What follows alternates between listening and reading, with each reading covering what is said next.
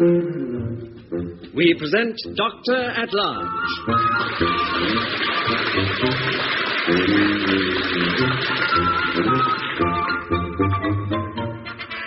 Adapted for radio by Ray Cooney from the original novel by Richard Gordon, it stars Richard Bryars as Simon Sparrow and Geoffrey Sumner as Sir Lancelot Spratt, with this week's special guests, Dandy Nichols as the old lady and Bill Fraser as Mr. Smith.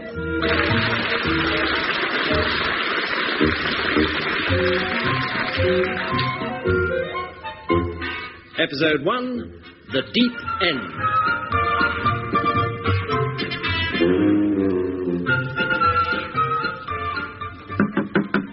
Come in. Sparrow, Benskin, Evans, come in. Shut the door, you horrible lumps. Morning, sir. Shut up! Lovely weather, sir. Shut up, Sparrow. Oh, terribly sorry, sir. It's just that we're so jolly pleased to see you after the Hulls. Hulls? Oh, holidays, Sir Lancelot. Thank you, Evans. Well, Hulls is a simple abbreviation. You'll get abbreviated if you don't shut up, Sparrow. Now, gentlemen, I use the word loosely. I thought he used the word gentleman. Benskin. Terribly sorry, sir. Last term was your final one at St. Swithin's Medical School, and you now stand before me as qualified doctors. Oh, that was only due to your superb instruction, Sir Lancelot. Oh, thank you, Evans, thank you. Oh, don't mention it. Okay. Yes, you're on the threshold of your new careers. I've been studying your applications for the various vacant posts here at St. Swithin's, and I see that both you, Evans, and Sparrow have applied for the appointment of junior casualty house surgeon to the professor of surgery. Well, that's right, sir. Well, you do have two, don't you, sir? I mean, there's always been two on junior casualty. You and Sparrow work as a double actor? Oh, no, sir, it's just that... You've fallen in love with each other? Yes, sir. No, sir, no. We both just fancy... Fancy what? The idea of working with you, sir. You damn liar. Why have you put in for junior house surgeon, Sparrow? Why, sir? Well, sir, look, I want to specialize. I want to become a surgeon. God help us all. Well, quite frankly, sir, I feel I've got the makings of a first-class one. I couldn't agree more. First class what? Surgeon, sir. I did extremely well in first-year zoology, sir, cutting up the jolly old dogfish and the jolly old frog. Now, you don't shut your jolly old trap. And you, Evans. Sir? I suppose you also feel you have the makings of a first-class one. Oh, definitely, Sir Lancelot, but that's only due, of course, to your excellent instruction and ever-friendly guidance. All right. Now then, let me see. Very well, the pair of you are appointed. Report to casualty. Great, good old chap. Simon Boyle. Put him down, Evans. Put him down. The honeymoon can wait. Oh, sorry, sir. Now, Benskin, I see that you've applied to be Mr. Frost's junior. Yes, sir. Obstetrics, eh? Would you say maternity was your line, Benskin? You've got to be joking, sir. Sparrow. Well, Benskin? Well, I think so, yes, sir. I fancy it. No, I mean, when I'd like to get some maternity benefit. Shut up and report to Mr. Frost at 10 o'clock. Yes, sir.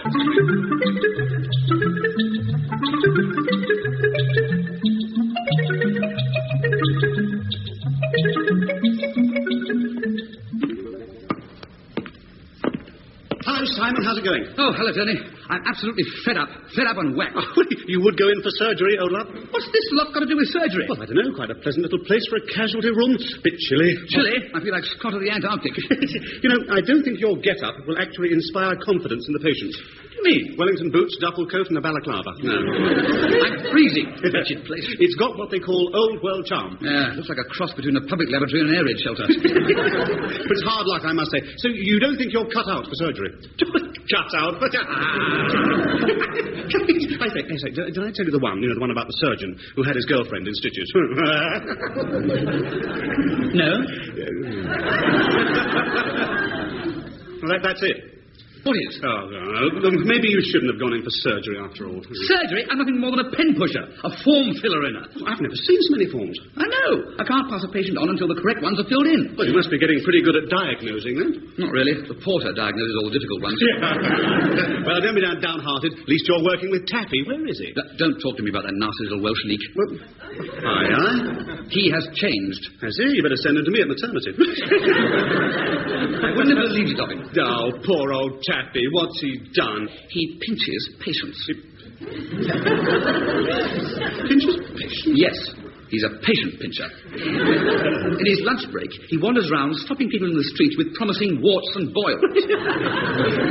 What does he do that for? He gives them his card and tells them to ask for him personally at St. Swithin's Casualty. I see. It's not fair, is it? Touting for business. Look, if you're so upset about it, why don't you pop out and collect a few duty boils? Because it's not considered etiquette. Come in. Excuse me, young man. Oh, can I help you?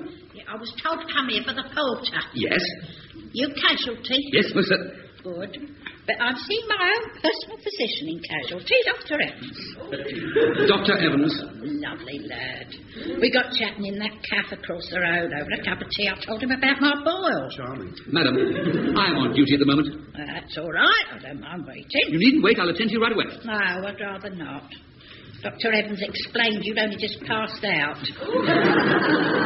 How kind of him. Well, as this is Dr. Evans' lunch break, I'll see to him. But Dr. Now, Evans... sit down, please. That's it. Thank you. Now, what's the trouble? A boil, you say? That's right. Now, right. Where is it? I'm sitting on it. I beg your pardon? It's on a... Yeah, I see what you mean. Well, you'd better stand up then, haven't you? Go behind that screen. What can I wait for Dr. Evans? But because I say you can't. Now, behind that screen, get your underclothes off. Eh? You heard. Look, it's quite all right, Mrs. Mrs. Muir. Yeah, well, it's quite all right, Mrs. Muir. You see, I'll be a witness. This? Witness to what? Look, just get the things off, will you? Dr. Sparrow has had a very busy day, Mrs. Muir. I promise you he's a very able doctor. Who are you, then? You look about as able as he does. Take your knickers off. I want to know who he is if he's going to hang about witnessing my backside. This is Dr. Bensky. Never heard of him. I'm in maternity.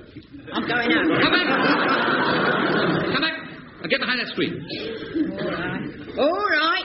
Crippin. You see, Tony? That's the sort of thing I have to put up with all the time. Here, this screen's got holes in it. It doesn't matter. Not leaking, are you? Can't take our eyes off you. Come on, hurry up. Get on with it. All right. Got them all. Oh. I'm ready. Right.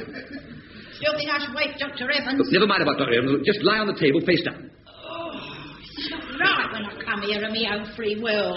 Now, I'll just lift your dress up. Oh, God, your hands are cold. Look, madam, if you would just stop talking for a minute while I examine your boil. She's got a bit of a cheek, hasn't she? Nothing. We were just having a consultation. That's it. The soda bouts and the thoughts, plain for anyone to see. It certainly is. Pass me the knife, will you, Tony? Hi, Tony Boyle. Hi, Simon. Here, that's my separating boil. Oh, hello, Dr. Evans. Well, what the hell do you think you're doing, Simon? Attending to Mrs. Muir's for uncle. Who's he? That's your boil. Mrs. Muir is my patient. I've been looking forward to that boil ever since lunch. There'll be other boils when you're on duty. Yeah, but not like this, and it's damned unethical to pinch another chap's patience, you know. And it's damn unethical for a chap to go around the streets of London picking up his own private pharynculars. I don't think I like your tone, Simon Boyle. And I don't very well care if you don't.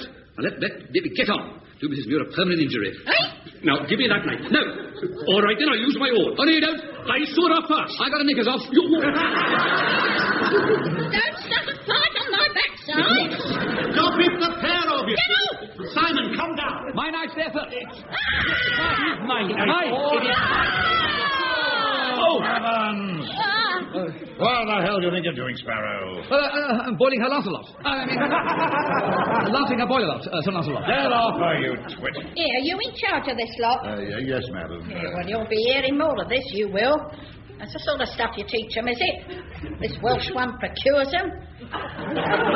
This Sparrow does the job, and that horrible one stands there watching. Give me my knickers, I'm all.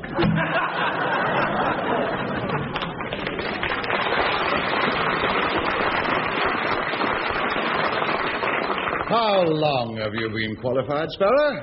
About 3 weeks, sir. Well done, Sparrow. Qualified and struck off within a month. Not the record. It was a simple misunderstanding. I'm glad it wasn't a complicated one. Do you usually lance a boil by jumping on a patient's posterior? Not usually, no, sir. You want to become a surgeon, do you? I'm trying, sir. You certainly are, very. And I'm surprised at you, Evans. Oh, I'm most terribly sorry, sir. Been showing signs of progress, too. Oh, thank you, sir. Very kind, sir. I just don't know what came over Sparrow, sir. He seemed to go berserk.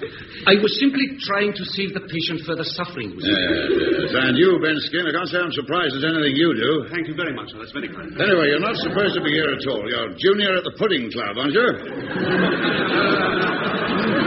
Yes, that's right. Yes. Well, get up there, then. See if anyone's coming on the boil.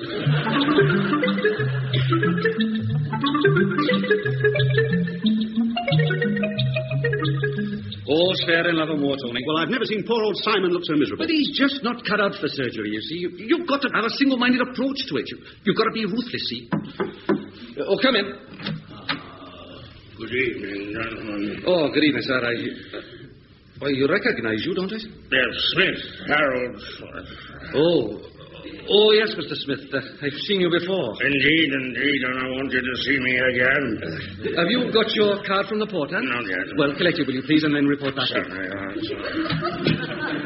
Oh, no. What's up, Taff? Oh, that Mr. Smith character. Well, what about him? Well, he's slightly round the twist.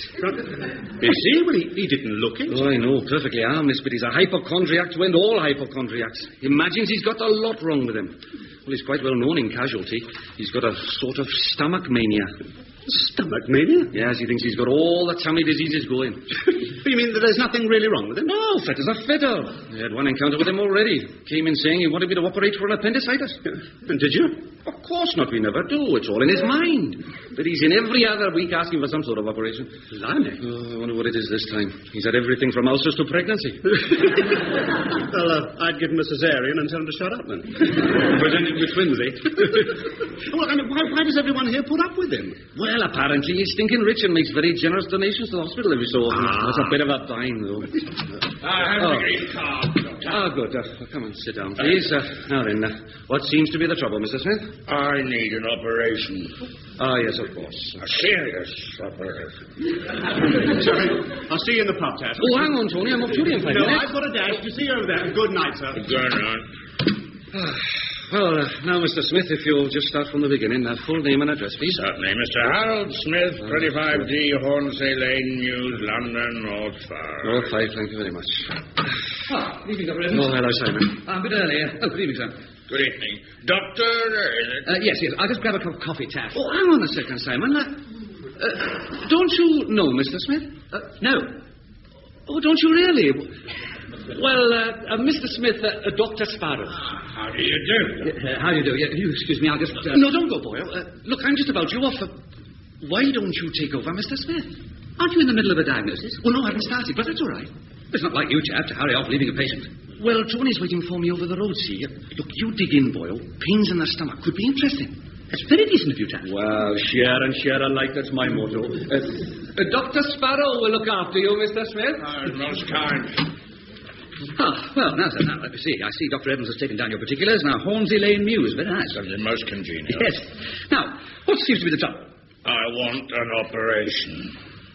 I beg your pardon? I want an operation. Well, yes, let's see if there's anything wrong with you first, eh? Then we'll pass you on to the necessary specialist and he can decide. I want my operation tonight. You... Tonight? I've been having these pains, intermittent abdominal. Intermittent Oh, yes, I see. And now they're worse, mostly subumbilical. Umbilical. Oh, yes, sub meaning under the umbilical, the umbilical, yes. Here. Oh, yeah, tummy ache. If only it was. You don't appear to be in very much pain, Mr. Smith. Are we alone, Doctor? Alone, yes. Well, I think so, yes. Why? Well, if you don't arrange for my operation tonight, it could prove disastrous. Disastrous? You're Sir Lancelot Spratt's house surgeon, aren't you? Oh, yes, the junior one of two. Well, it's like this, Doctor. I've had reason to call at St. Swithin's on numerous occasions over the years. Yes? Yes, I've had dozens of operations. Oh, dozens of them. Good God. But the last one was 6 months ago when Sir Lancelot Spratt operated on me. It was a sort of partial gastrectomy. Gastrectomy? Yes. Now, everything was all right. Splendid. Until a couple of days ago. What happened then? The pains. Tonight after supper, I coughed. And I found something hard in my throat. Something hard? It was a nut. A nut? A nut. Peanut, walnut? A metal nut. A metal nut? 5 minutes later, I produced a screw. Where from? Oh, you were coughing, I suppose. And after that, up comes 2 more nuts. Metal, followed by a bolt and a piece of string. That's absolutely fantastic. You know what these bits and pieces were from? No? A surgical retractor. A surgical? Well, this is awful. Appalling. Catastrophic. Sir Lancelot has always said that this is the worst disaster that can befall a surgeon. Cut their throats, yes, but leave anything inside them and you're in the Sunday papers in no time. Quartz damages the lot. Oh, it's lovely. It's exciting, isn't it? Exciting. Do you realise you've got a spring-loaded retractor floating around inside you? I've got some of it up. Hold on a minute. I think another bit's coming up. Hold on. No, it's all right. No, it isn't. It isn't. Look, we must keep calm. We mustn't tell anyone else about this, Mr. Smith. It must be a secret. Sir Lancelot must be informed immediately. Heavens, this got out. I'll organise the operating theatre at once. Now lie down on the couch, Mr. Smith, please. Thanks, Dr. Smith. I'm so glad I got you tonight. Sister, Dr. Sparrow, casualty, yes.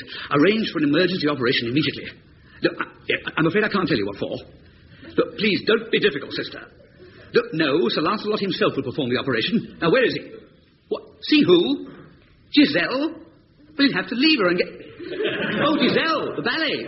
Well, I had to go and drag him out. Where's he gone? What?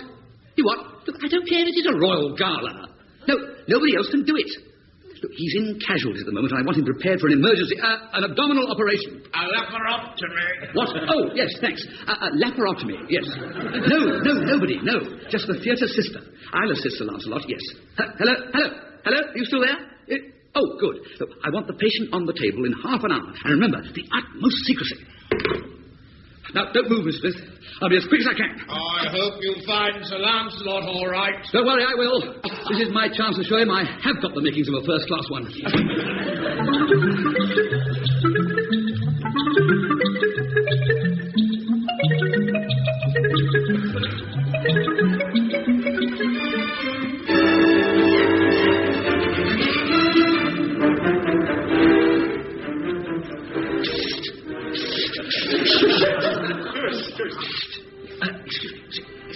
I'm sorry. Sir Lancelot. What the hell are you doing here? I'm terribly sorry. Don't mind sitting down, please. There's nowhere to sit. Well, get down on your knees. Everybody in the royal box is looking at you. Hello. Now, what's the meaning of this? Could you come outside immediately, sir? No, I couldn't, Basil. You've got to get to the theatre right away. I'm in the theatre. You're writing it in. To the hospital. You've got to do a lapper something or other immediately. I'm watching the ballet. Go away. Crawl off. You're drunk. I'll have you guts for stitches and all. Please, it's an emergency operation. There are half a dozen surgeons on duty. Now go away, you intoxicated wretch. It's not me, it's him. You'd better crawl out with me, sir. I'm watching the ballet. I'm only doing this for you. I am trying to save you the Sunday papers. I don't want the Sunday papers. I want to watch Giselle. Look, sir, you might have to wait several years if you don't remove what's left of your spring-loaded retractor from Mr. Smith's stomach. And if you don't remove your... Eh? My retractor? Somebody's stomach? Yes. Move over, Sparrow. We'll discuss this under the seat. Right. Now, come on, Sparrow. Let's have it. I've got Mr. Smith being prepared for an immediate operation. Smith? Never heard of him. You did a gastrictomy on him a short while ago. Did I? I can't remember. I must have performed dozens of operations on people called Smith. Anyway, that's beside the point. This one is coughing up your retractor. I see. Yeah, I suppose it's possible. Left an occasional swab inside. Never anything like a retractor. Yeah, I'd better get back and have a look at him. Must be getting careless. Good retractors, damned expensive. Come on. Excuse me, will you? You bow, you fool. Bow the robot. Not to me, you fool. To the royal box. Oh, no, this is our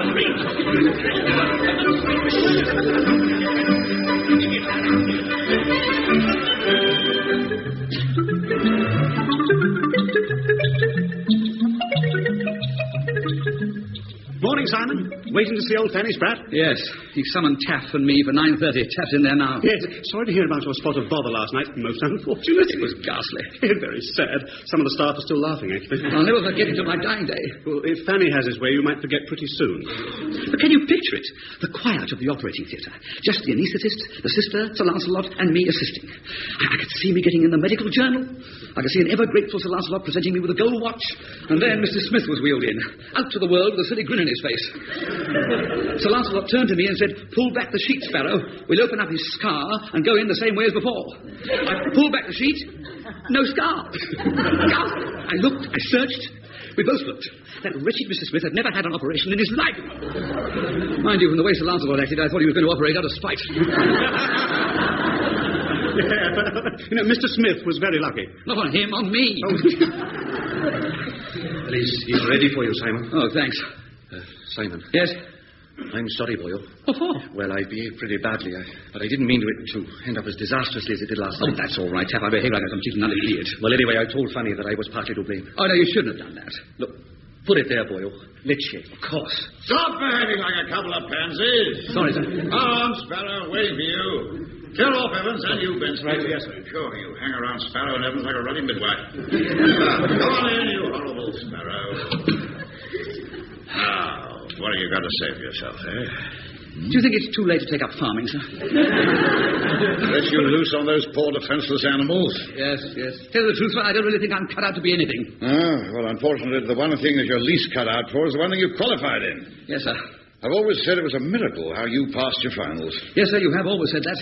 Not that there's anything really wrong with your brain. It's very kind of you to say that, sir. You're just totally unequipped to deal with life. That's it, sir. That's just it. Stop agreeing with me, blast you. Yes, sir. Sorry. Yes, life, Sparrow. That's what medicine's all about. Well, I can't agree there. Don't argue with me, you insolent boy. No, sir. Sorry, sir. It's not medical knowledge you lack, Sparrow. It's knowledge of life. You're gullible, innocent, and... what's the word I'm looking for? Stupid? That'll do, yes. Look at that business last night. I'm most terribly You sorry. should never have allowed yourself to be taken in by the fella. Why didn't you ask to see his bits and pieces? I beg your pardon? That's what I mean. Why didn't you ask him to produce these nuts and bolts he said he'd coughed up? I didn't think. Why didn't you examine his stomach? I didn't think. Sure, honestly, Sparrow, if you had twice as much sense, you'd still be a half-wit. You're absolutely right, Sir Lancelot. Why don't I chuck medicine altogether? Now, that's your other trouble. No guts, no staying power. That's you, Sparrow. Too gullible, no staying power. Too gullible, no staying power. But you're loyal, you're honest, and you're dependable. Am I? Yeah. And if I have you around me for another week, you'll drive me to drink. Well, I wouldn't want to do that, sir. So I have devised a scheme whereby your knowledge of life will be increased immeasurably, your guts will be tested daily, your loyalty will be appreciated enormously, and I can get rid of you permanently. It sounds splendid, sir. I'm glad you think so. Append your signature to these papers. You're signing on as doctor to the merchant ship SS Lotus. Very funny, sir. Jolly good. Why aren't you laughing, sir? You've got 7 days to get your passport sorted out and your jabs. You couldn't. I have. Signed there, Sparrow. A round trip to Australia will make a man of you. Australia? Yeah, should be a big success with the kangaroos. But sir, I've never been further out to sea than Canby Island. Fine. Honestly, sir, my knowledge of seafaring is based on the Serpentine rowing boats and a very small part in the hospital production of Treasure Island. Fine. I won't. Now, look here, Mr. Christian. Sir Lancelot. I know my rights. Either you sign, Sparrow, or I shall give you such hell for the remainder of your time here, you'll wish you'd signed on as a boy cadet. Where do I sign? That's that stuff. There, Sparrow. Oh, the company have attached this as well. Better fill that in while you're at it. What is it? Last will and testament. This will make a man of you, Sparrow. Did me...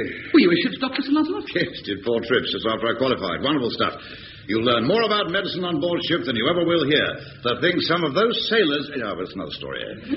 Then, by the time you get back, Sparrow, you'll be a different person. I can believe that, sir. You'll be able to go into practice anywhere in the country with confidence. But I still intend to sit for my fellowship, sir. Become a I surgeon. wouldn't advise it, Sparrow. Not really the job for a young man who lances boils by jumping on patients' backsides. Yes, sir, but And would happily perform an abdominal operation on a nutcase. Well, that... And I shall remember to my dying day you diagnosing a boiled sweet stuffed up a little boy's nose as a gangrenous carbuncle. Well, those things could happen to anyone, sir. Not to anyone, Sparrow. Oh, well, sir. Worst things happen to sea. What am I saying? Good day, Sparrow. Ah, don't forget to say goodbye before I leave. How'd he go, Simon? Oh, Tony. Are you all right, old lad? No, I feel seasick. You don't look too good. You weren't sacked, were you? No, Shanghai. Come on, splice the main brace. I need a double rum, at least. A double rum? Sorry.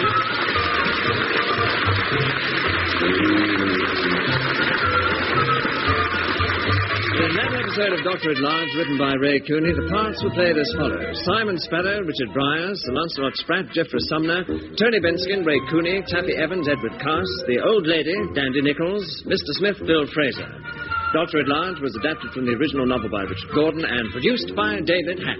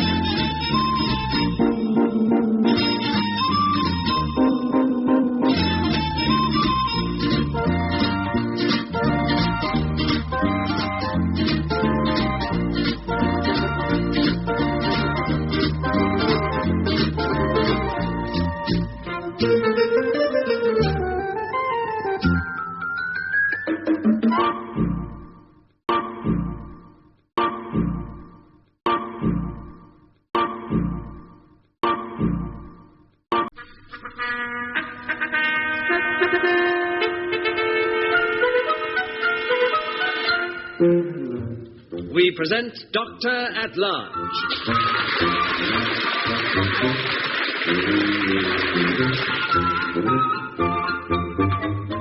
Adapted for radio by Ray Cooney from the original novel by Richard Gordon, it stars Richard Briers as Simon Sparrow and Geoffrey Sumner as Sir Lancelot Spratt, with guest star Peter Jones as Easter.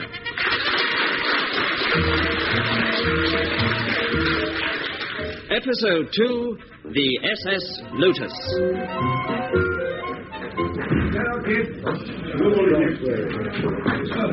Set them up again, please. One pint of bitter and a large rum for Simon Oliver Sparrow. Latest in Swithins Hospital and now about to become ship's doctor on the SS Lotus. Oh, it's a sad night, Simon Boyle. I know, Taff, I know. I'll miss you, Taff. Oh, I'll miss you, Simon. I'll miss you more than you'll miss me. No, you won't. Yes, I will. You know, you've been like a mother to me, Taffy. Oh, my little Boyle, going to sea. Something dreadful's bound to happen to you. Oh, shut up, will you? No, you're accident-prone, Simon. Always have been. It'll be all right. It'll do me good. It's just what I need. Sir Lancelot Spratt is quite right. It'll make a man of me. Fanny Spratt says I'll be in the tradition of Drake and Nelson. Well, they're both dead, Boyle. It's a very worthwhile job, you know. I'm a ship's doctor. The manager of the Fathom line here in London told me it's not easy to get hold of a ship's doctor. Well, it can't be. They wouldn't have signed you on. Look, are you sure you're doing the right thing, Simon? You mean, of course I... No, not really, no. Well, then don't do it, Boyle. I've signed on now. The SS Lotus sails from King Edward's dock at midnight tonight. Well, then flaming well deserved. I've got to go through with it, Chapel. I'm not making any progress at St. Swithins, and this will give me the chance to sort myself out before I go into general practice. General practice? But I thought you were going to study for your fellowship, become a surgeon. Yes, I know. Well, some people have got it, some haven't. I've taken a good look at myself and decided I haven't got it. Good what? It. Well, of course you've got it. No, I haven't. Well, I think you've got it. No, got to face up to it. I haven't got it. What is the subject of this dubious conversation? Sir Lancelot. Oh, good evening, Sir Lancelot. Dr. Sparrow was just saying that he hasn't got it, but I think he has. Then as senior surgeon, I'll be only too glad to operate on it for him. Well, I was just commiserating with poor Simon, sir. Oh, were you? Well, I'll commiserate with him when he's bought me a brandy. It'll be a great pleasure, sir. Oh, will it? With that much joy, Sparrow, you better make it a large one. Oh. One large brandy for Fanny. Sparrow, you've been drinking?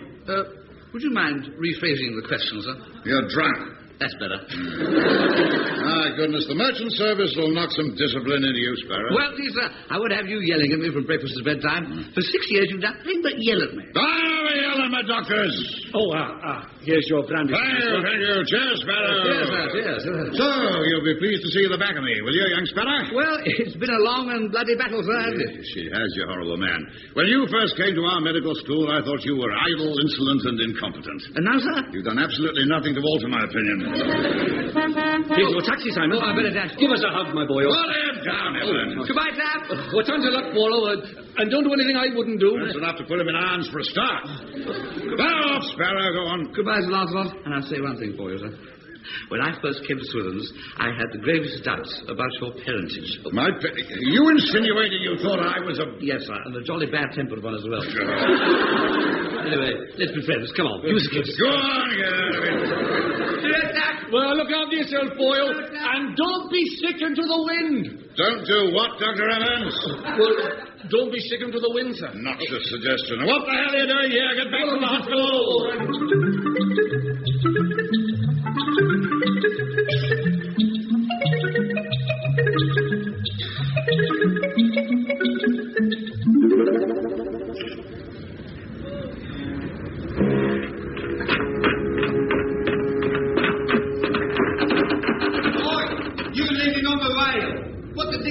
Doing up there, young man? Well, sorry, I thought... You know what Tort did, don't you? No?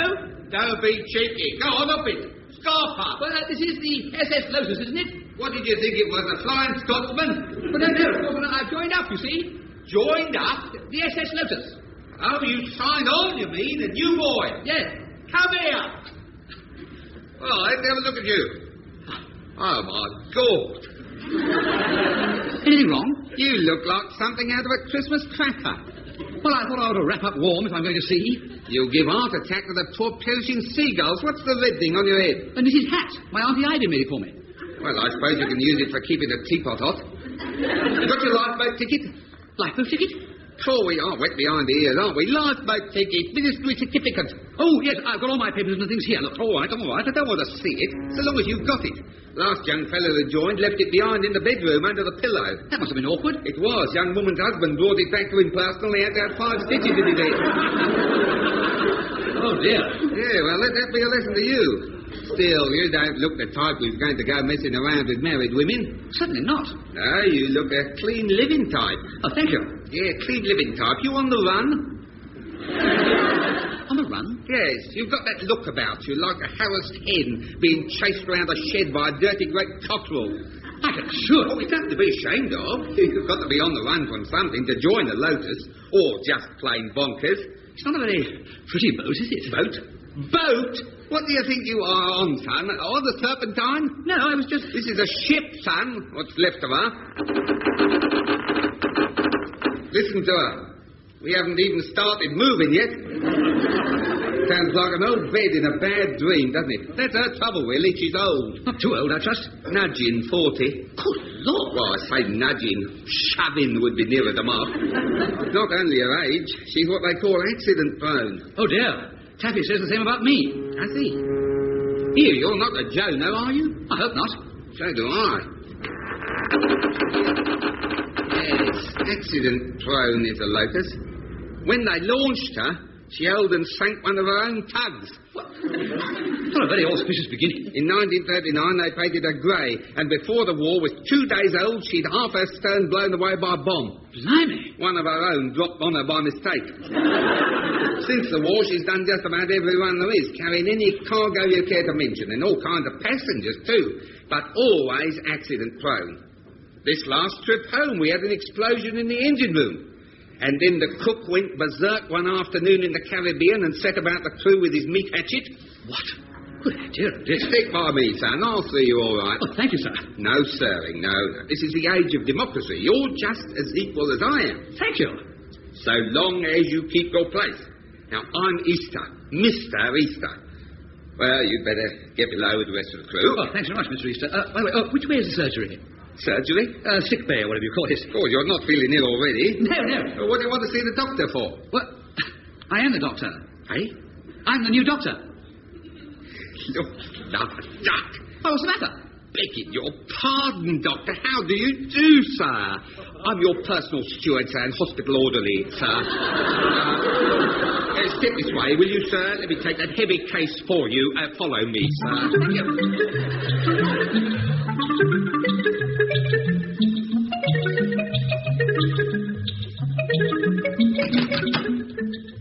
There we are, sir. In here, sir. Follow me. Oh, thank you. Oh, hello there, Easter. Good evening, Mr. Hornbeam. Have a good shore leave. Always nice to get back on board, sir. This is the new doctor. Oh, is it? Well, you'll find the Lotus a very free and easy ship, Doc. Oh, jolly good. Aye, make yourself at home, spit on the deck and call the cat a cow, son.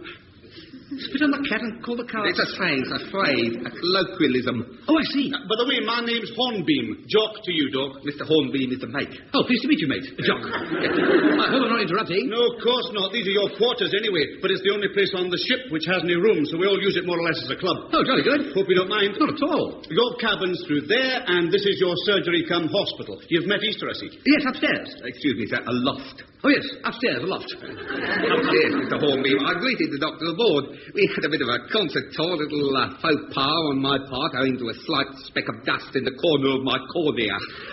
But I may say, Doctor, I shall do everything in my power to assist you. I've made some small study of medicine in my own humble way. Carved up quite a few, I have, sir. Quite a few.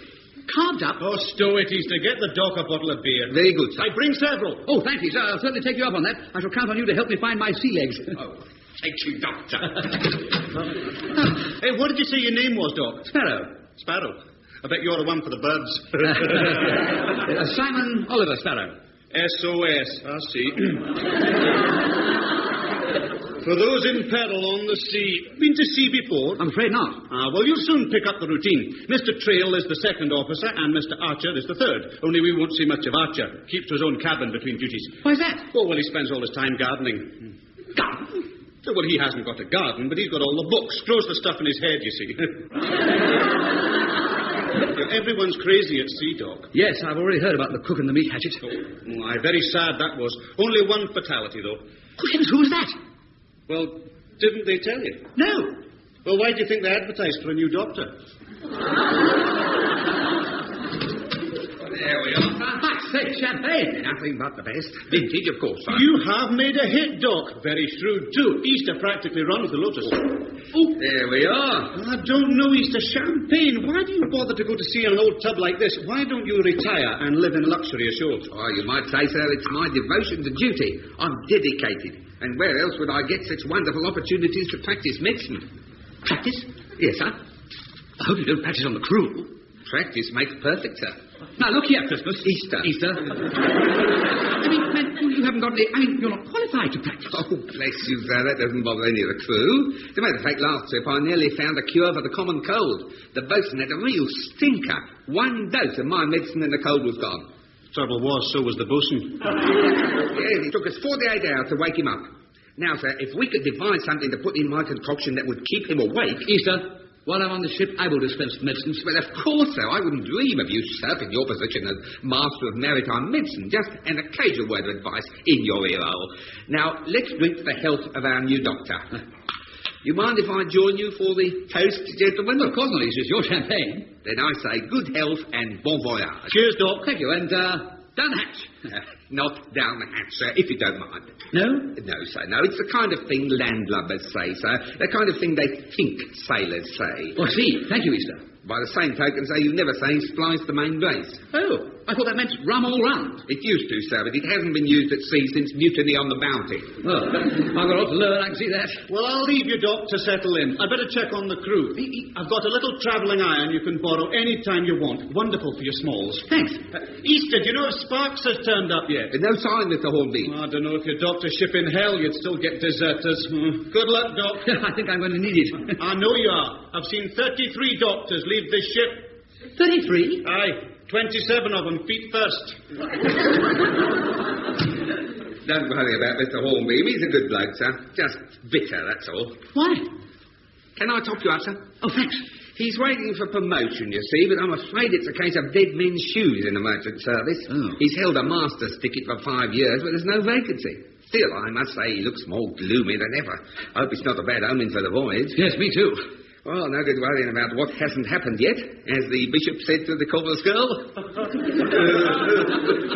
I don't get it. Don't you? No. Never mind, neither did the chorus girl. Your cabin is through here, sir. I'll unpack your case for you. Oh, thanks. Oh, well, seems fine. Yes, lovely. Now, I think the first thing I'd like to do is to go through the medical stores. I beg your pardon? I'd like to check the store cupboard. The store cupboard? Oh, yes, to see what our medical supplies are like. Yes. Just take a look at this bunk of yours. Feel that mattress. Cost me 5 bottles of scotch in Buenos Aires. A man spends a lot of his time in bed ought to make it soft to himself. You'd appreciate that if you'd been inside. Inside where? You name it, I've been there. Wormwood, Scrubs, Pentonville. What? You don't mean to say you've been in prison, Easter? Oh, love you, Doc. Dozens of times. That Scrubs is the best if you have to make a choice. Thank you, I'll remember that. I'll put your shirts here, socks, vest and pants here. Now, what else is there to Ooh, I say. What's that? This picture in your suitcase. What a well-set-up young lady. Is this what you're running away for? Do tell, sir. And leave out the dirty bits if they embarrass you. I've got a filthy imagination. Easter, that is my sister. Ah, I see. Very nice. Now, the only person I'm running away from is the head surgeon of St. Swithin's Hospital. Made my life a misery for 6 years. Now I'm going to forget the old so-and-so. That's a ticket, sir. I knew you were fleeing from somebody. I thought you'd got yourself engaged and then got struck with a virus of terror-cellibans. Terror-cellibans? Bachelor's panic. Oh, you sound as though you're an authority, Easter. Oh, I am, sir. You married or single? Semi-detached, sir. I'm not actually legally married at the moment. I mean, if you can get all the milk you want in bottles, why buy a cow? What? Oh, yeah, I see what you mean, yes. Mind you, I'm not against it, in moderation. I've been married for, 5 times? It's not the sort of thing you keep count of. Good Lord. Well, I don't take it seriously. That's the trouble with the world. People take this marriage lark too serious. Do you know there's a place in Africa where they have a tribal excuse me every spring? Yes, well, yes, all right. Some other time, Easter. Now, look, I'd like to check the stores, please. Now, is this the medical cupboard? Where, sir? Well, here, where I'm standing. You mean this store cupboard right here, sir? Well, yes. Dr. Flowerday always used to leave that to me, the stores and such like. I'll carry on in the same way if you don't mind. Dr. Flowerday is very satisfied. Dr. Flowerday was my predecessor, was he? Yes. Had that unfortunate mishap with the cook. Carried him ashore in a wooden overcoat, they did. A wooden? In a coffin. Oh. Well, look, never mind. Let's forget about Dr. Flowerday for a minute. I want to know what I've got to work with. Naturally, if you feel you can't rely on me, I mean... It's not that, Easter, but I simply want to check. Ah. I see you've brought some reading matter with you, sir. What? Oh, yeah, a few books, yes. Most wise, sir, yes. Time can drag. What's this? The Elements of Surgery. Yes, I know that, of course. And Gray's Anatomy. I haven't perused that one. Tell me, Doc, have you read the Do-It-Yourself Gynecologist? Easter, open the store cupboard. Yes, of course. It's locked, sir. Well, open it. Yes, sir. I think I've got the keys. I must warn you, sir, that Dr. Flowerday let the stores run down a little. I thought you said Dr. Flowerday let that sort of thing to you. Did I say that? Yes, you did. No, I'm sure. What eyes? Easter, will you give me the keys, please? Yes, sir. Now, last. Well done. Look, Easter, you sure one of these is the right key for the store cupboard? I'm afraid so, sir. I like it. There we are. Now. Good. It's empty. So it is. Well, why is it empty? I did say Dr. Flowerday let the stores run down a little. A little? There's nothing here. Let me see. Yes, you're right. Wait a minute. There's something in the corner. Here we are. 1 bottle. Well, thank heavens for that. Yeah. Worcester sauce. Yeah. What's a bottle of Worcester sauce doing in the store cupboard? That's a very good question, sir. Well, what's the answer? It's part of my cure for seasickness. Easter, you must think I'm a perfect idiot. No, sir. No one is perfect. What? Well, that's marked. A bottle of Worcester sauce is the entire medical stores for our journey to Australia and back. It's a large bottle, sir. Nothing else? Oh, yes. Behind the cupboard here. I was forgetting. What the devil's that? Castor oil. In a 6-gallon drum? We prescribe rather a lot of that, sir, so I took the precaution of getting in a good supply. Put it away, Easter. I'll come back to the question of the stores. In the meantime, I want to see the instruments. We don't have a band on board, sir. Surgical instruments. Oh, yes. We've got a hacksaw, a tin opener. Good heavens. And bearing in mind recent events, I suppose one could say that Cook's meat hatchet has proved itself.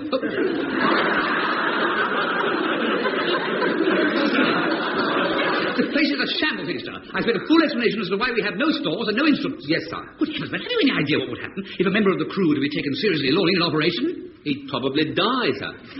Well, we carry passengers as well, don't we? None this trip. But you don't want to worry, sir. Leave the serious cases to me. Dr. Flowerday always did. Look, we'll forget Dr. Flowerday, shall we? Luckily, I brought a few essential drugs and medicines with me. Have you, sir? I hope you wasn't thinking of using them on these slobs. Well, heavens, man, why do you think I brought them? It'd be a criminal waste to use good drugs and medicines on this lot, sir. We've got 6 gallons of best castor oil. Yeah, but just what would you propose to do with the stuff I brought then? Penicillin, streptomycin, 2,000 aspirins. I've got some lovely contacts in the various port stock. We could make 300% profit. My cut is 25% of the gross plus expenses. You get Easter. I've taken the Hippocratic Oath. Well, if you're used to nicking things, a few aspirins won't make any difference. Is that where all the other supplies went? Well, I had a little understanding with... With Dr. Flowerday. I'll take the key to the store cupboard, please. Certainly, sir. Thank you. Don't upset yourself, Dr. Sparrow. You're at sea now. Things are different when you're hundreds of miles from land. You just relax and enjoy yourself. Forget that nasty old surgeon of yours and leave the running of the surgery to me. I certainly won't leave the running of the surgery to you, Easter, and I should imagine it will take several months at sea to erase the memory of Sir Lancelot Spratt. Nonsense, sir. Did you say Spratt? Yes. That's funny. What is? Our captain's name is Spratt. Stand to, Doc. Father's coming forward to see you. Father? Captain Spratt's nickname, sir. Oh, why does Father want to see me? Welcome you aboard. It's quite usual. Where's that bloody quack? Stand up, young man. Who the devil are you? Bloody quack, sir. SOS. Simon Spratt. Hello, Father. Good Lord, you look remarkably like Fanny. Fanny? Yes, Fanny Spratt. Sir Lancelot Spratt. Not surprising. He's my brother, you fool. Brother? Tell me to keep an eye open for you.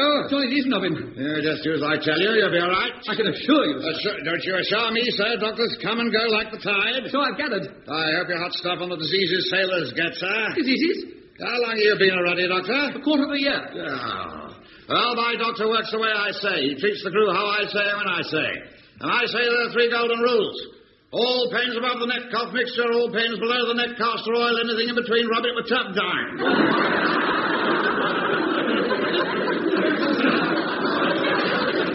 I can't believe it always cures them. Who cares? Make sure they don't come back another time. Yes, sir. You'll find me a God-fearing man, Doctor. We might even get along. Tell me, have you been to sea before? Well, not exactly, sir. I've been on a day trip down the Thames. Down the Thames? Partly to Mortlake, sir. I must say it was most delightful. Were you a doctor or a damn rower? A damn doctor, sir. Yeah, you know Sweet Fanny Adams about seamanship then, eh? Sweet Fanny? Yeah, Sweet Fanny Adams about anything, apparently. Do you mean to say you come aboard my ship bound for Australia and you haven't studied one word about the sea, sir? Well, I thought that as you're driving... Driving? Every man to his trade, sir. But what I mean, sir, is that treating patients on shore and on board can't be all that different. Different? Have you ever tried to operate on somebody climbing 40-foot waves?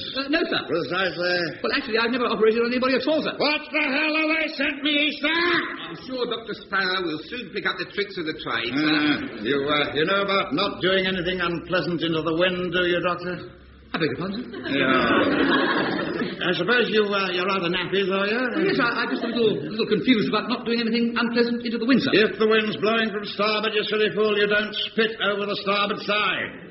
I don't actually spit at all, sir. Yeah, I'm delighted to hear that, Doctor. Do you do anything interesting, Doctor? You do breathe, I take it? Oh, yes, sir. Oh, good. Do you have any other advices? Well, you know, sir. Splendid. You play cards? Rather. Lovely. What do you play? Poker, pontoon? Whist. What do you think this is? Darby and Jones Club, you better teach him, Mr. Hornby? Aye, sir. Brought any money with you, Doctor? Yes, sir. That's all right, then. We'll soon have that off you. I never lose, do I, sir? Definitely not, sir. Thieving old ship. What, sir? Very difficult to beat. It's poker on my ship, Doctor. Whist, you drink? Rather, sir. Watch it. It's a filthy habit.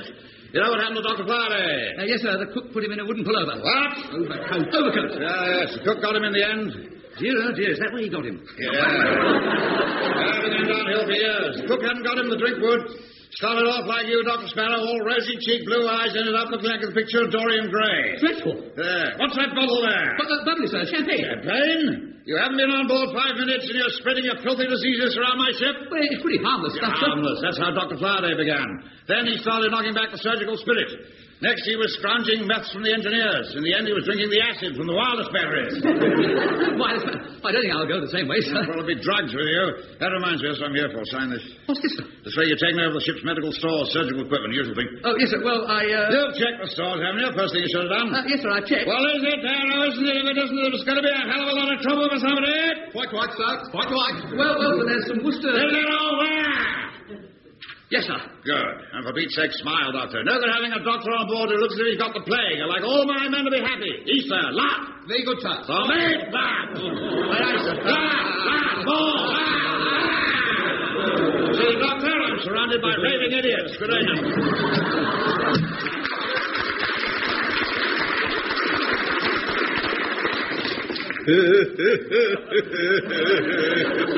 Shut up, Easter. He's gone. That's the skipper, that was. Oh, is he always like that? That was Father in his mellow mood. Oh, we're off any minute. There's still time to have second thoughts, Doc.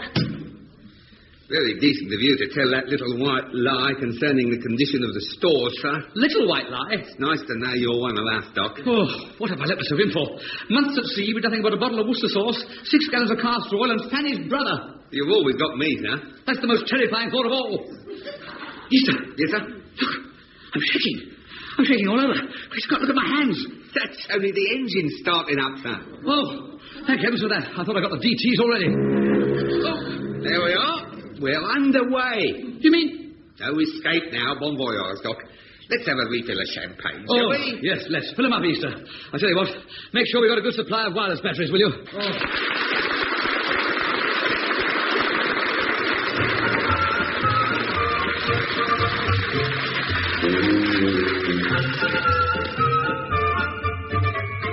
In that episode of Doctor at Large, written by Ray Cooney, the parts were played as follows. Simon Sparrow, Richard Briers, Sir Lancelot Spratt and Captain Spratt, Geoffrey Sumner. Jock Hornbeam, Ray Cooney, Taffy Evans, Edward Cast, Easter, guest star Peter Jones. Doctor at Large was adapted from the original novel by Richard Gordon and produced by David Hatch.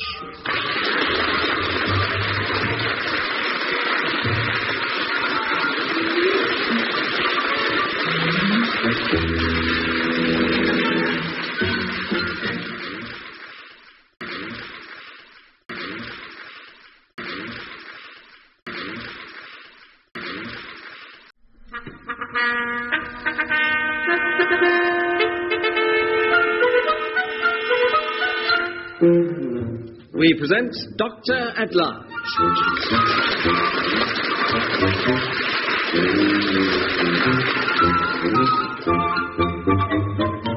Adapted for radio by Ray Cooney from the original novel by Richard Gordon, it stars Richard Briers as Simon Sparrow and Geoffrey Sumner as Captain Spratt, with guest star Peter Jones as Easter.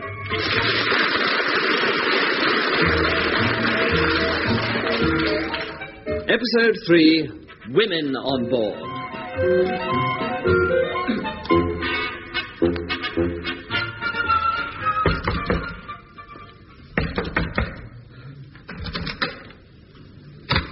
Good morning, sir. Rise and shine. Dr. Sparrow, wake up, sir. First morning at sea, sir. The sun has risen to greet you. Wakey, wakey, Doc. Who's that? Easter, sir, your steward. Go away.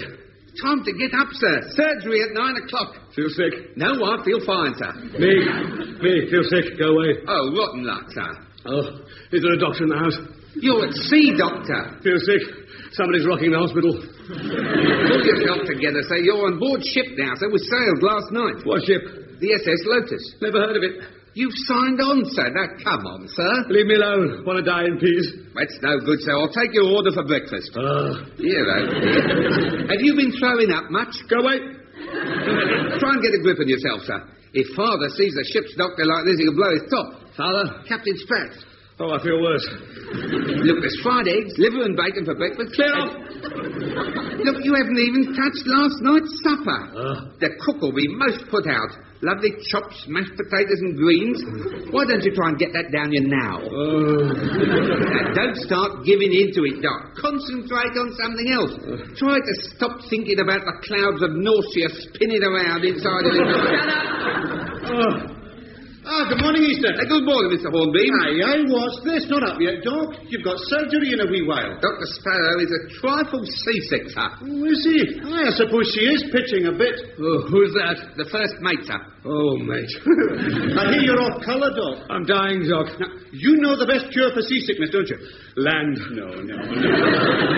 No, you drink a pint of seawater. Stop it. Dr. Hornbeam, Mr. Hornbeam, what the hell do you want down here? Nothing, Captain. Nothing? Well, take it and go. Aye, sir. Go off and batten down the hatches. Aye, sir.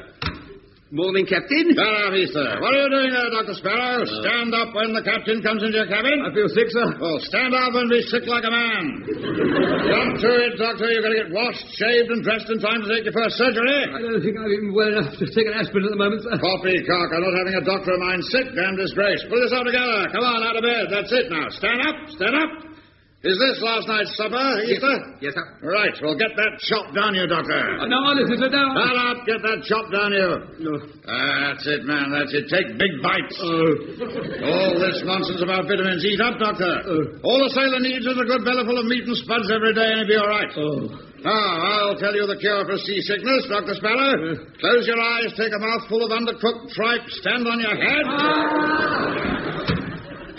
Excuse me, sir. What the hell do you want? There's been a radio message for you, sir. We're to take on 2 passengers at Gibraltar. What? Head office said no passengers this trip. 2 women. One of them's rather special. Miss Edna Swithenbank. Swithenbank? Blimey, Swithenbank? Who's Edna Swithenbank? Colonel Swithenbank is chairman of Fathom Line. Miss Edna's his sister. A ship's a place for men. Women get in the way. Well, it might not turn out as bad as you think, sir, as the chorus girl said to the bishop. Blasted interfering women turning up unexpectedly. All your fault, Sparrow. Oh, Captain, you can't hold me responsible for your expectant women.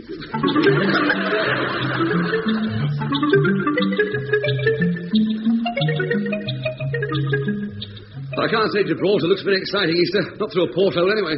That's the look, that is, sir. Foundation stone of our empire. Pity we lost the building. Edna Swithenbank's just arrived on board. Hell's bells. What's she like? A real tartar. She's already told the captain that his ship looks the most slovenly on the Fathom Line. Oh, blimey, Doc. What's that about an irresistible force meeting an immovable object? You should see the bird who's travelling with her, though. It's a niece. Boy, what a figure. Got a top on her like a couple of funnels. Right, stand to attention in here. This way, madam. Thank you, Captain. Now, I present Mr. Hornbeam, the mate, Dr. Sparrow, ship's doctor, Mr. Easter, hospital orderly. Yes, I see. And a happy new year to you, too. What's that, Doctor? Speak up, don't mumble. I said Happy New Year, Miss Swithenbank. It's late spring, Doctor. Yes. Oh. Well, a happy new year to you, too. Just about due to sail, Miss Swithenbank. Excuse me. Guys, Hornbeam, drive the hook up. Oh, Captain. Yes, ma'am. Now I'm on board. You will get the boat tidied up, won't you? Yeah. Yes, ma'am. I'll see the ship is made spick and span. And as soon as we're on our way, would you put the kettle on for a cup of tea? Yes, ma'am. Yes, ma'am. See you there, Mr. Hornbeam. Will you be taking sugar, Miss Swithenbank? I'm sweet enough, thank you. But my niece rather likes it. That's good news. Mr. Hornbeam. By the way, Captain, Wendy is only 19, so I want you to watch the men's language. Not the language I'm worried about. What do you mean, Captain? The manners, ma'am. The manners. Excuse me, ma'am. Duty call. Don't worry about me, Captain. I won't fall overboard. No? No. Happy New Year, ma'am.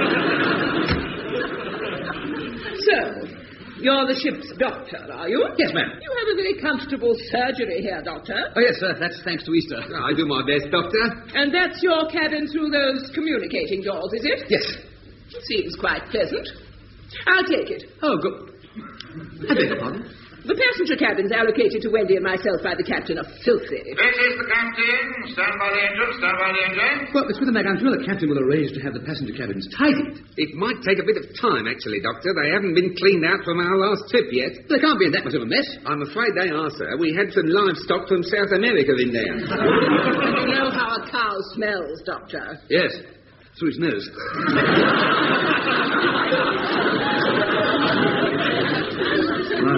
She's about as humorous as diphtheria. We could reorganize the surgery, get rid of your things, and put in some chairs and a dressing table. But Miss Swithenbank, I'll just have a look at your cabin through here. But this is my This is cabin. the captain. Stand by, forward. Cast off, Mr. Hornbeam. And if you can lose Miss Swithenbank over the side, I'll give you a commendation in the bargain. What does the captain say, Doctor? What? Weather report. There's condensation in the fog. Yes, I think I could make this quite pretty. We'll have to box clever here, sir, or you'll be sleeping in the hold. Easter, she is not going to get her hands on my quarters. Don't look like that, man. You know what I mean. Yes, I think with certain alterations, these two rooms will suit us admirably. But this is my surgery, Miss Withenbank, my hospital. Well, you can transfer to the passenger cabins. But the old cow's just been in there. I mean, the other old cow. It's filthy. As you said, the captain can clean it up. But there's hygiene. And, I mean, if we had an epidemic, for instance. Nonsense. It's your job to stop things like that. Prevention is better than cure, Doctor. You should remember that. Miss Withenbank, you cannot have my surgery. Why not? I want it. And so do I. But I am the ship's doctor. And I am the sister of the chairman of the Fathom Line. And what is more, I sit on the board. I bet that flatters them. Sorry. One moment, please. The doctor is very new, madam, and he hasn't been well. Look at him, all pale and wan. That's no excuse for addressing a lady in that way. Oh, I know, but the doctor isn't used to dealing with dressing ladies of your calibre, ma'am. Now, I dare say we could manage the passenger cabins, Doc. Look, I'm sorry, Miss Withenbank. There we are. He's apologised, miss. The passenger cabins are quite roomy, Doctor, and comfortable. We'll get them cleaned up before you can say there was a young man to a Madras. Oh, yes, how did that go? I don't wish to know that. Oh, sorry. I just require your cabin. I don't see why you can't... Leave it to me, Doc, please. What a very sensible man you are, Mr. Easter, ma'am, most kind of you to say so. I knew it at once, Easter. You're sympathetic. I'm always willing to oblige a lady, ma'am. And if you leave it to me, I'll get this place organised for you. Thank you, Easter. Thank you, Easter. As soon as I've finished disinfecting it, I'll let you know. Disinfecting it? Yes, ma'am. I don't think a surgery will need disinfecting, Easter. This one will, ma'am. Why? We had yellow fever in here recently. Yellow fever? Yellow fever? Yes, don't you remember, Doctor? Remember what? The yellow fever? Oh, the yellow fever. Oh, yellow fever, yes. Oh, I remember that. Yes. 9 men in a cabin boy. All in here? Oh, yes. They developed claustrophobia as well. They suffered something chronic. Oh, absolutely dreadful. We didn't lose any of them now, did we, Doctor? No, we didn't mislay one. Fever? Yes. My word, yes. Thank goodness I've been inoculated. Oh, good. Where were you inoculated, Miss Withenbank? I mean, which country? Not which part of your... England. England? Yeah, I suppose we count that. Still, the yellow fever wasn't all that serious. Wasn't it? No, it was the typhoid that followed what done it. Doctor, you haven't had... Not me, personally, no. The doc worked all day and night. One poor man had it in his fingers, the cook. I'm sorry, sir. Is it distressing you to be reminded of it? Made the best bit of plum duff in the whole of the merchant navy. Still, he's gone now. Comes to all of us. I think I'll have to sit down for a moment. No, not that chair. That's the one where the cook finally... Gracious. Easter. Yes, ma'am? How long did you say it would take to clean out the passenger cabins? Not more than a couple of hours, ma'am. Miss Witherman, now please, you'll be more comfortable in here. Of course, disinfecting won't kill all the germs, but I'm sure you're not afraid of that. Besides, I'm always on hand. And the doctor would do his very best. And I'm sure you'll forgive me if my very best isn't very good. Come in. Please excuse me. Mr. Hornbeam said my aunt was dying. Oh, yes, come right in. I say. How do you do, Miss Funnels? Miss Whittleback. Wendy, you shouldn't be wandering about the ship on your own. I've told you what sailors are. Yes, all tarred with the same brush. Are we moving our cabins, Auntie? No, I think we'll stay where we are. I'll get cracking with my aerosol. Yes. Well, I'm the ship's doctor, by the way, Dr. Sparrow. I'm Wendy Swithenbank. Yes, lovely. Easter, my steward. Pleased to meet you, miss. Lovely, yes. This is your aunt, Miss, I suppose you two, of course you have. Come along, Wendy. Oh, if either of you feel unwell or need anything... We won't be unwell, thank you, Doctor. You never know. I'm an expert on seasickness. Thank you. I'll remember that. Any time, please. Just pop down and seasickness, morning sickness. What a super girl. Not a bad piece of maritime overtime. Gorgeous big blue eyes. I didn't actually see you looking in that direction, sir. She seems a very nice girl all round. Definitely all round. Easter, how far do you think she's going? That depends how lucky you get, doesn't it, Please. I mean, will they be going all the way to Australia with us? I couldn't say. From what I can gather, Miss Edna Swithenbank has been sent to spy on us and report back to the board of directors. Oh, so I'll really be doing everybody a good turn by making a good impression on Wendy. I wouldn't know about that, sir. The captain's got a point when he says women on board only means trouble. And besides, if you make any approaches to young Wendy, I should think Miss Edna will send you away with a streptococci in your auricle.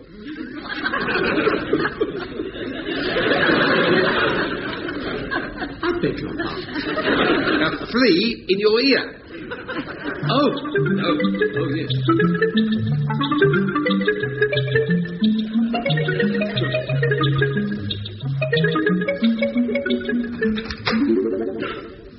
Here's your afternoon sick list, Doc. Oh, yes.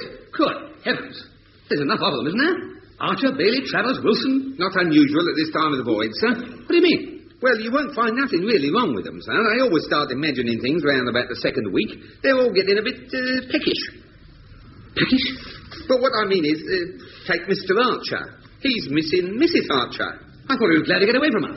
Oh, that mood only lasts a couple of days, and then the old Adam gets to work. All the crew are the same. The married ones are missing their old women, and the single ones are missing the... Yes, I see what you mean. Go on. It's a very interesting theory. It affects us all, sir. Half the crew imagine they're ill, and the other half start going bonkers. Do they? Yes. Chippy the carpenter starts seeing red Alsatians. And the cook leaves matches in the gravy. And Mr. Hornbeam gets toothache. Does he? Well, he hasn't developed toothache yet. Oh, he will, sir, mark my words. Of course, his tooth don't really ache. He only thinks it does. I see. Sort of false pregnancy. It's a psychological symptom of his peckishness. Right. You're quite a medicine man, Easter. Oh, yes, sir. 5 years night porter at St. Thomas's. Oh. I'll lay 5 to 1 that Mr. Hornbeam will be in here before the week's out with chronic toothache. Might be sooner, seeing as how that young lady's aboard. You mean Wendy? That's the one, yeah. Mr. Hornbeam's been giving her a course in astronomy. I saw him stargazing on the boat deck last night. I don't believe it. True as I'm standing here, sir. You'll have to pull your socks up if you fancy her as well, sir. I didn't say I fancied her. She's quite nice, but I don't get peckish. I get starving hungry. Starving? No, I don't get starving. Peckish or starving. I'm not interested in what Mr. Hornbeam does. The swine. Well, if you were interested... Yes, I am. I thought you might be. I shouldn't underestimate Mr. Hornbeam. He's got a very lively line of chat, you know. The birds fall for it like a ton of bricks. Thank you, Easter. I don't want to hear any more, quite frankly. I'm going to my cabin to read a medical book. Sling us that one, will you? Here we are, sir. What is it? Anatomy of the female. No, that'll only make me think of, no, I will not think about that.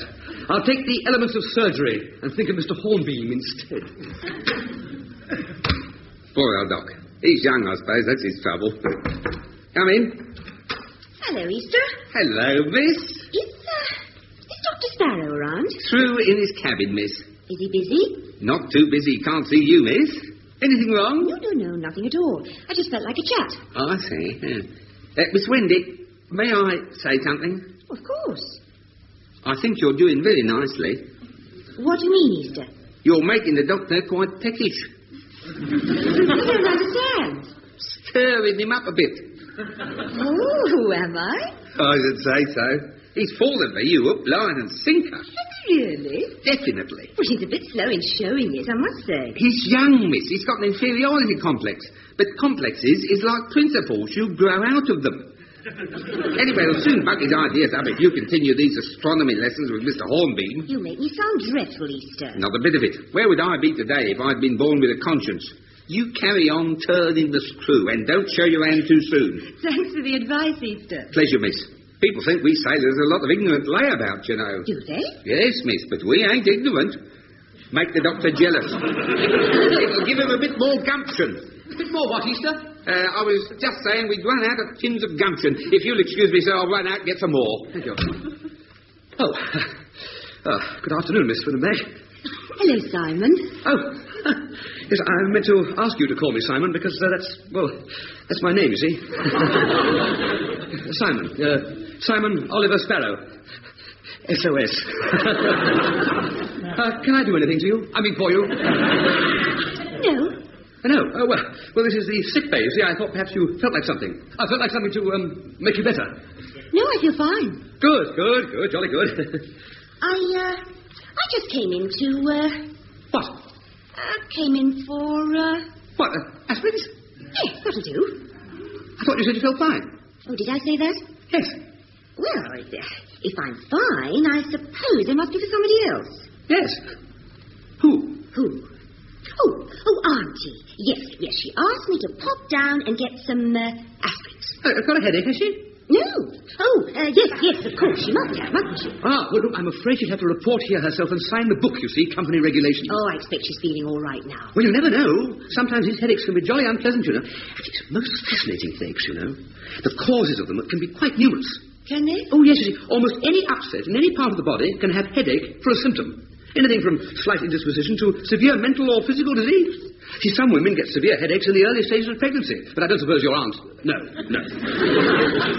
really fascinating, Simon. Do you really think so? I could go on for hours, you know. Yes, I'm sure. Why don't you ask your aunt to come and see me? No time at the present. Well, I shouldn't think that... Honestly, no trouble at all, honestly. I'll give her a couple of aspirins, and if that doesn't get rid of it, I'll examine her thoroughly. If she hasn't improved, I'll send her down. Fine. Aspirins usually do the trick. Well, it's jolly nice of you to pop in. It's been a pleasure, Simon. That must have impressed her.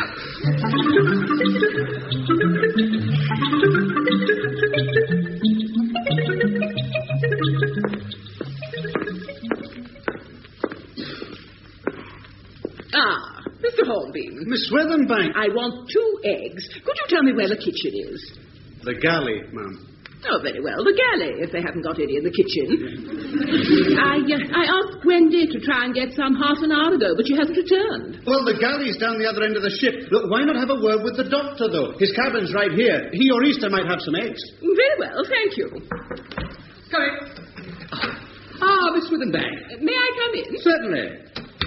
Mr. Hornbeam suggested... Do sit down, please. No, it's all right. I've just seen Mr. Hornbeam, and he thought you might be able to help me. Well, you don't want to listen to Mr. Hornbeam. Your niece has been telling me all about it. Oh, I wonder where she got to. I'll get a couple for you now. Thank you. Do you think it's best to boil them, Doctor?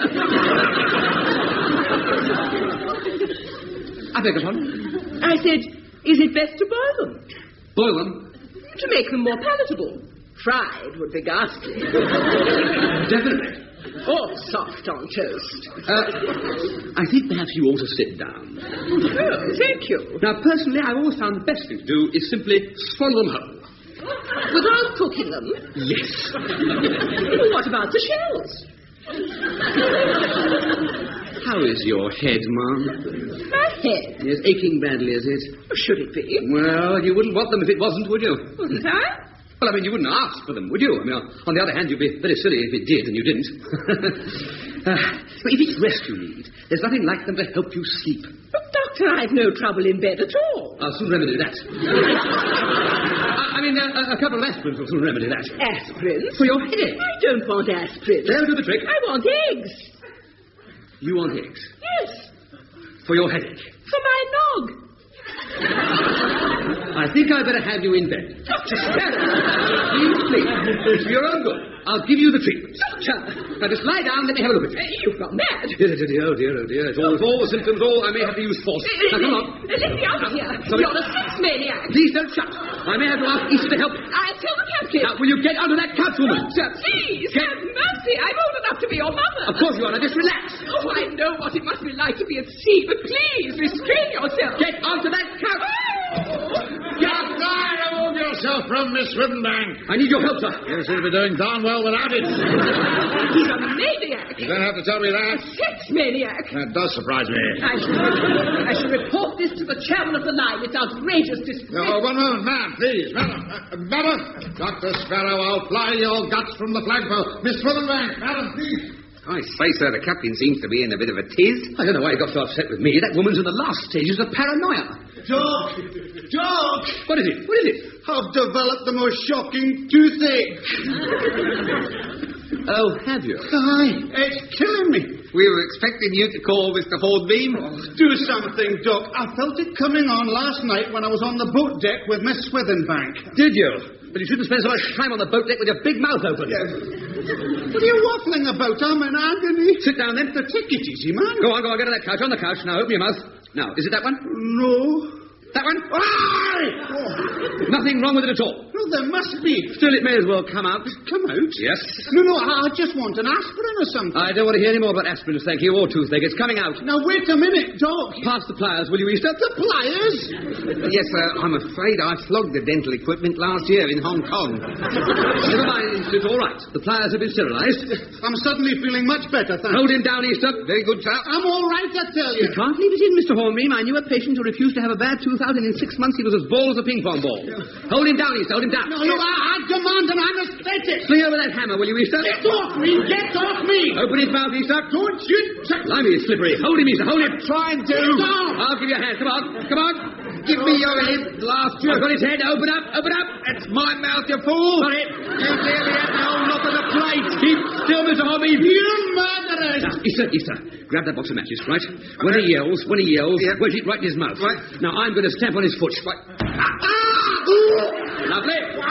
Now, I get the old pliers in. Hold him, Easter. I'll try to. Look out, man, we're falling. What the hell are you doing now? He's attacking someone else. Explain yourself, Doctor. Oh, well, it's only a joke, sir. Mr. Hornbeam imagines he's got toothache. What do you mean imagines? I'm in agony. Yes, Hornbeam. Give us those pliers. Really a joke, sir, honestly. He was feeling peckish, you see. Open your mouth, Mr. Hornbeam. Honestly, sir, it's a false pregnancy. There it is. Oh, Nothing to it. thank you, sir. There's only one thing, sir. What's that? You pulled the wrong tooth. Right, give me the pliers again, Doctor. Now then, come here, Dr. Sparrow. Sir?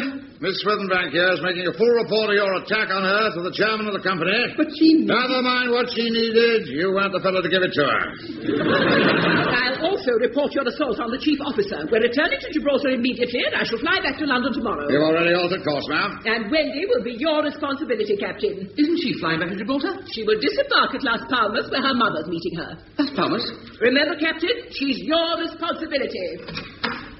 You realize this means the end of you at sea, Sparrow? Does it, sir? Probably let you finish the trip and then give you the push. You wouldn't put that in writing, would you, sir? Practically killing both me and the chief officer, I could give you 10 lashes. Yes, sir. For getting Miss Swithenbank off my ship, I could kiss you.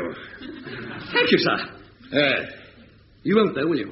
No. I may possibly let you have the occasional moment with young Miss Swithenbank there. Thank you, sir. How long is it from Gibraltar to Las Palmas, sir? 4 days. 4 days? Why? Nothing, sir. I'm just feeling a bit peckish, that's all. I've been on a diet.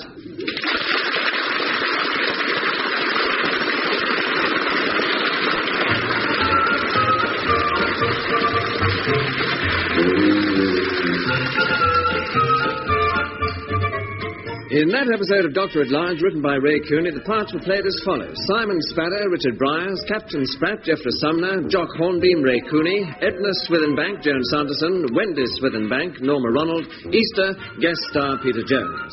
Doctor at Large was adapted from the original novel by Richard Gordon and produced by David Hatch.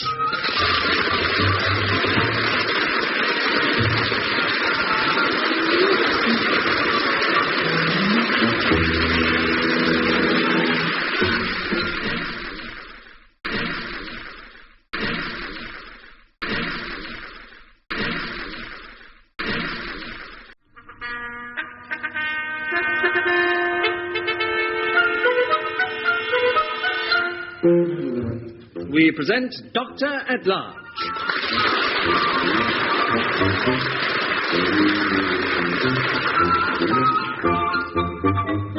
Adapted for radio by Ray Cooney from the original novel by Richard Gordon, it stars Richard Bryars as Simon Spaddow and Geoffrey Sumner as Captain Spratt, with guest star Peter Jones as Easter.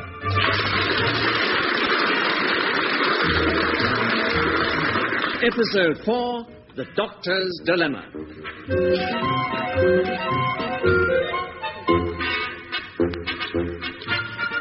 Yes, Doctor, this is the time I like best.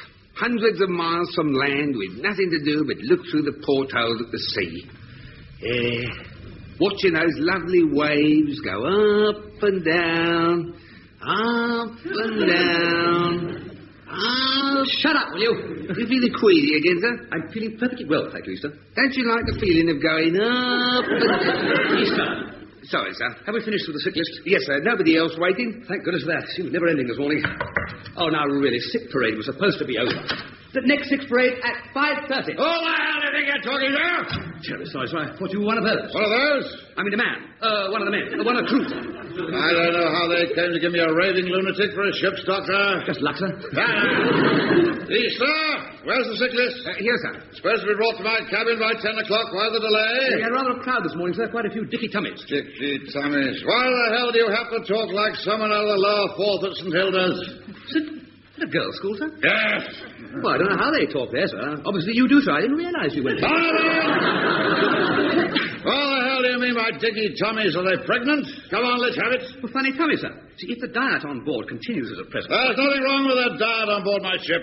I can't agree, sir. Can't agree? It ought to be more balanced, sir. See, vitamins are the most important... Don't talk to me about vitamins, Doctor. Vitamins are bosh. Look at me. I've had a vitamin in my life. But you must have, Captain. We all take vitamins. I don't care what you take. I never let a vitamin pass my lips. Don't believe in them. Give me a plate full of meat pie, pickled onions, a large dollop of treacle pudding, and I won't need vitamins. But, sir, meat pie and treacle pudding are full of vitamins. Not mine, you cheeky puppy. But all I'm saying, sir, is that if the crew had meat pie and treacle pudding, their tummies would be all right. I've had a word with the cook. You had a word with the... Who the hell are you to have a word with the cook? The ship's doctor, sir. Doctor, I'm the captain. If you did your job as well as I do mine, we wouldn't have half the crew down with imaginary illnesses. I resent that, sir. Resent it all you like. I'll prove it to you. Look at this sick list.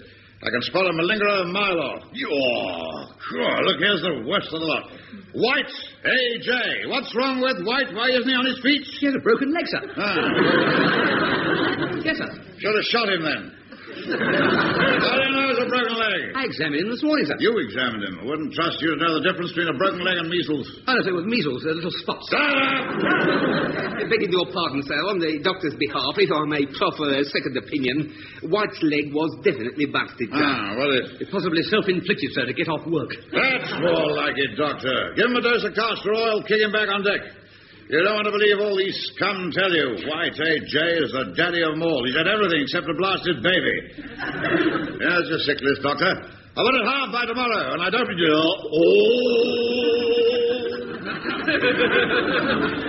What is it, sir? Hurry. You touched your stomach, sir. Of course I did, you twit. I got a pain there. Pain, sir? Yes. Nothing at all. You were doubled over for a moment, sir. Yes, you were, sir. Doubled over. There's nothing at all. You better let me examine you, sir. Go on, hurry. It won't take a moment, sir. I'm not being looked at by a damn medical student who fiddled his way through his finals. Where exactly did you feel the pain, sir? Well, it usually comes just about... Usually? What do you mean, usually? Well, I've had it once before, once, twice. Before. Since when? Just these last few days. And you get the pain there? Get out! You better lift your shirt and drop your trousers. Get out! It's between the umbilicus and the lower intestine. What is? You jumped when I touched you there. So would you if I ran my finger in your belly. How they touched you, sir? Well, you needn't think you're going to catch me dropping my trousers for you, Dr. Sparrow. One moment, sir, please.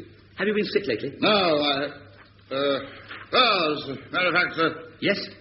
Well, nothing. It's yesterday morning. I wish you'd let me examine you, sir. You've got as much chance of that as a snowball in hell. There's nothing wrong with me that a couple of peppermints won't put right. Now, I'm going round to see some of these men you've ordered to bed, McCluskey in particular. Probably find him curled up with Lady Chatterley and Fanny Hill. I don't like it, Easter. Pain in the stomach. Sick yesterday morning. He can't be in the family way, sir. He's got all the symptoms of appendicitis. Appendicitis? How smashing!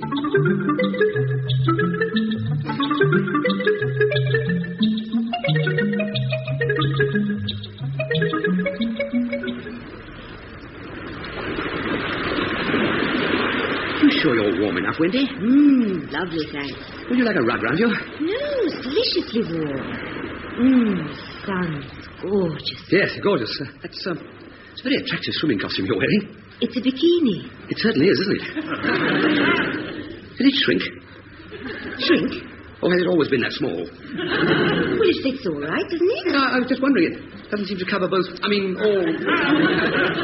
You mean it's a bit bold? No, I wouldn't say that. No, it's just that there's an awful lot of chaps on board, you know, all the crew being men. I'm giving them ideas, am I? Well, it's possible, isn't it? What about you? I don't think I'd give them any ideas, would I?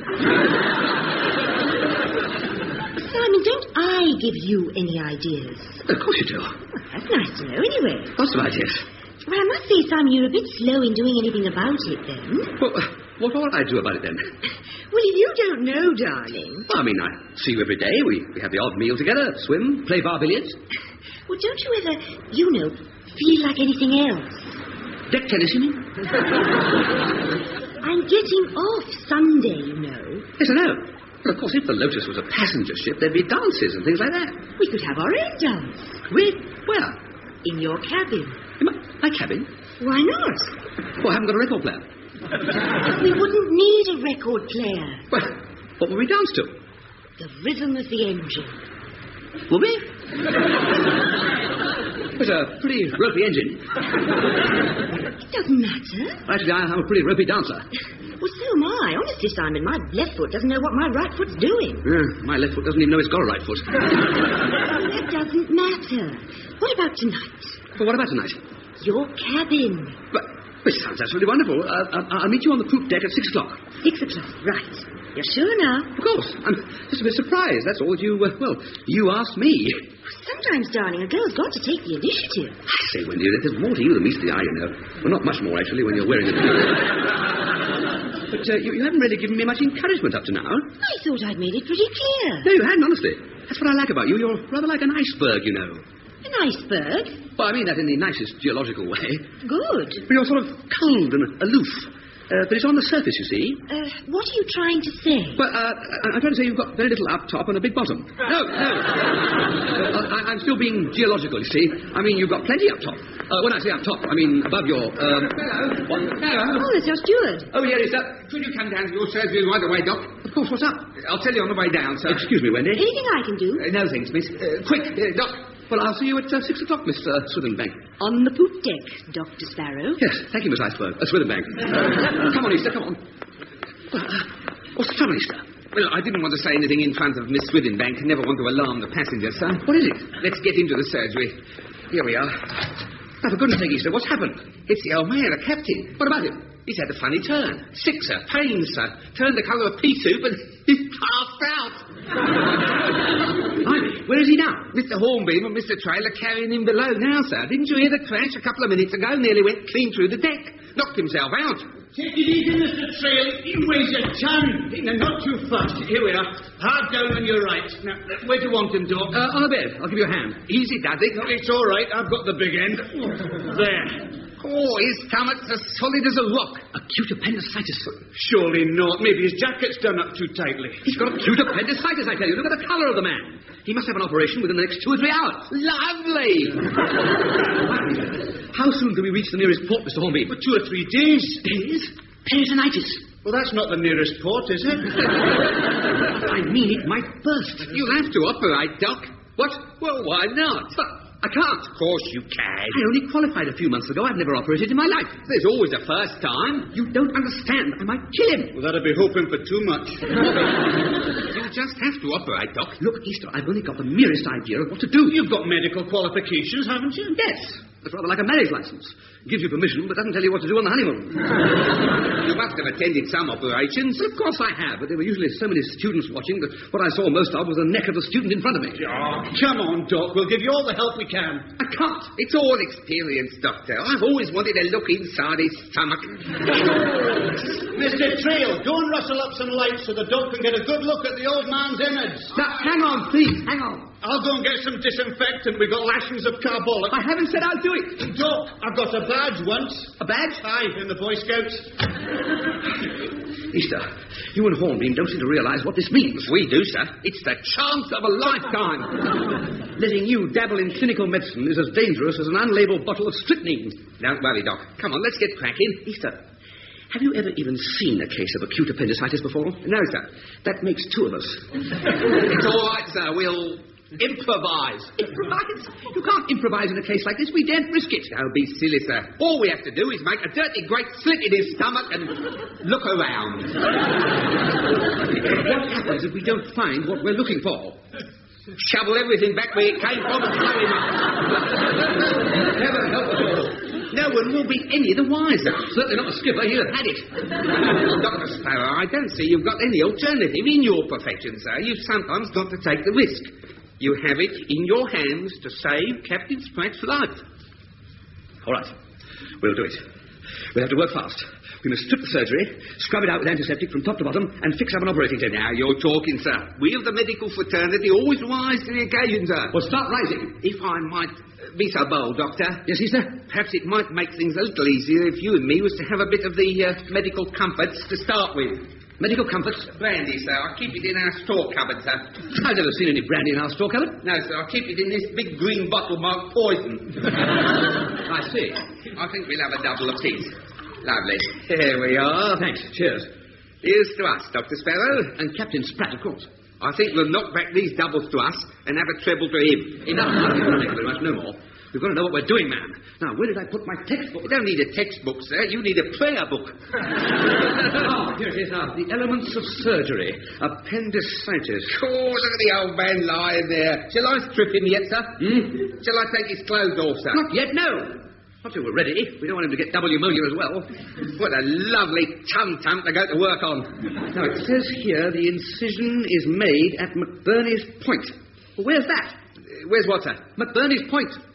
Western Australia, I think. You're going to be a great help, I can see that. I'm trying to work out where to make the first incision. Boy, oh boy, is there going to be more than one? Well, I should say we go from there to there. Easter, we can safely say we won't be removing the appendix from his upper chest. What are you doing now? Beg pardon, sir? What the devil's a tape measure for? Taking his measurements, of course. I don't need his measurements. No, but Chippy the carpenter might. It'll be his job to provide the hatch cover. Hatch cover? They're just the right size, 6 feet by 2 feet, if we bury him at sea. What? You mean in case I've got a Union Jack in the cupboard somewhere. This covers him up, you see, sir. There we are. Easter, I don't think you need lay it over him yet. It's years since I've seen a decent burial at sea. Is it? Have you ever seen... No, I haven't. Oh, it's beautiful. You know, I've seen some funny funerals at sea, Doc. Have you? Remember one we had in the Indian Ocean? Chinaman it was, got knifed. Off the hatch cover he goes. You know what? He wouldn't sink. He bobbed about like a flipping boy. Nothing we could do about it. I wonder if he's still bobbing about somewhere. Will you belt up? Do you realise, Easter, that the vermiform appendix may be in any of one of 6 positions? Fancy that, sir. Oh, we sent a picture of the little fellow there, huh? Yes. Looks like a little glowworm, doesn't it? I suppose it does. Oh, well, if the captain's got the glow, he's got the glow. I don't think you'd better have any more of that brandy, Easter. No, we've got to relax, sir. Not too much. Oh, I know. I've got to get you, sir. Hasn't been used since Dr. Flowerday was doing your job. It's in this drawer here, I think. What's that? Your white operating gown. Oh. Yes, here it is. You've got to look the part, haven't you? Come on now, first. Stand up. It's all right, Ruth. Let's see it against you. Right. Yes. Easter, how tall was Dr. Flowerday? 6'3", sir. Don't worry, I'll pin it up. Just a bit. What are all these holes in it? Moths, that's all, sir. You look all right. Yes, like Gruyere cheese. I'm terrified, Easter. Well, at least the gown goes with your complexion, sir. Easter, please. I want everything ready for 2 hours' time. The most important thing to do now is sterilise everything. That gown, the instruments, the lot. Yes, sir. I'll arrange... Did you say the instruments, sir? Yes, the surgical instruments. A brand new set bought for me by the company when we reached Gibraltar. You couldn't manage without them, could you, sir? Well, of course not. Pity. What? I flogged them to some bloke just before we left Gibraltar.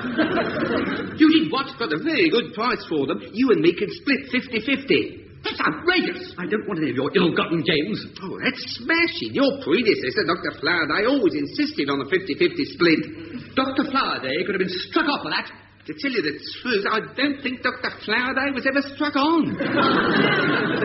Felt an operation without instruments. The Louis Pasteur of the SS Lotus. What the hell am I going to use for forceps, scalpels, chokers? I should be able to scrounge up something from Chippy the carpenter. Chippy the... Easter, if any of us gets out of this alive, I shall personally perform an operation on you with a knife, a fork, and a rusty tin opener. Yes. Actually, sir, they were the very tools I was going to suggest we use on Captain Spratt. And I'm sure we never know the difference.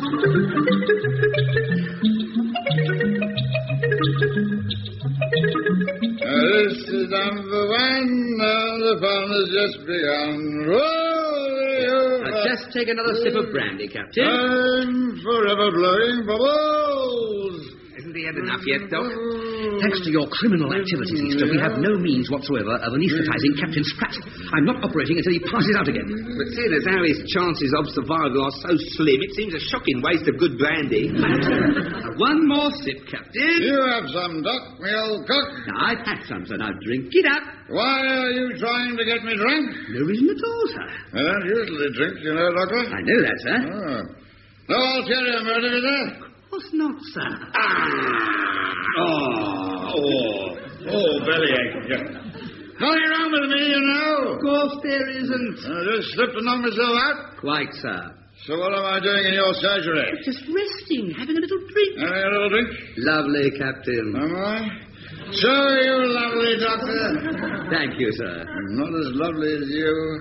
Yes, you are. No, I'm not. Yes, you are. No, I'm not. All right, you're not. Yes, I am! Drink this tumbler of brandy, you old lugger. Oh, my poor old belly. There we are. Now, just top it up for you. Wait a minute. You're pouring that out of a poison bottle. Yes, I know. Have another one. Can't we put him on the methylated spirits now? No. This'll do it, for goodness sake. There we are, sir. A really big one. Big one. Yes, that's it. Just lie down, sir. You want me to lie down? Of course I want you to lie down. Of course I do. I can't lie up, can I? Considering I don't drink, I think I'd take my liquor very well. Very well. Some of these fellows can't... I wish you'd stand still when I'm talking to you, Doctor. I am standing still, sir. Put my feet up, I think. Very nice.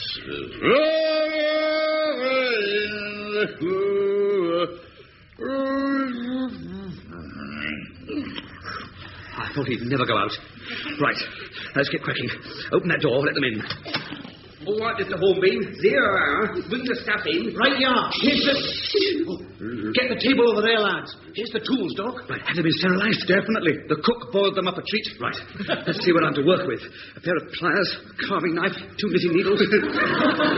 Lucky that Archer had taken up knitting, eh, Doc? Yes, very. What's this? A potato knife. Oh, and I've got this. Hasn't been boiled, but it's got a corkscrew and a thing for getting stones out of horses' hooves. No, thanks. Now, come on. Let's lift him onto the table. Now, take his feet, Jock. Easter, you and I take the rest of him. Now, careful. Ready? Up to Daisy. Oh, you can feel that meat pie and twinkle, Pud, can't you? Don't wake him up. Oh, have you had a nip of his breath? I should think his appendix will be pickled. Andy, should have given him meth. Be quiet.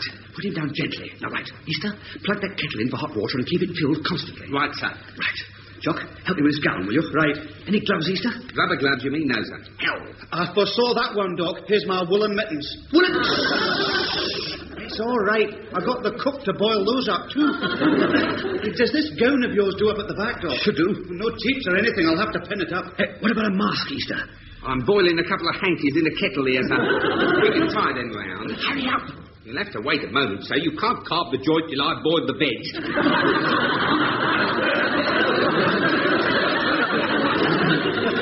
Hey, Doc, here's your white hat. The cook said look after it because it was given to him when he was assistant chef at the Savoy. Has it been sterilised? Oh, definitely, and with the mittens and the tools. Here's your mask, Doc. Shh. I've tied you around your head. Thanks. Ah! What's up? It's hot. Running under the cold tap. No. Easter, are you ready to assist? Not half. Are you ready to begin? I think so. Now, let's strip his clothes off, Easter. Right, start with his shoes and socks. Very good, sir. I'll undo his shirt. Shouldn't we shave him, sir? Shave him? Yes, sir. I should think he shaved this morning, didn't he? I don't mean up there, sir. I mean down. All things considered, I don't think we need be too fussy. How are you feeling now, Doc? Pretty good, actually. Brandy's splendid, isn't it? Say, I like what he's got tattooed on his chest. What's that? Never say die. Jock, sling over those instruments, will you? Why? One knife, one fork, one tin opener. Right, now I'll get his trousers off, lift his backside up. We lift his backside up, and we punk his backside down. Easter, mind that tin opener. Punctured! What the blazes you think you're doing, Doctor? Blimey's woken up. Put my trousers back on. There, just lie back, sir. Take your grubby mitts off my belly. What's the meaning of this? It's all right, sir. You're in safe hands. You gone mad, standing there, dressed in that dark get-up? You look like St. Peter. Captain, please, listen to me. You are a sick man. Sick? I'm a 100% fit man, 100%. No, sir, I've got to operate. Operate? You're drunk. Maybe, but I've still got to operate. You're the last person I'd let operate on me. Your appendix is coming out. Appendix? Yes, sir. Pull my underpants down and take a look. Now, there's a time and a place for everything. I'll do it for you. There. Good Lord, a scar. Bells. What is it? A scar, about 4.5 inches long, on the right side of the abdomen. You blithering idiot. You medical moron, you stupid twit. My appendix is in a jar in the Liverpool infirmary. You don't have 2 appendixes, do you? No. Well, I would have noticed before I'd gone too far. Not you. You would have probably diagnosed this scar as the result of a cesarean birth. Well, you have been having stomach pain, sir, and appendicitis. Bellyache, Doctor, bellyache. Great Scott, if you operated on every member of the crew had bellyache, we'd end up like the Mary Celeste. Miss Mahoney, come with me. I want a written report on the whole business. At the very least, it looks like attempted manslaughter. One moment. It could have happened to anyone, Doc. I'm not so sure about that. Have another tumbler full of the old medical comforts. Yes, I will. Come in. Wendy, I've forgotten all about you. Obviously. I've been waiting on the poop deck since 6 o'clock. Well, it was the captain, you see. I had to remove his appendix. Congratulations. I just passed him. He made a wonderful recovery. Yes. Well, you see, I didn't know it was already in the jar in the Liverpool infirmary. If you'll excuse me, then, I may possibly see you around sometime tomorrow or even the day after. Now, hang on a second. Are we going to listen to some records tonight? I'm afraid not. When I waited over half an hour for you, Mr. Trail kindly suggested I had a little dinner with him tonight and a stroll round the boat deck. Mr. Trail? But he's the most lecherous lad on the boat. Steady on, Doctor. You know what he's like. A port in every girl. Simon. What's so funny? What are you laughing at? You getting angry in that outfit. I don't see anything funny. You're not standing where she is. You look like a cross between the local butcher and the abominable snowman. Night-night. But Wendy... She's only having you on, sir. But Teddy Trail, honestly. She's only doing it to make you jealous. But she's leaving the ship in a few days. All right, come with everything. It's all Captain Sprat's fault. Him and his flipping bellyache. Here's your brandy, sir. Thanks. You know, Easter, I wish we had shaved him now. That would have taught him. Come in. I thought I ought to tell you, Doc. The captain's been violently ill. Lovely. Sterilize the instruments again. No. It's all right. He's okay now. He's been sick all over the deck. You know what was causing the bellyache, don't you? What? Pickled onions. Pickled onions? Aye, real greedy guts he must be for him. He obviously couldn't have digested them. You should have seen it just now. About 50 pickled onions rolling about. You better have a brandy, John. Oh, lovely. Thanks, Easter. How about you, Easter? Will you join us? Thank you, sir. I thought you'd never ask. Cheers, Doc. Cheers. I must hand it to you, Doc. You were prepared to go ahead and risk it. That's the main thing. Prepared? I was straining at the leash. It could stop this brandy, isn't it? My word. I'll have to operate more often. I don't suppose we could persuade Mr. Trail to eat more pickled onions, could we? Oh, no, I don't think so.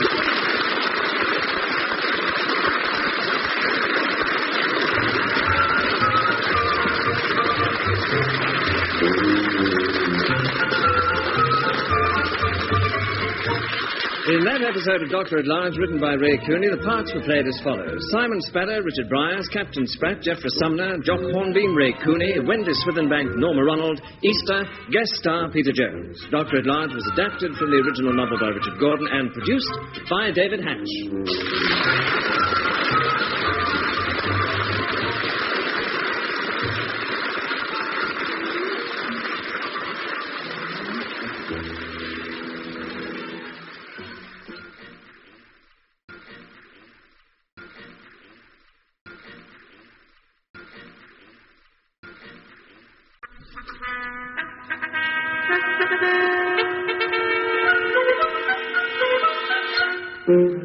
We present Doctor at Large.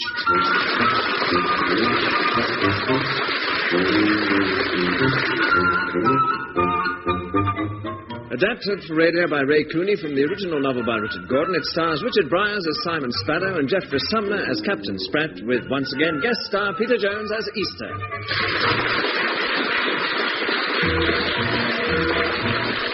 Episode 5, Farewell Las Palmas.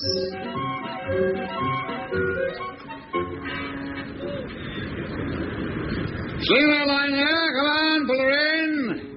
Mr. Hornbeam, are they ever going to get this ship tied up? I'm doing my best, sir. Blasted dockers here, always the same in Las Palmas.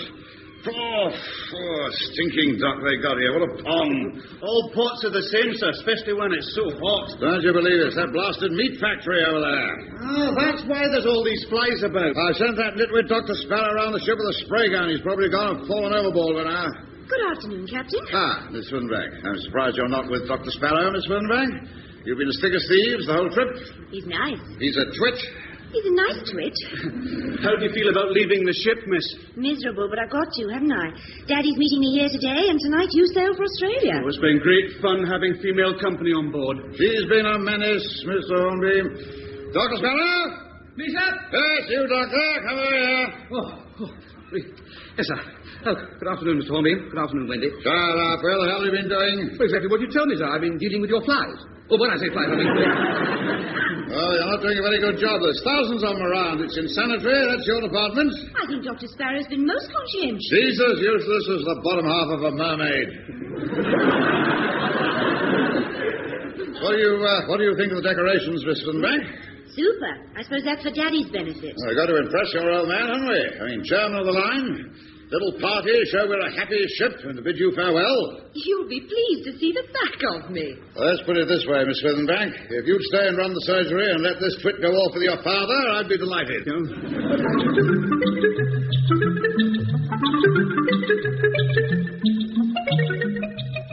Someday I'll find you, the bosun behind you, doing the things that... Hello, Easter. Oh, hello, Doc.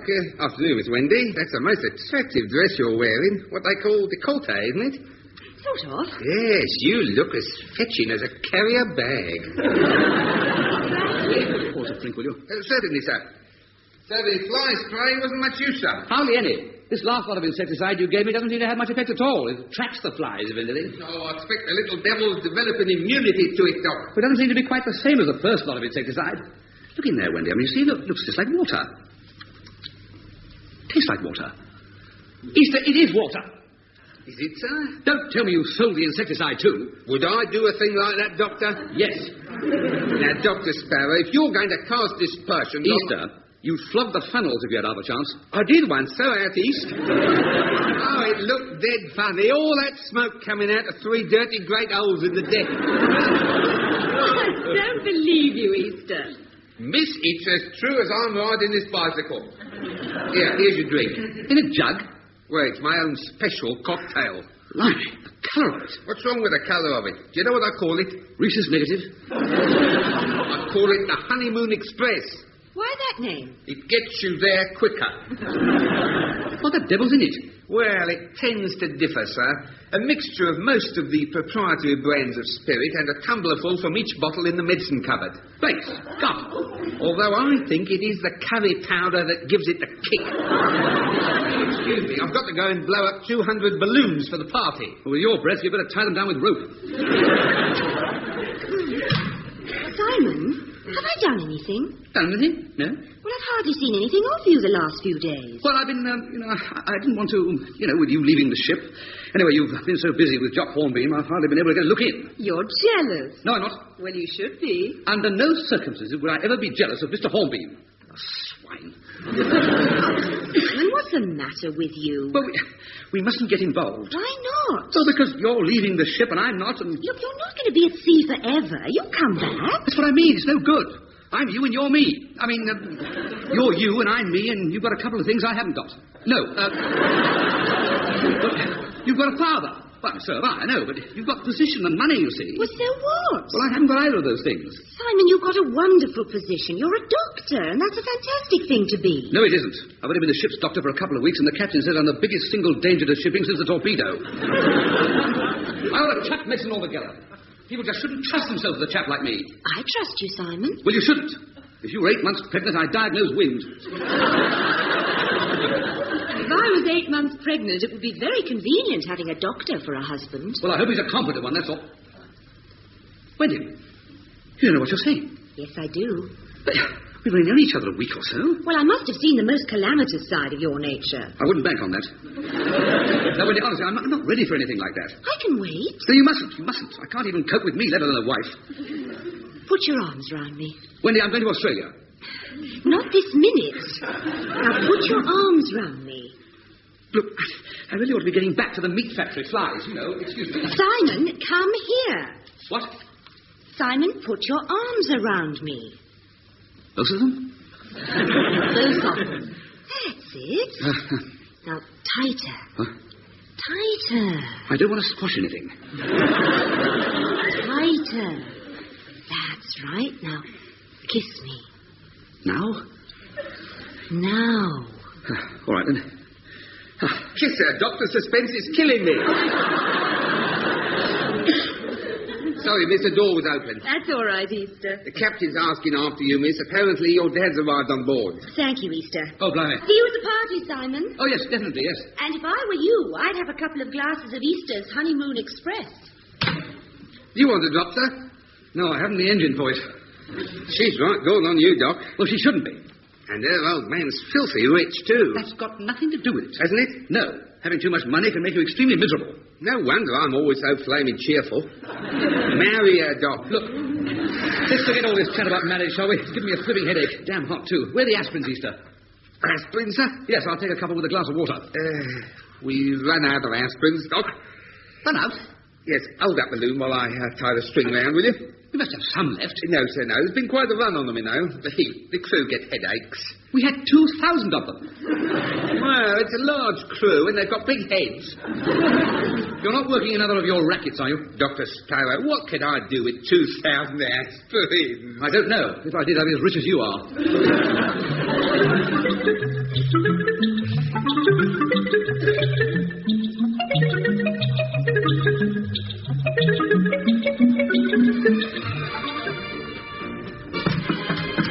Come in. Good evening, Mr. Hornbeam. All ready to start up there? Aye, it's not going to be bad at all, Easter. Not bad at all. There's a stack of unaccompanied females arriving. Elderly ladies, I'll be bound. A few, but they've brought their daughters with them. And there's a nice bunch of dollies from the company office in Las Palmas. I tell you, in a couple of hours, the Lotus will be like a floating harem. Easter, you got any of that Honeymoon Express left? Oh, certainly, sir. Here we are, sir. Oh, charm. And I'd like another consignment of those green pep pills. Shh. Wait, the doc's not around, is he? No, but wolves have ears. Oh, boy, those pills are selling like hot cakes around the dockyard here. Here's your share of the loot. And there's another carton for you to get rid of. No trouble at all. Are you sure they're harmless, Easter? Of course, as long as they just take a couple at a time. They're only aspirins.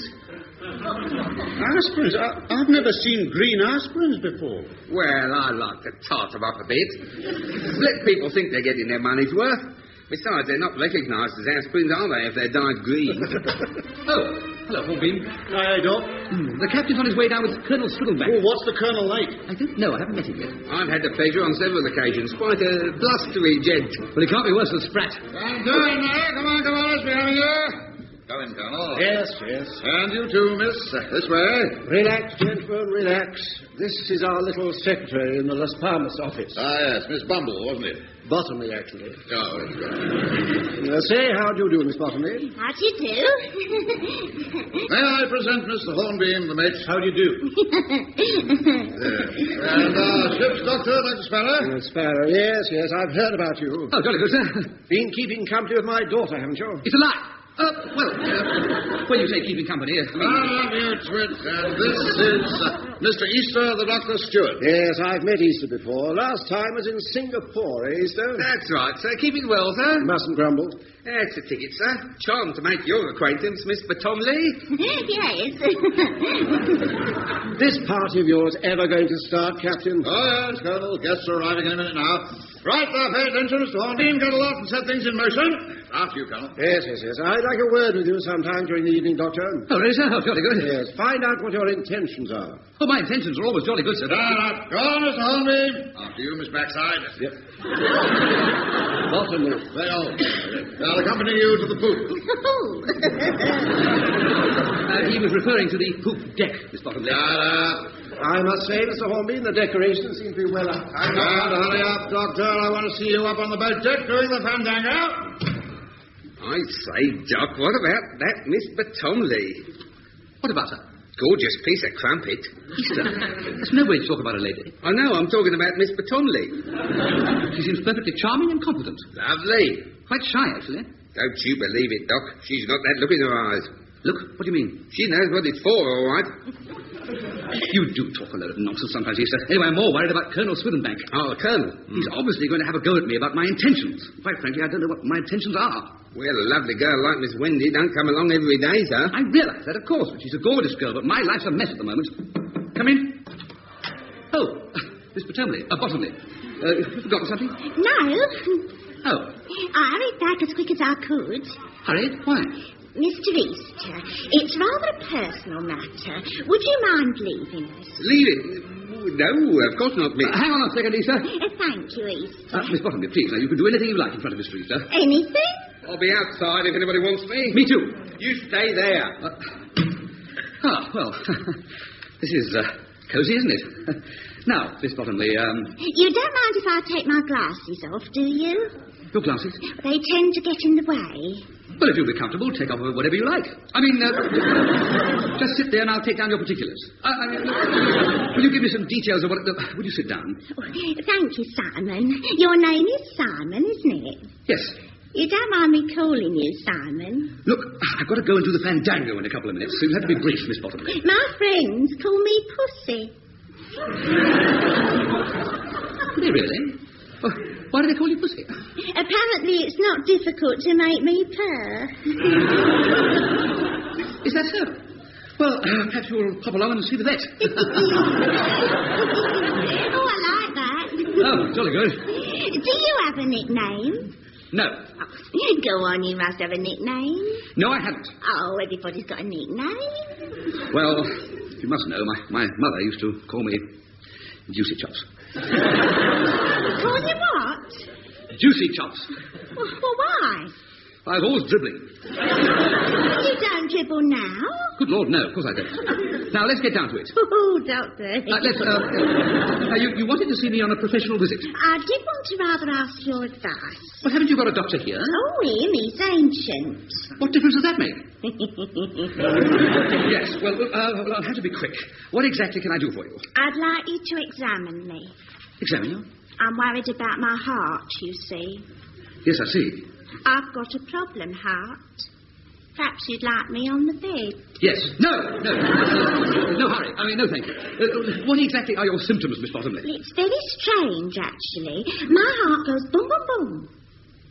Boom, boom, boom? Well, that's not serious. It's palpitations in the cardiac area. I'll just slip my blouse off. No, now, please. That won't be at all... I say. You can see what I'm talking about. I'll get my stethoscope. It's in my drawer somewhere. Ah, there it is. Now. Oh, it's cold. What is? Your stethoscope.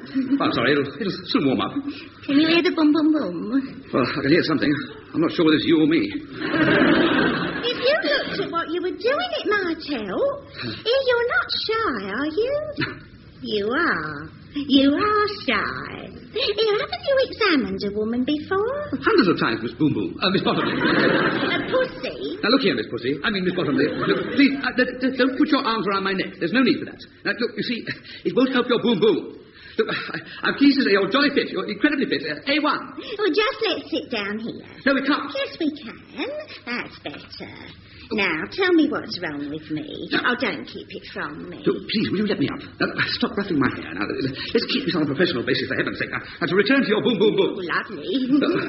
First of all, let me get out of this armchair and into your blouse. I mean, you get into your... Look, I meant to ask you, now, have you had any other manifestations of this condition? Darling, juicy show. That's fine. Look, please. Look, do you have any other symptoms? Oh, dozens of them. I keep getting dizzy spells and I have to be put to bed. I can feel one of them coming on now. What? Oh. What? No, don't do that. No, before me. I can't get up, you see. You're on my lap. Look, please, wake up. Wake up. It's difficult to hold you see. I can't hold it. There we are. I'll have to put her down somewhere. Oh, God! Ye gods! Hello, Captain. Dr. Sparrow. Hello, Colonel. It's perfectly... I've been left holding the bag. Well, have you met Miss Bottomley? Miss Bottomley. Doctor, you better explain yourself. Yes, of course. Well, she was complaining about her boom-booms. What? She's all right. Is she? Well, so she looks it. Captain. I shall leave you, Spratt, to get some explanation out of this lecherous fellow. Then I want to see the pair of you on the bridge. Now see what you've done, you horrible medico. I haven't done anything, sir. Only because we barged in and saved her from a fate worse than death. Put Miss Bottomley down. I can't. She's fainted. Fainted, has she? Sincere about that. Let's see what a soda siphon will do. Don't you dare. I thought so. Assignation in defiance of my express orders. Doctor, by the time I've done with you, you'll be lucky to get a job as a male nurse in the Battersea Dogs Home. Get rid of Miss Bottomley and be on the bridge in 5 minutes, Doctor. Oh, blimey. Come on, darling. We've got 5 minutes. Look, will you put me down?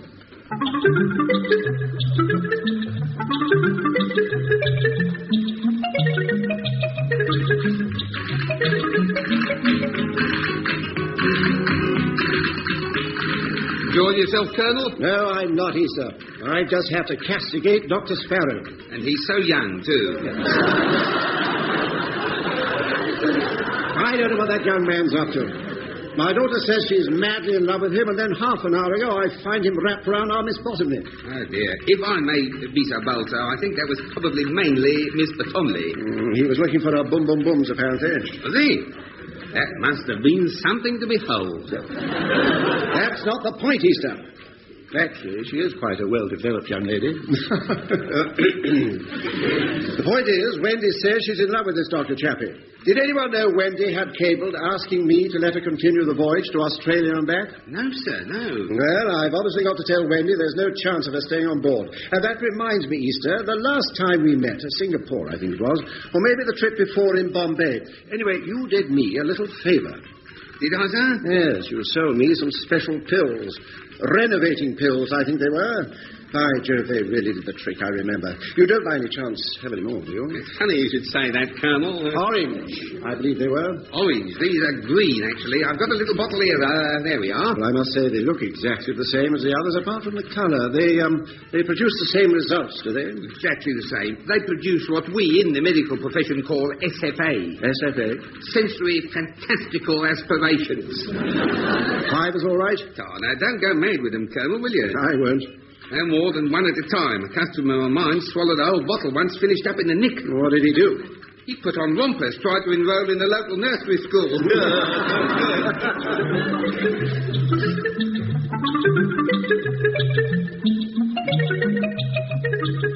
Come on, Simon. I expect an answer. Honestly, but it was all a mistake. What were you doing in here with Miss Bottomley?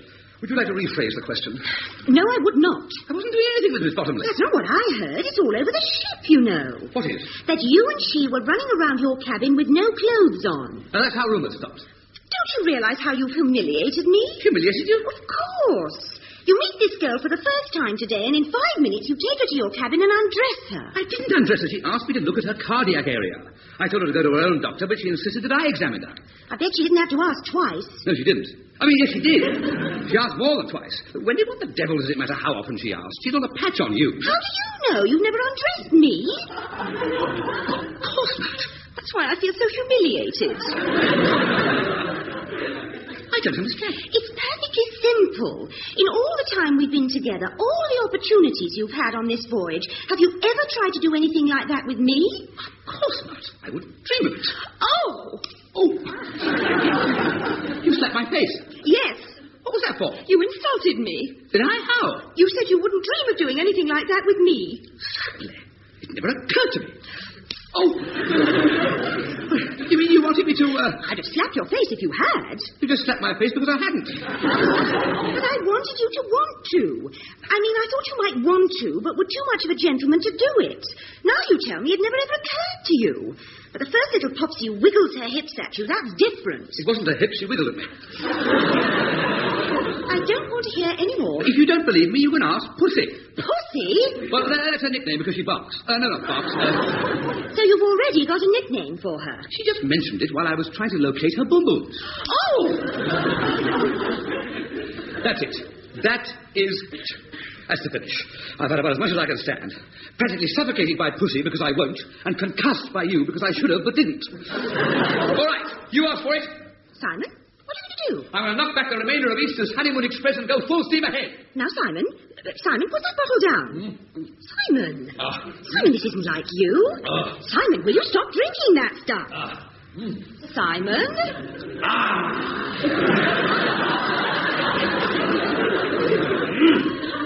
Now, come here. No. Come here. I won't. I think I better have another swig. Simon, you'll make yourself ill. Simon! I think it's really working this time. I'm going back to my cabin. Like hell you are. Don't you touch me. Up to Daisy. Put me down. Good idea, on the couch. Take me to my cabin immediately. Better idea. We won't be disturbed there. Put me down. Simon, put me down. Gee, God, he's at it again. Put my daughter down, Doctor. Hello, Colonel. Hello, Spratty Sprat. He must be one of those maniacs, mad as a hatter. It's all true. Hand my daughter over to me, sir. Shot. Hand my daughter over to me. If you want to cuddle someone, cuddle Spratty Sprat. Will you put my daughter down, sir? Don't you worry, Colonel. I'll sling the lot at him. He's broken every maritime regulation in the book. Do I get a prize? Doctor, by the time the company's finished with you, you won't practice medicine ever again. I wouldn't be too hasty if I were you, Colonel. What the devil you mean, Easter? Well, a full report would have to be given to the board of directors, wouldn't it? Of course. And your wife is one of the directors, isn't she? Certainly. So she'd hear the full report. My evidence about the, pills. Pills? Yeah, SFA. SFA? Sanfarianza. SFA, pills. What are you going on about, Easter? Oh, nothing, sir. Just, pills. Great Scott, is Sparrow on drugs as well? No, sir. It's a jolly good idea. I think a quarter inquiry is called for. One moment, Captain. I think we can let the whole thing drop. Let it don't you? drop? Yes, I mean, the boy's only been enjoying himself. Enjoying himself? Yes, look at him now, happy as a sandboy. Well, that's your daughter. Yes, I know. He's practically seduced her. You're only young once. Let's go and join the party, shall we? I feel like having a little go round the deck. I think those pills are beginning to work, Easter. I'm getting over.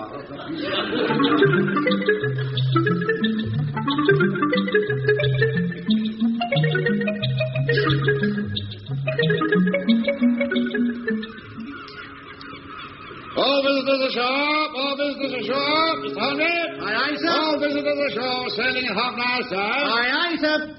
Check the crew's cabin. See we're not hiding any of the local talent. Aye, aye, sir. All visitors ashore.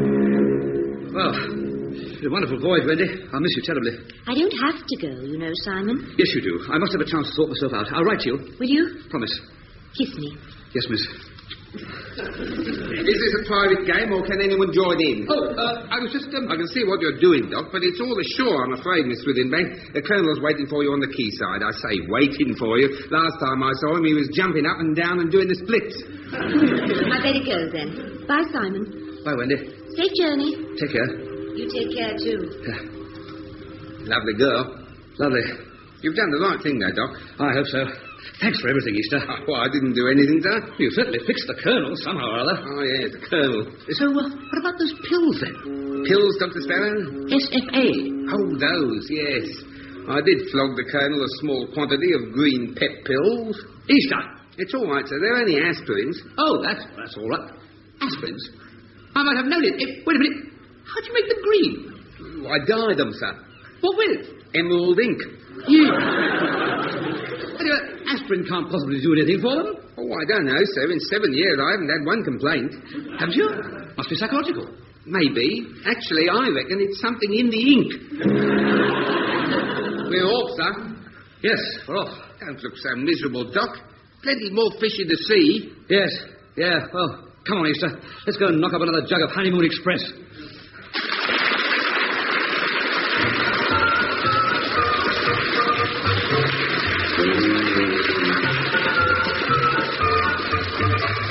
In that episode of Dr. at Large, written by Ray Cooney, the parts were played as follows. Simon Sparrow, Richard Bryars, Captain Spratt, Geoffrey Sumner, Jock Hornbeam, Ray Cooney, Wendy Swithenbank, Norma Ronald, Colonel Swithenbank, Dennis Ramsden, Miss Bottomley, Patsy Rowlands, Easter, guest star Peter Jones.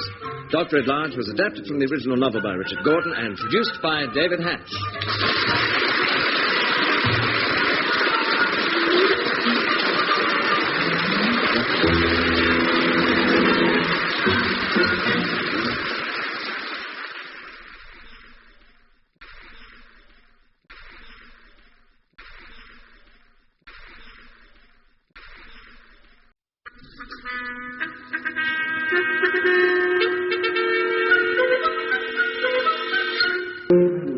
We present Dr. at Large.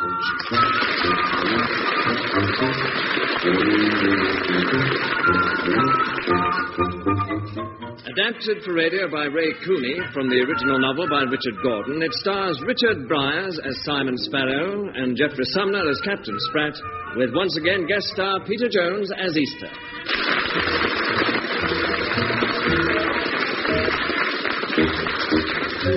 Episode 6, The Captain's Problem.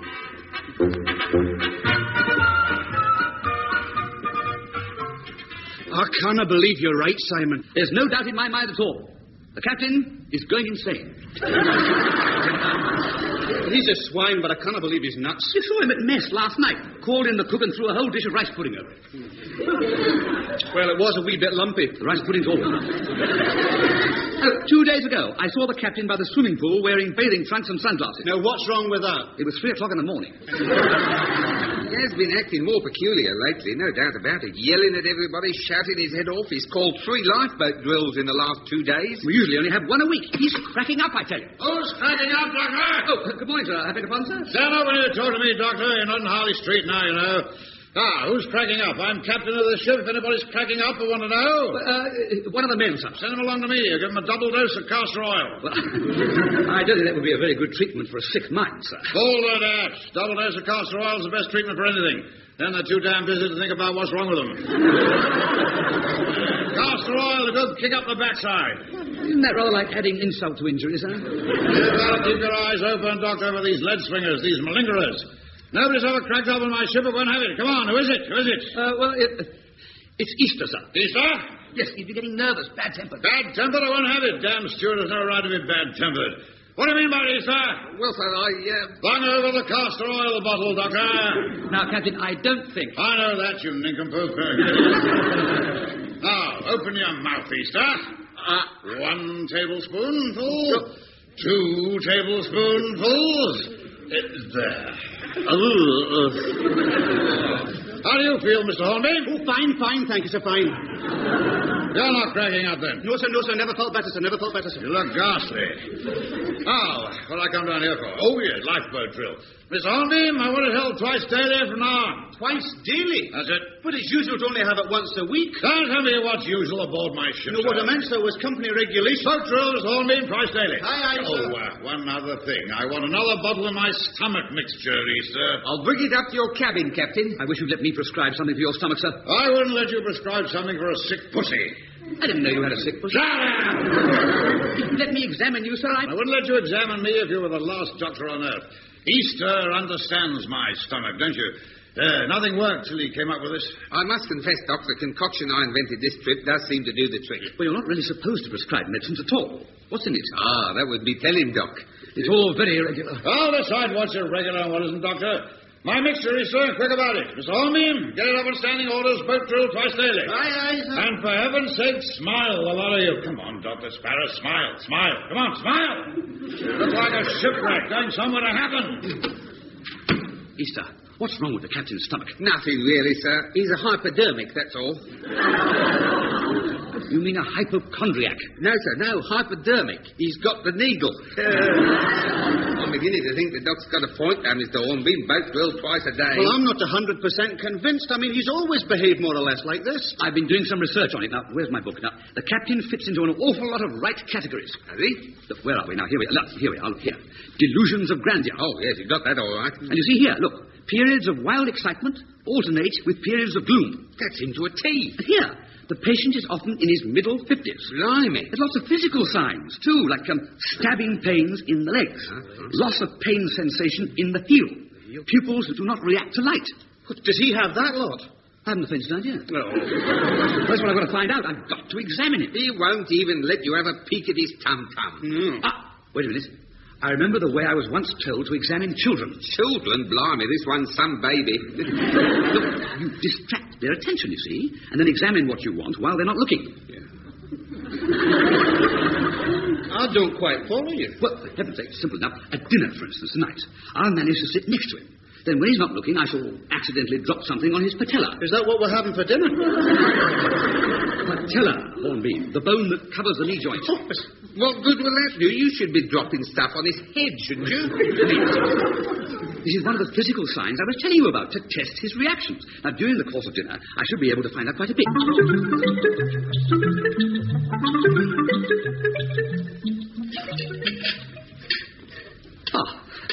Jolly decent of you to let me sit next to you, sir. Is it? Pass the blasted salt, Mr. Trail. This stew's like a plateful of cold cabbage water. What do you say, Doctor? I never tasted cold cabbage. Shut up! Yes, quite right, sir. It's horrible. My guts are playing me up again. I'll have a swig of Easter's mixture. Oh, that's it, is it? Funny colour, sir. Prune juice, peppermint, and licorice. It's lovely. I can't believe that helps, sir. Of course it helps. You medical nitwits are all the same. I think you can't heal somebody unless you open them up. Operate for pimples, most of you. Oh, this stew's horrible. Mr. Hornbeam! Aye, sir. I want to see the cook again in my cabin. I'll stuff this stew right up his sou'wester. Sing over the mustard. Funny thing about stew, sir. I had an aunt once who, every time she ate stew, she got stabbing pains in the leg. Did she? Stabbing pains. It's peculiar, that. Very. Do you ever get stabbing pains in the leg when you're eating stew? Or possibly when you're not eating stew? Do you? Sometimes. Then you're as balmy as your aunt. You haven't been drinking, have you, Sparrow? No, sir. Don't let Mr. Hornbeam lead you astray. You drink, don't you, Mr. Hornbeam? The occasional whiskey, that's all, sir. My officers shouldn't drink. Next voyage, I'll make it a standing order. Filthy habit, rots your guts. Maybe that's what's wrong with yours, sir. Rot? It's not, blast you. A lifetime at sea and not one drop of strong liquor has passed my lips. My guts have been ruined by worry, Doctor. Worry of my incompetent crew. There's no doubt, sir, you're certainly a martyr to that stomach of yours. So are the rest of us. What was that, Mr. Hornbeam? He said it happens to the best of us, sir. And we'd all dearly love to find a permanent cure for you, sir. Don't you come that smarmy stuff, Doctor. You're not getting your blasted stethoscope on me. Pudding! Well, how's me pudding? Pudding coming up at the moment, Captain. The lads are just clearing away the main course. I've finished my main course. I want my pudding. I'm the one who counts. Coming up, sir. What is it? Roly-poly pud. Oh, hurry up with it, then. Simon, what about knee reaction? They're under the table, aren't they? Oh, I'm starving. I can't get at them. I don't. I'll drop my knife. Whoops. You clumsy oak sparrow. I'll just pick it up, sir. I don't know what the service is coming to, Mr. Hornbeam. They don't give us doctors anymore. They give us jumped-up medical students. I'm terribly sorry, sir. You pinched my knee. Yes, sir. You felt it, did you? Of course I felt it. What the hell are you playing at? I thought it was Mr. Hornbeam's knee, sir. You thought what? I thought it was Mr. Hornbeam's knee. You were trying to pinch Mr. Hornbeam's knee? Yes, sir. Why? Well, it's a game we play, sir. Yeah. You and Hornbeam pinch each other's knees. Oh, no, sir. I don't pinch his knee, sir. No. He squeezes the back of my heel. You see? You pinch his knee, he squeezes your heel. Yes. Jolly good fun, actually. It is? Yes. Would you like me to squeeze the back of your heel, sir? No, I would not. I've always thought there was something funny about you, Sparrow. And I'm surprised at you, Mr. Hornby. No, well, you see, sir. I see very well, Mr. Hornby, very well indeed. Do you really, sir? Doesn't the bright light hurt your pupils? Shut up. Where's my damn pudding? One roly-poly pud. Yeah.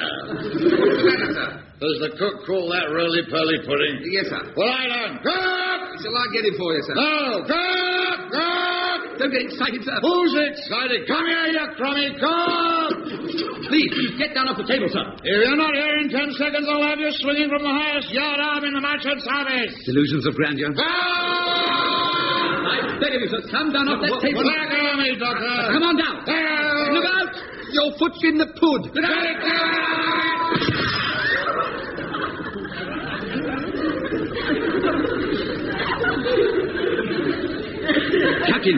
Captain. Art thou sleeping there below? Captain. Is he dead? I don't think so. First time he's looked peaceful for weeks. Well, I don't know about diagnosing, Doc, but you're a wonderful curer.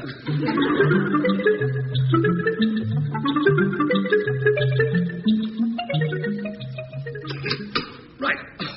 Now, in the surgery with him. Look, gently does it, and mind that leg of his. Yeah. I'm sure it's busted. Watch that door, Jock. You get his backside in first, Easter. Was that his leg? No, it's okay. Only his head.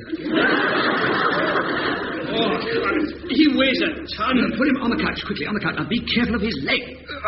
There we are. Not bad going, Doc. Knocked him out, busted his leg, you weren't even trying. You wouldn't care to go for the top prize, would you, Doc? Be quiet, Easter, be quiet. Now, get the splints. It looks like his leg's gone in a couple of places. Tibia and fibula, I should think. I'll give him an injection while he's out to kill pain. Anything I can do? Take his trousers down. For the injection? For the splints. Oh, I see. Right. Right. There we are. That should ease it for him when he wakes up. Here's the splints, Doc. Oh, my lord, he's coming round. No. You'll be all right, Captain. Where the hell am I? In my cabin. What for?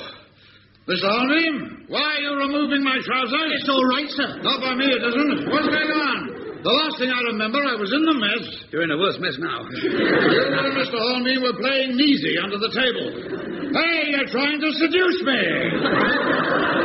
You've broken your leg, you silly old fool. You bribed the cook to slip something into my dinner, didn't you? You're all in this plot to ruin me. You've broken your leg. Then why isn't it hurting, eh? Hey, what? Try and stand up then. Oh, by George, I will. I'll walk out of here and report the... Oh, my leg. Get him back on the bed. Oh, my leg. The doc said it was broken, sir. Now, look, if you sit still, sir, it won't hurt. Put the splints on, Easter, will you? Yes. I'll just examine the patient's eyes. My eyes? That's it. Now, look up at the ceiling, will you, sir? What the hell have my eyes got to do with a broken leg? That's a most intelligent question, sir. and the answer's very simple. You might have broken your leg because you couldn't see where you were going. Now, cover one eye while I shine my torch in the other. I'll do no such thing. Tighten that splint, Easter. Pleasure, sir. Now, close one eye, Captain. Close it. That's it. Yes.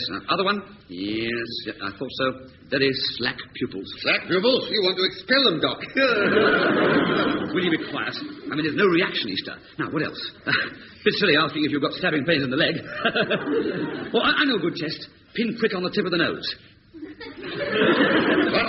To see if there's any loss of sensation. Now, just lie back, sir. My nose has got nothing to do with my leg. Go away. You're not sticking a pin in my nose. Tighten the splint, Easter. Yes, sir. This is fun, isn't it, sir? Now, will you keep still, Captain. Now, here we go. Did you feel that? Feel what? I stuck a pin in your nose. You did? Great Scott, I'm right. Right about what? I better check again. Are you sure you can't feel it? I'll try again. 1, 2, 3. Didn't you feel anything in your nose? No. Oh, this is dreadful. I cannot believe it. You haven't got a false nose, have you, Captain? Easter, See, everything fits. Wild temper, depressions, persecution mania. What's this got to do with a broken leg? And now the physical signs. Pupils not reacting, loss of pain sensation in the nose. It confirms it. That confirms a broken leg? You're mad, Dr. Sparrow. There we are. Guilt transference. I'd like to be transferred out of your cabin immediately. Hold him down, Easter. I want him to swallow this sedative. It's for your own good, sir. It is really, sir. This is mutiny. Take it easy, Skinner. Drink it up, it'll put you to sleep. I'll have a lot of you now. That's it. Now drink it up. Conspiracy. Yeah, there we are. Led by this medical moron. I realize it must be a bit of a surprise coming out of the blue like this, but you must believe, sir, that you can be cured. You great twit. Now, you'll have a lovely long rest, and some very, very kind people will probably ask you a lot of very interesting questions. All about your childhood, your marriage. No, I'm not married. Oh, no, of course not. But all about your parents. They weren't married either. Crew dismissed when I get back in crew. He's dropping off. No. I got my eye on all of you, including you, Easter. And those two damn pansies over there. Simon, what are you going to do? He's not doing anything. I'm still captain of the Lotus. God bless her. Very sad, really. It's like the breaking up of an old ship.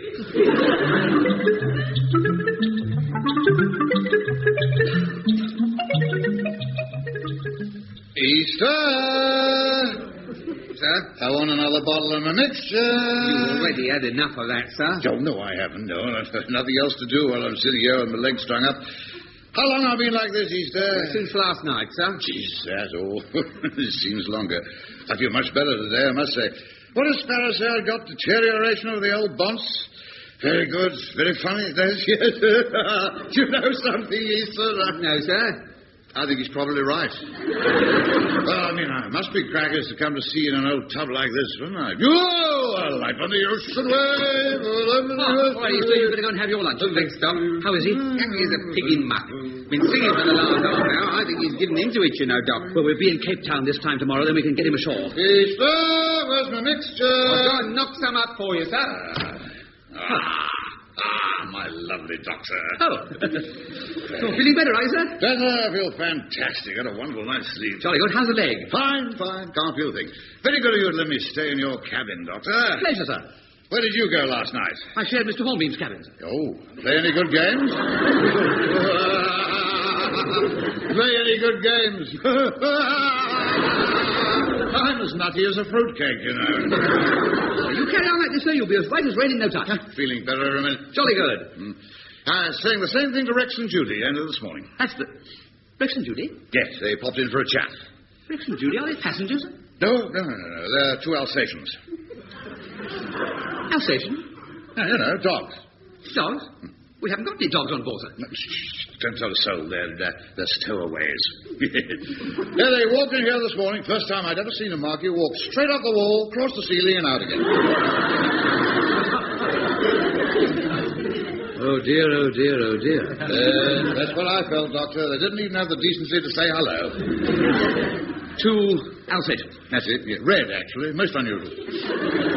Finally, they popped back an hour or so later, and this time they stayed for a good old chat. You had a good old chat with two Alsatians. Yeah, I just told you. Red ones, Rex and Judy. Judy's the girl. Go, life on the ocean wave. I just bought the captain another bottle of his medicine, sir. The captain's not to have anything unless I prescribe it, Easter. But he loves this stuff, sir. Look, Easter, come over here. I'm very worried about him. He started to have hallucinations. You mean seeing things? Two Alsatians. I ask you, Easter, two Alsatians. Maybe it was only one, sir, and he's seeing double. This is serious, Easter. You have my medicine there, Easter. You don't have any more of that, sir. No more of that. I'm putting you on a diet of fish and fresh fruit. Nothing else. Now, Doctor, this can't harm me, can it? Prune juice, peppermint, and licorice. Well, just a sip.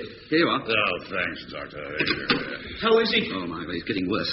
You have to cable the company office in London, telling them we're leaving Captain Spratt in Cape Town for a strict medical examination. Oh, very well. Then you better get ready to take command of the ship. Congratulations, Mr. Hornbeam. I don't think I better cable the Cape Town office to have an ambulance standing by. Good idea. Now, Captain, please, you must try and... Where's all that medicine gone? Drank it. I beg your pardon? I drank it. You drank it all? I said a sip. Only pepper juice and prune mint. Pepper juice and prune mint. I need liquor, mint, and peppers. It is only pepper, prune, liquor, juice, and mint. If I were only girls... Easter, come here. Yes, sir? Are you sure this concoction of yours contains peppermint, prune juice, and licorice? Would you like to rephrase the question, sir? What is in that blasted mixture of yours? What's in it? What's in it? Well, I have been telling the captain a little white lie when I said peppermint, prune juice, and licorice. What is it made of, then? Rum, Spanish brandy, gin, and milk stout. What? Well, I experimented quite a bit before I hit on the right ingredients. But you idiot, that's all alcohol. Yes, sir. The captain's a teetotaler. Bless you, sir. No, he only thinks he is. This is awful. The captain says it's smashing. How long have you been giving him this stuff? Oh, about 5 weeks now, sir. He has, what, about a gallon a week. A gallon? It's the best way of keeping him quiet. I should think it is. What do you put in it? Rum, brandy? Gin and milk stout. Heavens above. All topped off with liver salts. No wonder his guts are going rotten. It's dynamite, man, all that alcohol mixed up. No, sir, no. The captain's stomach can take it without turning a hair. And it's a very hairy stomach, please. Do you realise that Captain Spratt must be the only alcoholic teetotaler in medical history? Easter, the 2 Alsatians. Are you seeing them now, sir? No. Don't you realise what he's suffering from? Delirium tremens. He's not crackers at all. Oh, he must be. You've turned him into an alcoholic. Have I? Well, probably not yet, but he's certainly a compulsive drinker. 5 weeks ago, he'd hardly touched a drop. It explains his behaviour, too. Well, off again. Gay one day, depressed the next. All the tests, too. Loss of sensation, the lot. They all fit in with an excess of alcohol in the bloodstream. Well, that's all done. What is? I've sent off the 2 cables. You blithering idiot. You. What do you mean I did like you said? 1 cable to the London office, 1 to Cape Town. What did you say in them? Well, I thought I'd play the London one down a bit. Thank heavens for that. What did you say, Mr. Hornbeam? In the London one, Captain Spratt, ill, first officer assuming command temporarily. Oh, that's not too bad, is it? I mean, he has got a broken leg. We should be able to talk our way out of that one. What the blazes has happened, then? That mixture Easter's been giving the captain for the last 5 weeks. Aye? It's a hydrogen cocktail. What do you mean? It's 150% proof. But the skipper doesn't drink. He thinks he doesn't drink. Actually, he drinks more than the rest of the crew put together. Oh, well, you know, it's a wonder it hasn't affected him. What are you talking about? That's what's wrong with him. You mean he's not round the twist? No. He's been chatting up a couple of red Alsatians. He's not round the twist at all. Apparently, I've had him permanently pickled for the last 5 weeks. Oh, hell of a... Here, wait. My other cable. The one to Cape Town. What did you say in that one? SS Lotus arrived Cape Town 10 a.m. this Saturday. Well, that's all right. Yeah, I went on to say, have ambulance standing by and arrange mental treatment for Captain. Mental treatment? Talk your way out of that, Doc.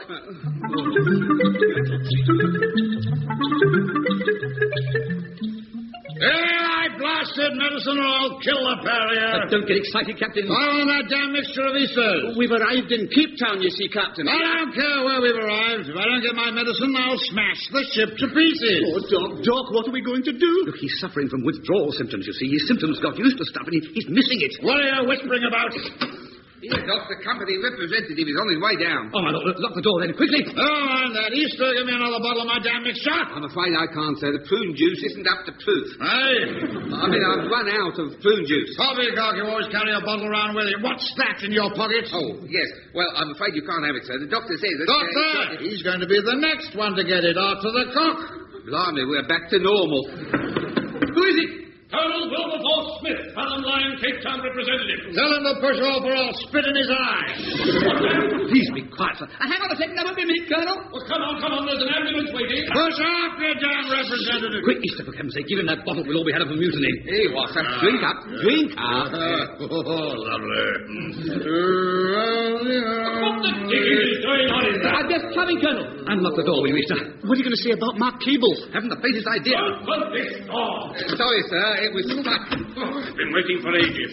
Sorry, sir. He doesn't live here anymore. Ages, is he? Please, Easter, you kindly shut up. Look, just tidying the place up, sir. You know, must have it all ship-shape when senior officials come aboard. Well, come on. Where's the captain? Who are you? Pardon? Gordon, that's a damn silly name. Dog bite goes like this on here every day. Whoa, with you. Well, Who the blazes is that? That's the captain. Good grief. I never realized it was this serious, sir. Has his brain quite gone? I don't understand. Well, your cable. Yes, well, what about it? Well, I have it here. You say have ambulance standing by. Yes. And arrange mental treatment for Captain. What? Oh. What a silly mistake. Isn't that a silly mistake for the sparks to have made, Mr. Hornbeam? Isn't that a silly mistake, Easter? Yes. What do you mean the Captain doesn't require mental treatment? No. Then what was the meaning of the cable? That's a very good question. Yes, that's a very good question. Ah, yes, a very good question. I wish to God I knew the answer. You said the Captain required mental treatment. Oh, yes. Is that what you thought I meant? Well, what I meant was arrange dental treatment.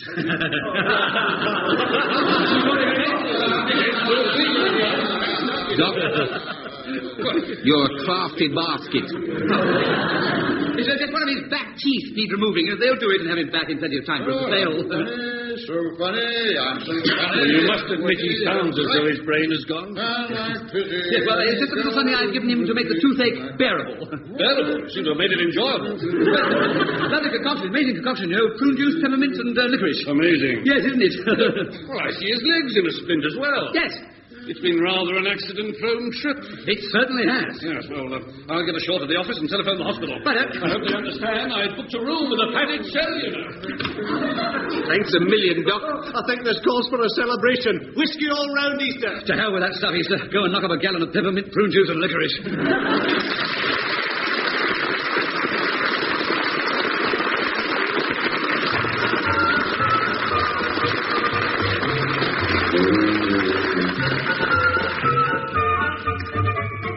In that episode of Dr. at Large, written by Ray Cooney, the parts were played as follows. Simon Sparrow, Richard Byers, Captain Spratt, Geoffrey Sumner, Jock Hornbeam, Ray Cooney, Colonel Smith, Edward Cast, Easter, guest star Peter Jones.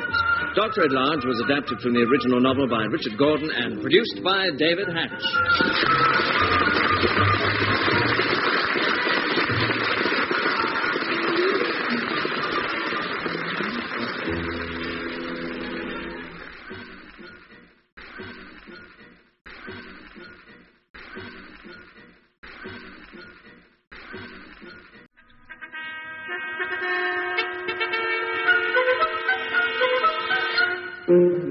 We present Dr. at Large.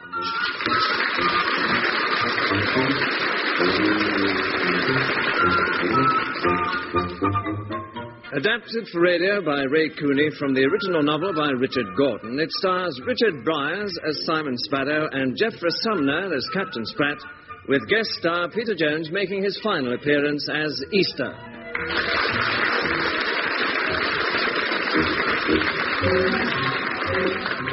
Episode 7, Mozambique.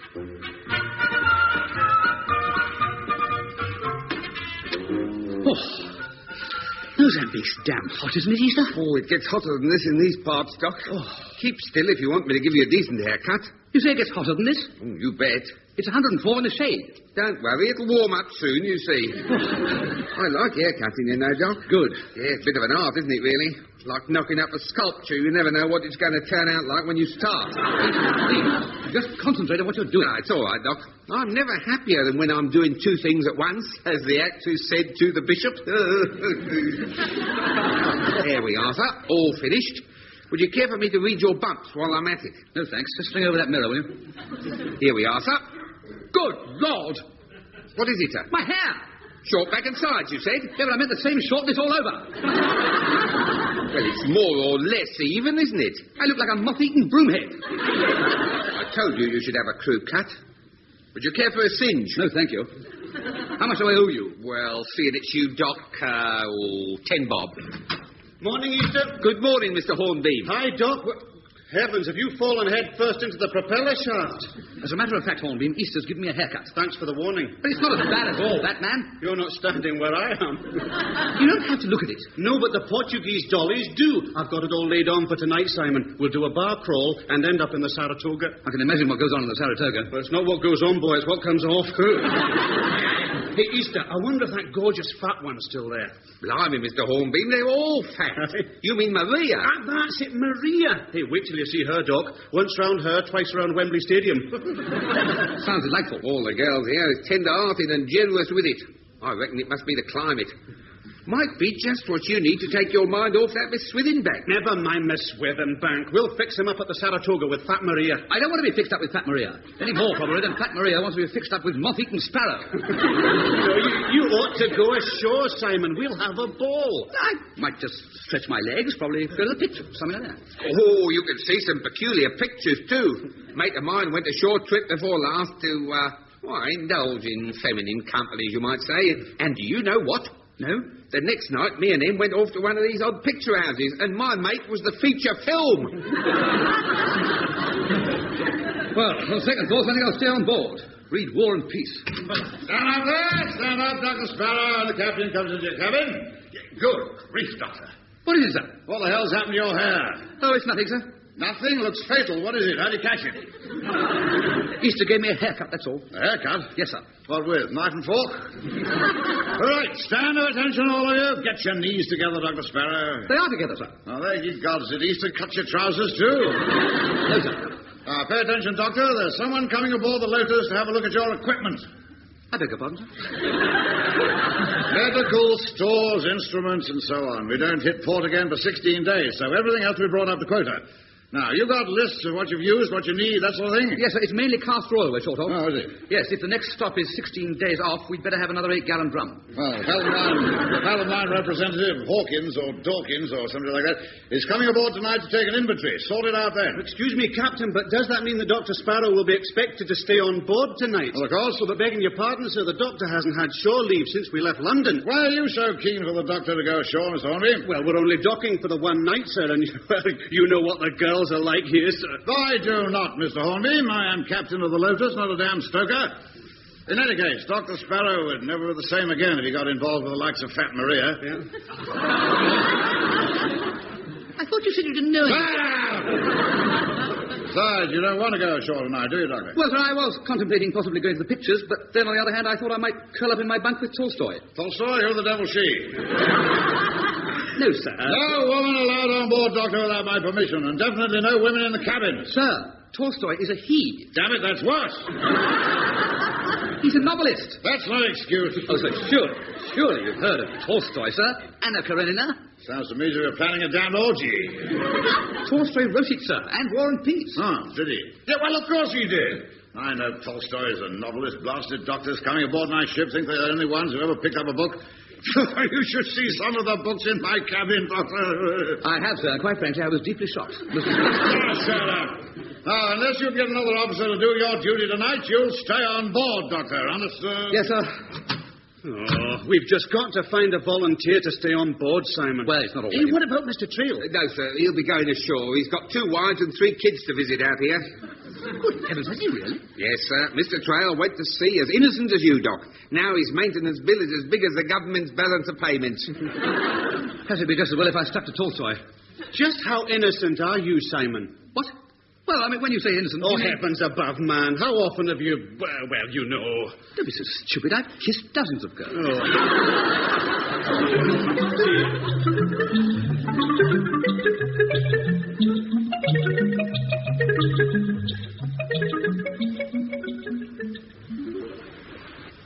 Oh. Good evening, madam. Good evening, Captain. Can I be of some assistance, madam? I'm Mrs. Hawkins. Hawkins? Fathom Line representative in Mozambique. Are you, by George? You seem surprised. Yes, I am. I mean, you're not a man. Glad you noticed. I'm looking for the ship's doctor, actually. Oh, yes. Check on the stores, eh? We ought to get started. It's quite a long job. Yes. Well, I've given Dr. Sparrow shore leave tonight, actually. The office informed you I was coming aboard, surely. Oh, yes. It's quite all right. Doctor needed a break, you see, and I offered to check the stores for him. The captain has to be a father to his crew, you understand? How very thoughtful, Captain. Yes, it is really. Yes. I'll just go and tell him. I mean, I'll go and see if he's remembered. If you care to wait in my cabin, madam, I'll pop down and make sure that Dr. Sparrow has come on.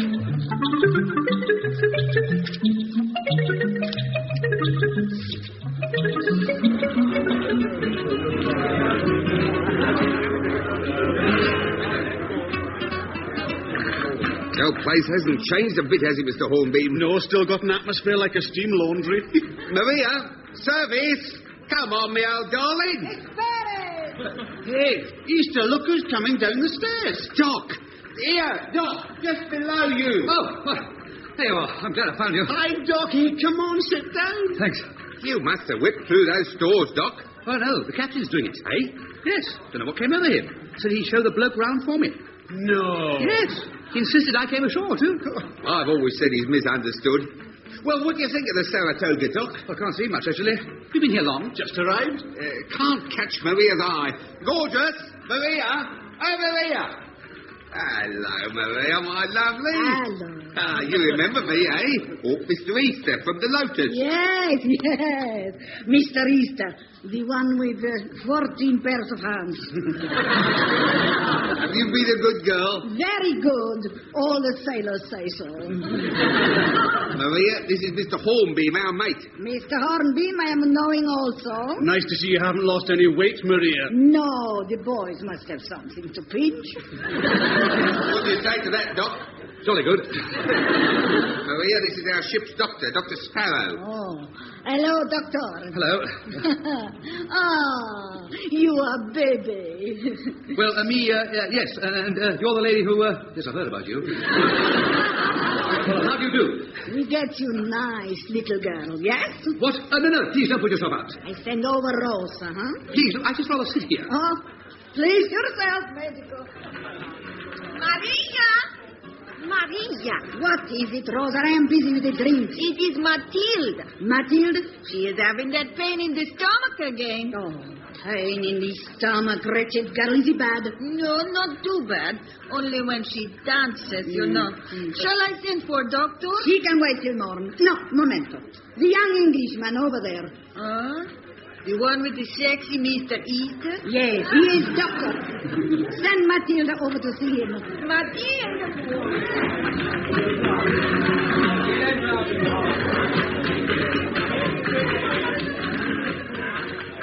Come on, Doc, have a spot of whiskey in that beer. No, thanks. So when will we be thinking of getting back? It's only just warming up. Why not, please? Hello, my little darling. Oh, and what your boy not did to you, too? Me, Matilda. Matilda, very nice. You care for a spot of dancing, Matilda? No falo inglés. Hey, what's she saying, Easter? I can't understand these strong foreign accents. I don't think she speaks English. Who the heck cares? Quero médico. Beg your pardon? Quero médico. What's she pointing at me for? I reckon you're the one, Doc. What for? Who knows? But it'll be fun finding out. No, thank you very much. Faz favor, can vir comigo? No, me no dancing. Me got two left feety. That's no, medico Matilda. Mio carto. She's pointing upstairs. Well, that beats dancing any day. No. Sim. Go on, Doc. No, you see, get cracking, man. Obrigado. What's that mean? Thank you. I haven't given her anything yet. Depressa. Oh, we all get a bit like that sometimes. Oh, wait a second. What are you talking about? Where are you taking me? Now, please, stop that, Matilda. Hey, good luck, Doc. Jammy blighter. Maria, 2 beers, me old darling.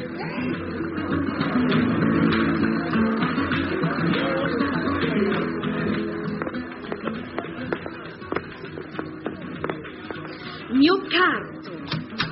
Oh, very nice. Your room, eh? Entree. Well, oh, yes. Well, just for a quick one. A quick cup of tea or something. Now, look, Matilda, I can't stay long, actually. You see, my amigos will be worried about me. Jolly pleasant room you have. Why are you pointing at the bed? Medico, ven acá. No, thank you. I'd rather stay here. Medico, mina pos. Minnie who? Mina pos. Please, don't slap your tummy like that. Most embarrassing. Ah, medico want dinero, huh? Dinero? Sí, in English, money. Money? No, I haven't got any money. Me, no money. No, Matilda give medico dinero. You give me dinero? 200 escudos, ¿sí? 200 escudos? But I couldn't possibly accept it. 200 escudos, mina pos. Would you pay me 200 escudos to pat your tummy? 200. It's dead kinky. Now, me go now. My amigos will be, you know. What? Oh, you locked the door. She locked the door. Look, I don't know what you heard about me, but I'm not worth 2 cents of mosquitoes, I can tell you. I can guarantee you. No. Good heavens. She's taking her clothes off. It's all a mistake. Please, no. Don't undress on my account. No. No, please, Don't get on the bed. Then you come. Look, please, listen, look. Me, no good. Me, baby. Como? Yeah. Me get Easter. Easter? Yeah, Easter, my amigo. Very good for Matilda, very good. Muy bien, yes. Mucho hot stuffo, yes. Matilda want a medico. I don't know how the devil I got a reputation like this. Medico, cama. Cama? Wait a sec. Oh, of course. Thank goodness. Of course, I forgot about it. I've got my Portuguese-English phrase book here somewhere. Now, let's look it up. What was that again, dear? Cama. Yes, here we are. Cama. Bed. Sì. Medico, Matilda, cama. Look, me try to explain. Look, let's have a look at the book. Let's see now. Travelling, changing trains. I don't think so, no. What's this? Road signs? Very handy. How the hell do you say help in Portuguese? Medico. No. I do not want your money. No money. It's a custom in our country. Gentlemen no get paid for it. Blimey, she's on the old mini pause again. Now look. I look it up. Just a minute. No, pause. Stomach. Oh, no, thank you. No. Yes. She's mad to me, poor soul. Minha pors doi. Doi? Hang on, I'll look it up. Doi. Here we are, doi. Pain. Pain. Oh, doi. Oh, doi. You have a doi in your tum-tum. Your mini poos. Me getting all mixed up. Yes. You want medico for medico, not for sexio.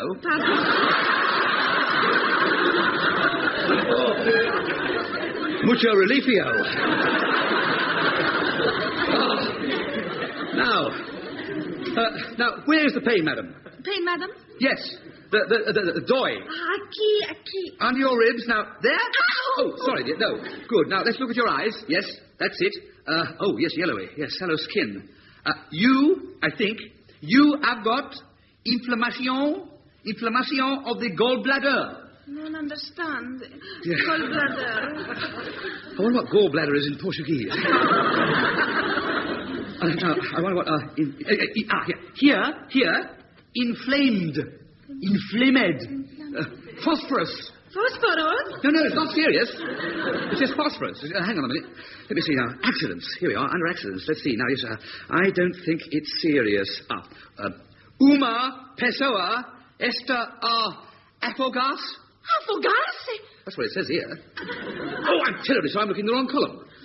That means someone is drowning. All right, here we are. I've got it, yes. I don't think it's serious. Here we are. Neo creo qui seja grave.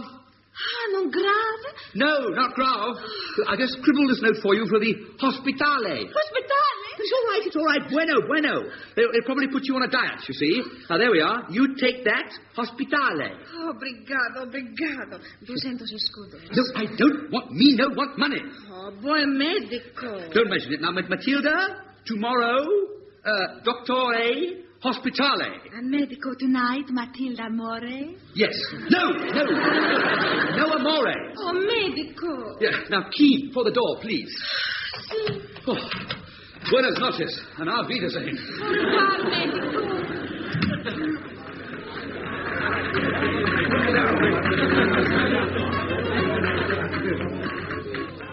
Maria, bring on the fat girl. Here. Ooh, look who's coming down the stairs. Come on, Doc. Hey, come on, Doc. What a nice... I'm sorry I've been so damn long. You sexy old sparrow, you. Is there a sip of beer left? Got a thirst, have you, Doc? Come on, Simon. What was it like? Well, it wasn't quite what I expected. Lovely. Hey, come on. What happened, man? Well, she locked the door. Lovely. Then what? Well, and she took her clothes off. Lovely. Shut up, Easter, will you? Well, come on. What did you do? I diagnosed inflammation of the gallbladder. You did what? It was not all that serious. I gave her a note to the hospital. Dr. Sparrow, I'm bitterly disappointed in you. Why? You shouldn't have been nowhere near a ruddy gallbladder. Here's one bottle whiskey. Oh, thank you. And here is your counter. I'll say 15 beers? We've never had 15 beers. There are 15 empty bottles on the table. Yeah, and what, 3 bottles of whiskey? Well, there are 3 empty bottles. Nobody's asking you. Wait a minute. What's this down here at the bottom, the last item? 12 bottles champagne. Champagne? We haven't had any champagne, have we, Mr. Hornby? Definitely not. It was for the senoras, Rosa and the other waitresses. You said you won't buy them all a drink. Blimey, a drink, not a ruddy perfume. There's an expensive taste. Well, how much does the whole lot come to? 2,200 escudos. Hey? 2,000? But that's over 30 quid. I will accept English money. So would I, if somebody offered it to me. You must have made a mistake, my old darling. You can see for yourself. Yeah, well, you toddle off, ducks. We'll sort it out. In a moment, I will return. Now, how much you got, Mr. Hornby? Well, let's have a look. 500 escudos. That's about £7. What have you got, Easter? With your fiddles, you should be able to buy the joint. Have a heart. I send it back home to my poor old mum, don't I? Now, let's see. Right, 900 escudos, 3 Japanese yen, 5 German marks, and a couple of Pitcairn Island postage stamps. Well, whichever way you look at it, we're at least 15 quid short. One of us had better nip back to the ship and borrow the necessary. Oh, but there'll be hardly anybody on board. In any case, it won't be too easy to borrow 15 quid. Captain Spratt's doing the infantry with a company bloke. He must have some cash on him. Oh, if he'll part with it. It's our only chance. You better go, Doc. Maria'll be watching Mr. Hornbeam and me. Oh, all right, then. Well, don't go away, will you? And don't speak to any strange ladies on the way. I think he'll be lucky to get 15 quid out of Spratt. The last time he opened his wallet, there was a plague of moths flew out.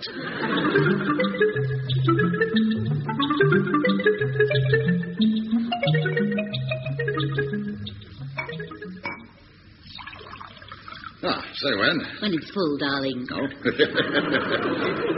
the stuff, my dear. Lovely drop of champagne, this.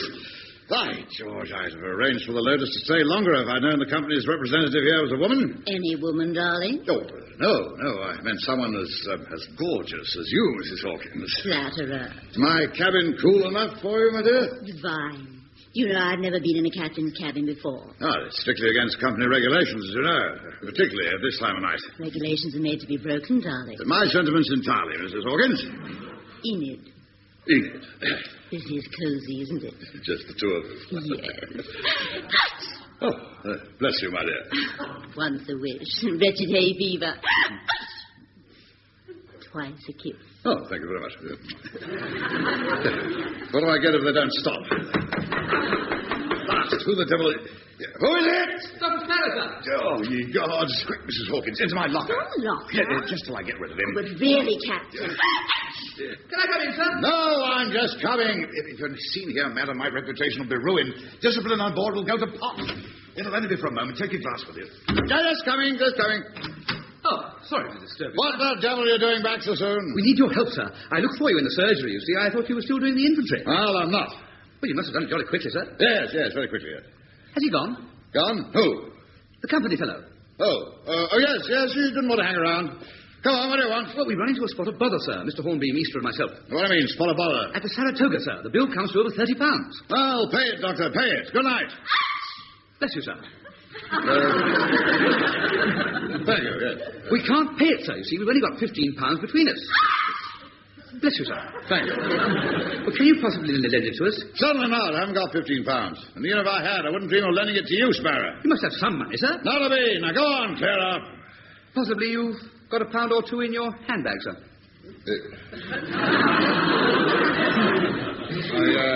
For what? Your gold handbag, sir, on the bank. Yes, that's my handbag, yes. I don't have any money in it. Come off it, sir. Off what, Doctor? You've had feminine company in here, haven't you? She's left her handbag. Dare you, Doctor, how dare you?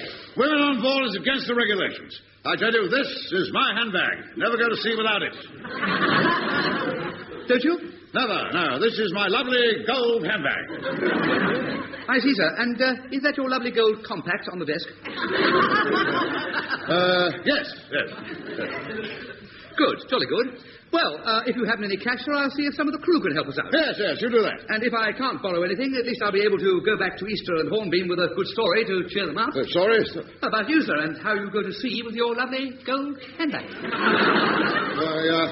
I think possibly I have got a few fivers in my wallet. Oh, good, sir.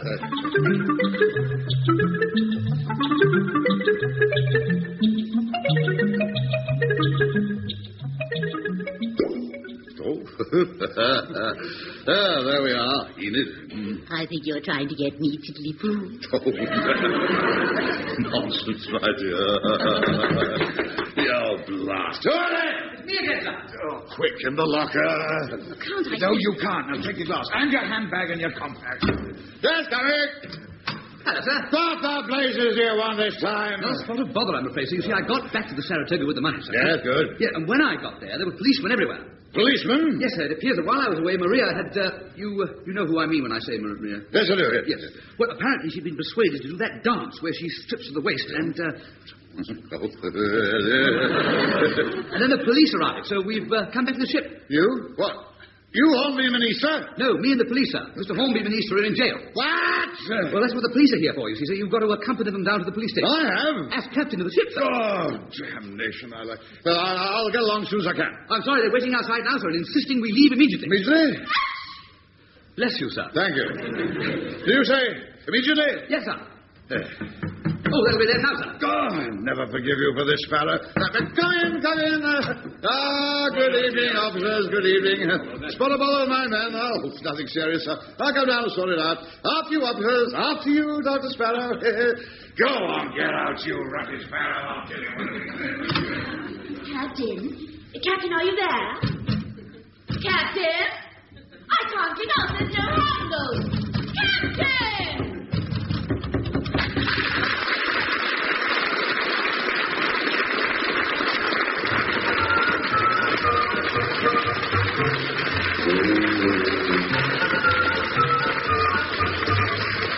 In that episode of Dr. At-Large, written by Ray Cooney, the parts were played as follows. Simon Sparrow, Richard Bryars, Captain Spratt, Geoffrey Sumner, Jock Hornbeam, Ray Cooney, Maria, Marjorie Westbury, Matilde, Miriam Margulies, Mrs. Hawkins, Anne Murray, Rosa, Maddie Head, Easter, guest star Peter Jones.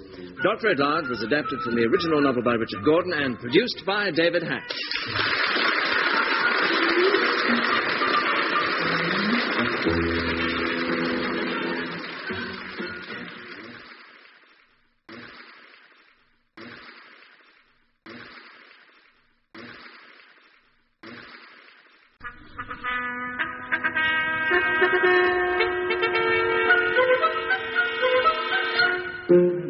We present Dr. At-Large.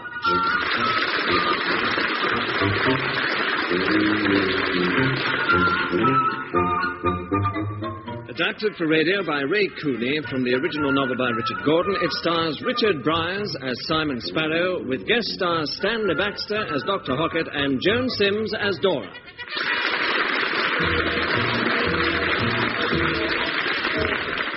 Episode 8, In General Practice.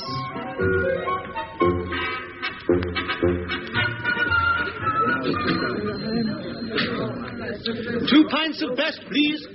Now, let's have a look at you, Simon Oliver Sparrow. Home is the sailor, home from the sea. Yes, put on a bit of weight. Jolly good. Got some colour in your cheeks, too. Oh, thanks. Basically as ugly as ever. Well, come on. Tell Tony all. What was it like being at sea, huh? The birds, the dollies, the girls in every port. You got your ration, did you? You know perfectly well, Tony, when it comes to women, I'm accident-prone. Well, heaven knows why, old love. They seem to fall for you like a ton of bricks. Maybe that's the trouble. They all want to mother me or feel sorry for me or something. I think I'll set up a practice in a monastery. Aren't you going back to sea again? Not likely. But if you're looking for a job, old love, I think you may be in luck. Well, I'll have to find one pretty soon. I'm not exactly flush. All found and 15 quid a week. Not bad, eh? Offered to me just this morning, but I explained I was otherwise engaged. What doing? Oh, I didn't tell you, did I? I'm starting a little practice in Surrey. Last I heard of you, you were thinking of opening a maternity clinic. Yes, I know. I decided that was rather like carrying coals to Newcastle. No, this job I had to turn down is in Aberdeen. Well, the practice is in a little village about 10 miles outside Aberdeen. Very pleasant, apparently. Chap there looking for a temporary junior for a few weeks. Doesn't sound all that exciting. Well, at least you'll be out of circulation as far as women are concerned. The only thing to make a pass at you there will be the Highland cattle.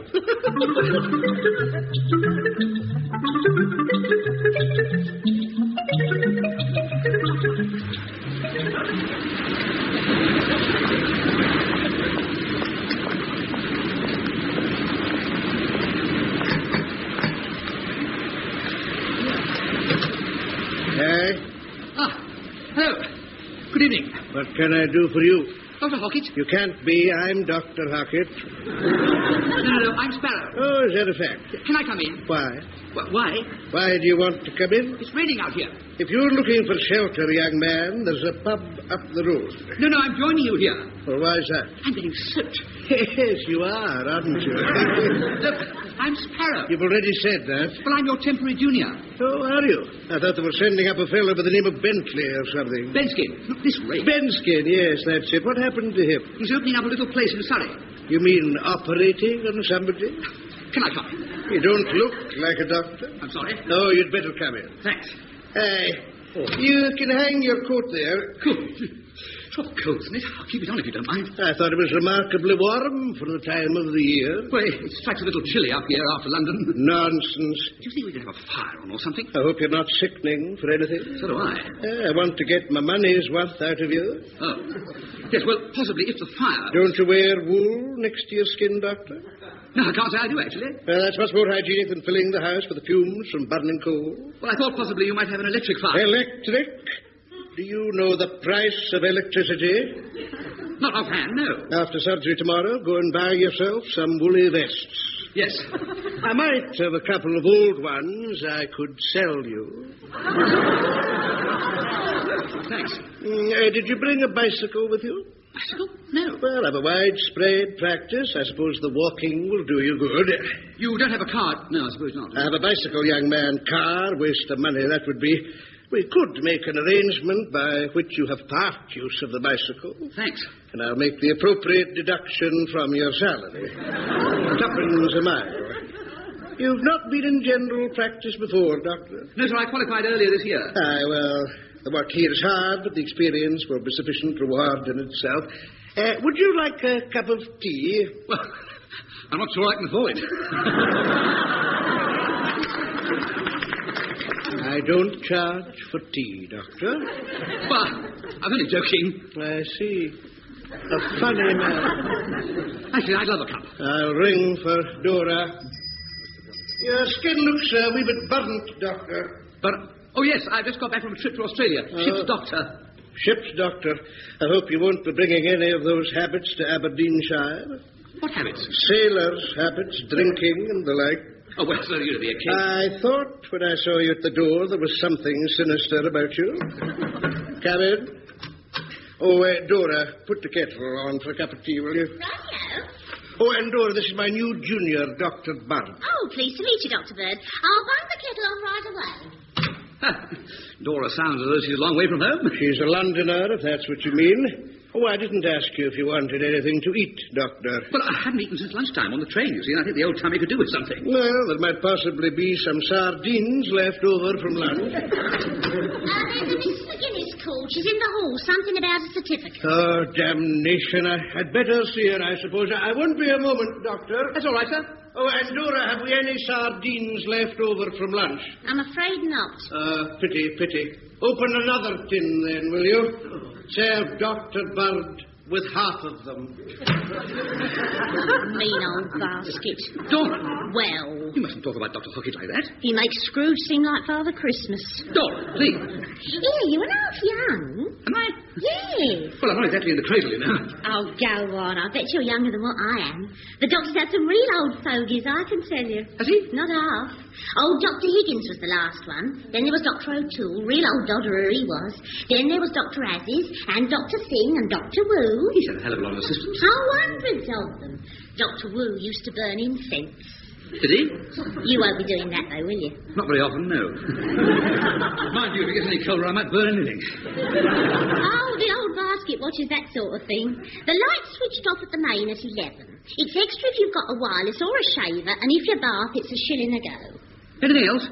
Let's see, you pay your own laundry, and you pay for all your telephone calls. Well, that's fair enough, telephone calls. Yeah, but he adds 20% to cover the rental charge. Right. He certainly seems a little on the tight side. Oh, not half. You're a Londoner, aren't you? How did you guess? By a sort of sophisticated air about you. Been here up here long? Oh, near on 4 years. Enough to give you the screaming abdabs with all these old fogies about the place. Yeah. Still, with a young fella like you around, it might be different. What?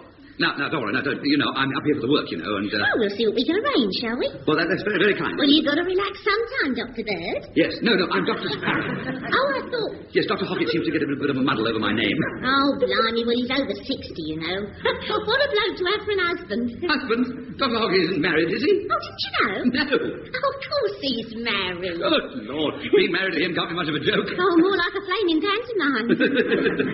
Mrs. Hockett not in this evening? Of course I am. I beg your pardon? Oh, Mrs. Hockett. You're Mrs... I'm most awfully sorry. So am I, darling. I mean, I've been saying it was dreadful. I do apologize for the things I said. The things you said. I know. You called him an old basket. Oh, I can do better than that. Now, really, Miss Hockett, it was just, you know, I had no idea.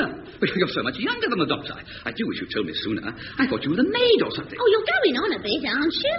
Good night, Mrs. McGinnis. Look out, the old skinflint's coming back. Look, I'll get your sardines, and don't forget, we're going to have that chinwag. Now, look, really, I mustn't get involved. Wretched Mrs. McGinnis.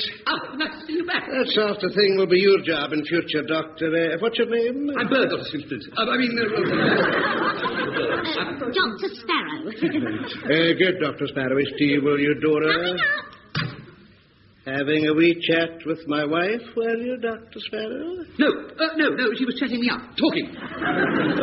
Well, she's out of the room. We can have a talk on professional matters. Oh, splendid. Well, far away. I'll take my coat off if you don't mind. Suddenly warming up in here. First of all, your duties. You will see the National Health patients twice a day at the surgery in Aberdeen. Aberdeen? But that's over 10 miles. Correct. The first surgery is from 8:30 a.m. to 10:30 a.m. and the second is from 4:30 p.m. to 6:30 p.m. Oh, and don't forget, if you use the bicycle, it'll be... Something's a mile.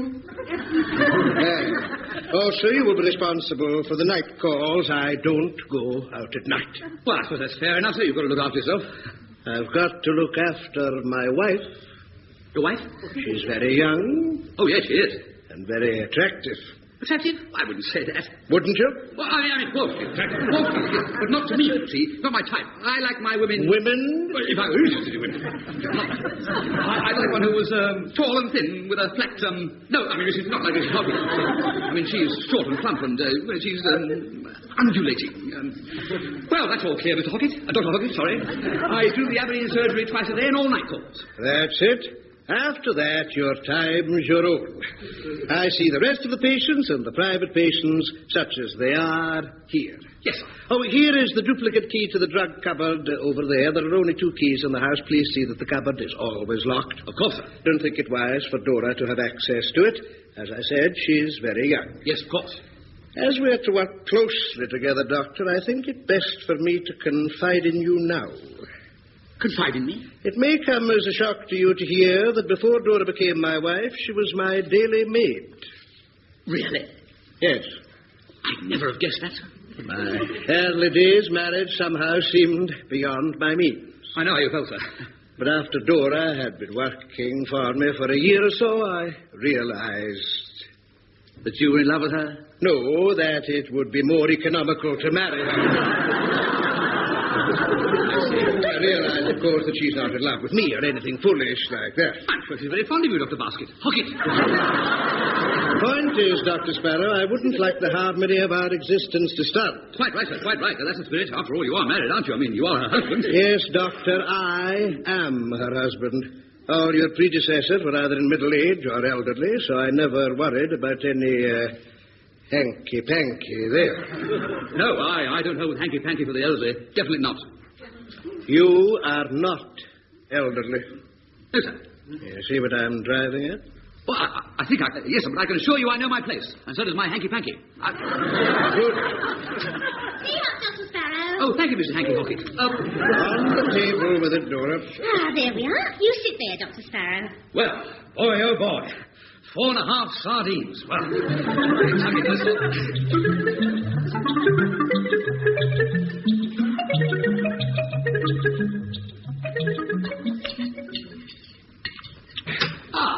Morning. Oh, morning, Dr. Sparrow. Morning, Mrs. Hockett. Morning, sir. Oh, what are we going to kick off with then, eh? The old bacon and eggs and the old fried bread, eh? Your breakfast is there, Dr. Sparrow. Porridge. Porridge? I'm afraid I don't eat porridge, sir. Lunch, then, is at 1:00.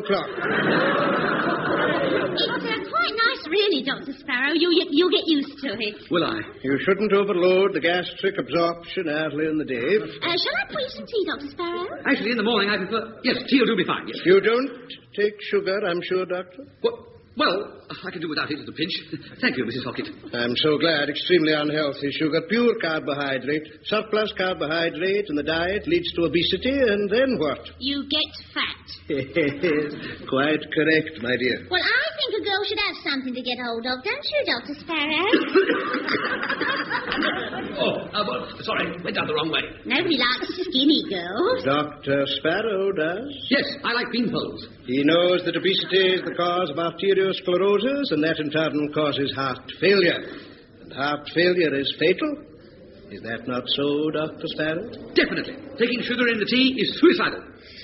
Oh, it's a bit nippy this morning, Angus. There seems to be a storm brewing. Ought I to make a fire? Are you cold, Dr. Sparrow? Not me, no, sir. I've got 4 pullovers on. I'm feeling real shivery. Ooh, look at me shaking. Ooh. I don't think that you should shake yourself like that in front of Dr. Sparrow. Well, that's quite all right, but you can wobble as much, shake as much as you like. How did you sleep last night, Doctor? Alone. I mean, fine, that's not too bad. There seem to be a few cold breezes coming from somewhere. Breezes? Drafts of fresh air, which are so beneficial during the sleeping hours. I see you've got the doctor's usual number of morning letters, sir. The Daily Post bag, crammed with advertisements, free samples, and what have you. Yes, that's correct. This green bottle here, look at it. Dr. Farmer's fertility food. That's one I'd throw right in the waste of a basket. As a matter of fact, I keep all the free samples that are sent to me. I have several hundred in my consulting room through there. Well, if I was a patient, I wouldn't accept one if it was given to me. What do you mean, given? I sell them. You what? My private patients are very glad of them. Dr. Farmer's fertility food will probably fetch me at least a guinea. Nobody appreciates what they don't pay for. That's surely recognized as one of the evils of the National Health Service. Clear away, will you, Dora? Well, I think Dr. Sparrow is quite right. Oh, do you, my dear? Yes, I do. It's all wrong to be given something for free and then charge for it. Surprising the number of doctors who have sinned. Isn't it, Dr. Sparrow? Sinned? You mean sort of sexually? No, I mean who have committed murder. Murder? There was Crippen, Palmer the poisoner, Neil Cream in London, and many more. Do you remember the Ruxton case? I can't say I do. The doctor found his wife having an affair with a younger man. Really? He cut them up in the bath. How very messy. It was. I think surgery or poisoning are the usual methods employed by members of our profession. Yes, well, I suppose, if you're a doctor and you want to murder anybody, I mean, it must be sort of tempting to have all the stuff around to go murdering people with. Exactly. More tea? No, thanks. Well, you ought to be getting along. Will you be wanting to use my bicycle to get you to Aberdeen? Thank you. 2pence a mile, remember? I remember how many miles I do. Well, don't bother. There's a mileometer attached to the front wheel.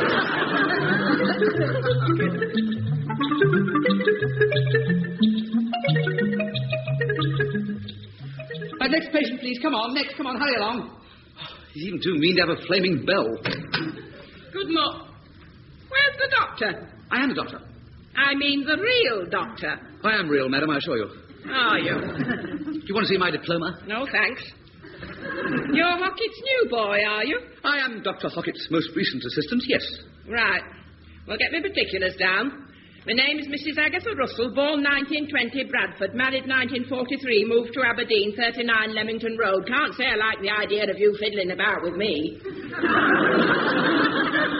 I'm sorry. The idea doesn't appeal to me all that much either. What do you mean by that? Look, I'm a very busy morning, madam, and there are still half a dozen patients waiting outside. What can I do for you? I want another bottle. What sort of medicine is this? The red stuff, you know. I mean, what do you take it for? The wind. You suffer from the wind? Of course not. Haven't had the wind for years.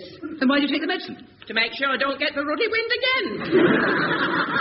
Madam, I'm a afraid I can't prescribe any more medicine. You're as sound as a bell. You don't need it. Good morning, madam. But I must have my medicine. You don't need it. Of course I need it. Please, it's nothing to do with me anyway. It's ministry regulation. If it was up to me, you could have a dozen bottles a day. I want my medicine. Look, dash it, madam. Do you want to unbalance the budget and ruin the country all on account of your wind? You haven't got wind anyway. Now, please be reasonable. Don't you touch me. I'll have you up for assault and battery. I know my rights. I paid my national health like everyone else. Kindly leave the surgery. I'll send my boy round to see you. He'll report you. He will. He's the secretary of his union council. I don't care. He's Bugs Bunny. You can be fined. You know that, don't you? For not giving me proper service. Dock it from your salary, they will. Tell him to dock it from Hockett. Good morning. My boy will soon put you straight, young man, if I don't get my medicine. Madam, I don't care what you or your boy do. Will you kindly leave? Oh, you'll be hearing more from me. Well, if it's wind, then you can have your medicine.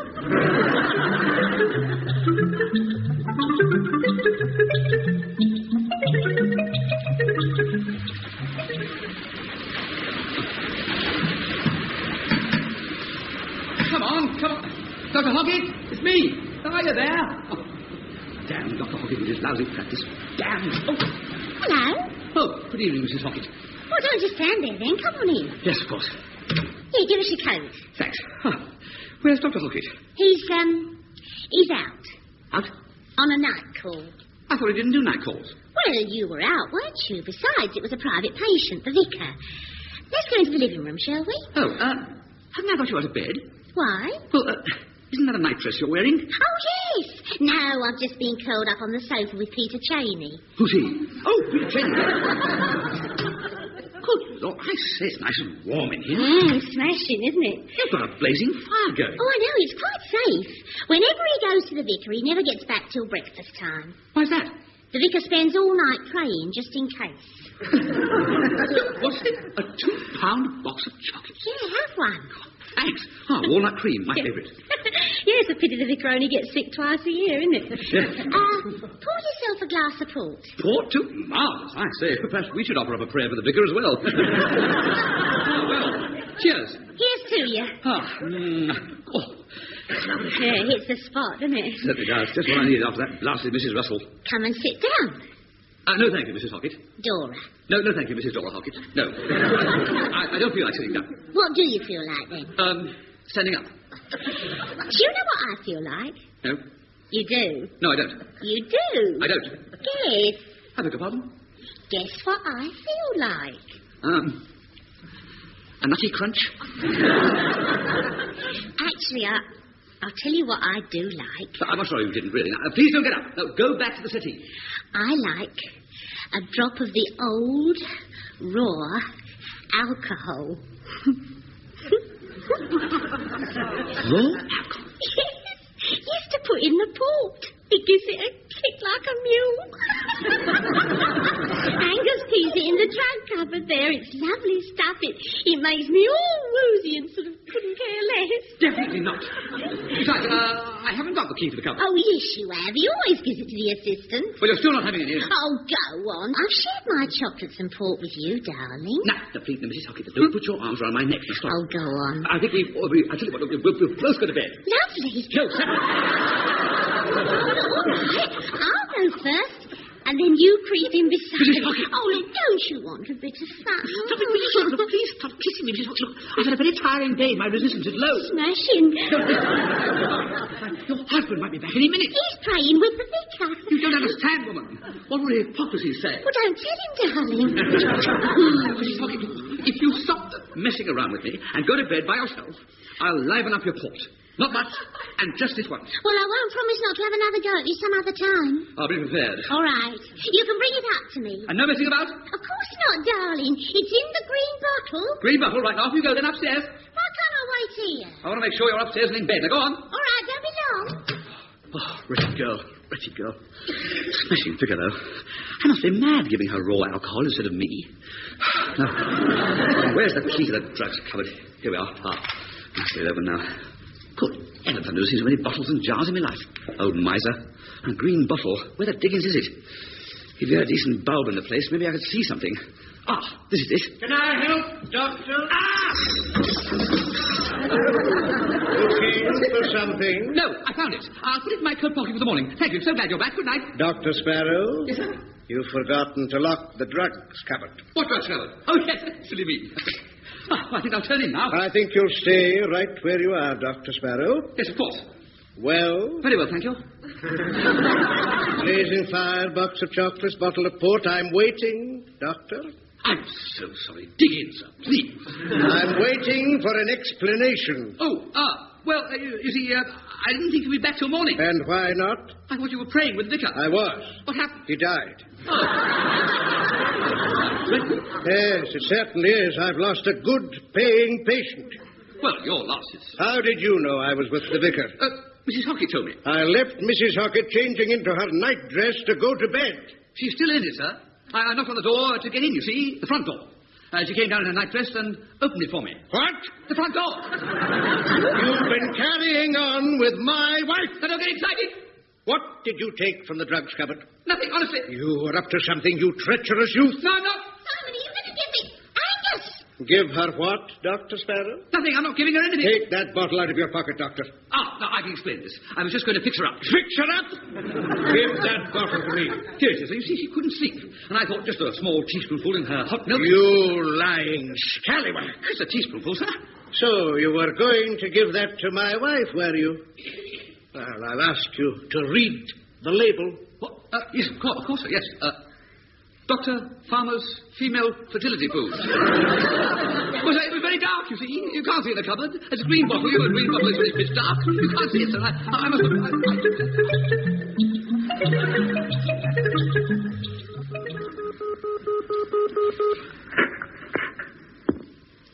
Dr. Benskin, please. Yes. Come on. Oh, hello, Tony. Simon. Aberdeen General Hospital. No, not on the staff. I'm a patient. I was with Dr. Hockett, and he chucked me through the living room window. He had a wife, you see, an alcoholic nymphomaniac. Yes. What do you mean some chaps get all the luck? Look, now, the point is I need a few quid to get back to London. Oh, smashing, thanks. Tony, before you go, Tony, yeah. Look, if you hear of any other jobs going, don't think of me. There's a good chap.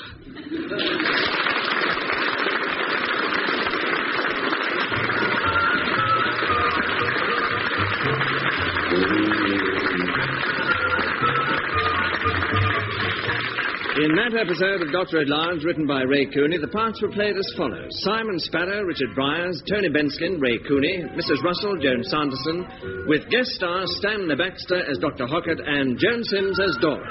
Dr. At-Large was adapted from the original novel by Richard Gordon and produced by David Hatch.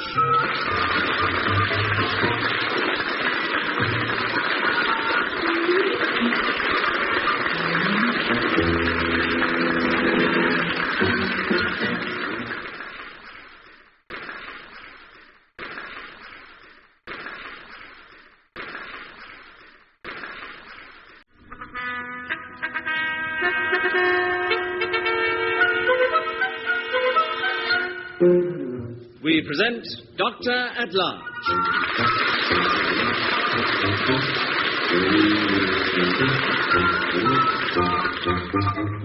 Adapted for radio by Ray Cooney from the original novel by Richard Gordon, it stars Richard Bryars as Simon Sparrow.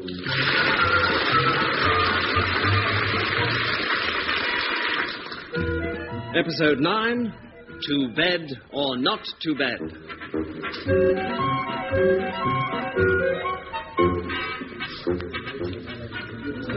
Come on, then, Simon. Let's have it. I mean, what the devil are you so excited about? I've done it. You've done what? Arranged it. Arranged what? I'm going away for a naughty weekend. What weekend? A naughty weekend. No. I don't believe it. It's true. With a girl? Of course. Simon, I'm proud of you. Thanks. How do I go about it? I don't want to make a complete ass of myself. I think that's almost unavoidable. Thank you. Where can we go? Well, now, let me think. I reckon Essex is your best bet. Essex? Lovely county, undulating. Now, who have I taken to... Oh, of course, I took Olive Lewis there. Olive Lewis? Gorgeous little thing who was at St. Swithin's, you know. You remember her? Night nurse in Virtue Ward. Oh, yes. That's right. You went away with her for a weekend, did you? Yes, to this little place in Essex. Well, it wasn't the weekend, actually. We popped in for lunch and, a few drinks, and I asked if my wife and I could rest for a while before returning to London, where I was operating on a cabinet minister. Yes. I don't think I'll be able to carry it off as well as that. No. Well, you know my motto. If you're going to tell a lie, tell a whopper. Yeah, what's his hotel called? But it's just off the A11 on the way to Newmarket. And I went, the Judge's Arms. Can't miss it. Stands back off the road in its own grounds. Charming place. Looks like a cross between a Tudor inn and the municipal lunatic asylum.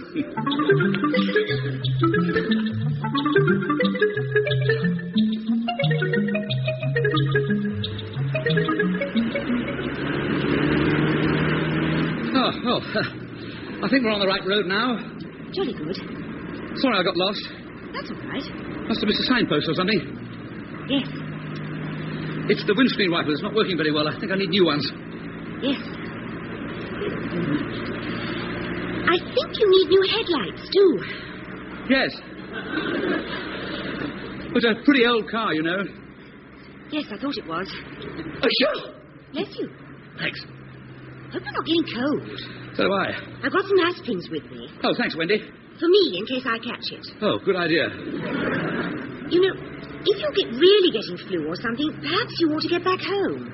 Back home? Well, if you're not going to be well. You mean not go to the hotel? Well, if you're ill... I'm not ill. I feel fine. I'm raring to go. Good. Don't you want to go to the hotel? Oh, yes. Super duper. You sure you fancy it? I mean, fancy the idea? I mean, the idea of the hotel. But of course. Mind you, we are going to be a bit late getting there. Be there about 7:30. I suppose so. I still think you should have rung up and booked. Well, I thought we might change our mind or something, and then they'd start making inquiries. Oh, of course they wouldn't. Bless you. Thank you. We'd have arrived in daylight if you'd done all your shopping in the morning. I couldn't find a wedding ring. It's not every girl who has to go and buy her own wedding ring, you know. No. And then when I got back home, I realised I needed an engagement ring as well. Yeah, I'll pay for those, Wendy. Oh, no, it's all right. No, I'll pay. How much? Well, the engagement ring was £1 and the wedding ring 7 and 6. That's £1, 8 and 6pence. Oh, no, it's not fair for you to pay at all. Yes, it is. No, I mean, I'll be able to use them again, won't I?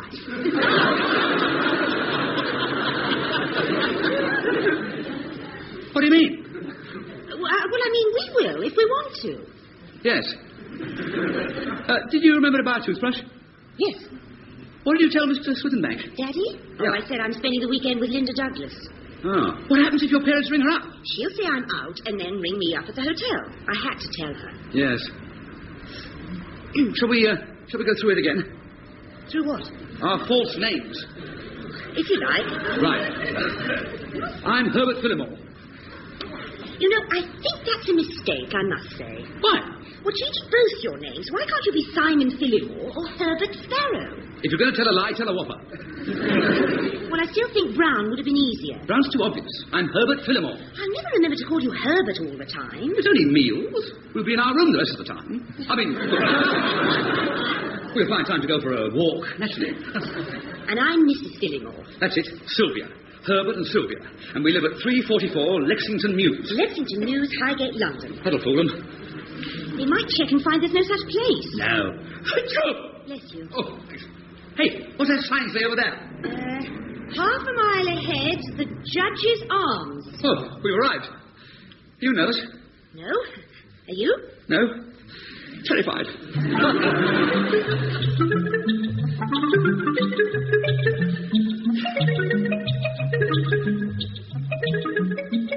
Where is everyone? Dunno.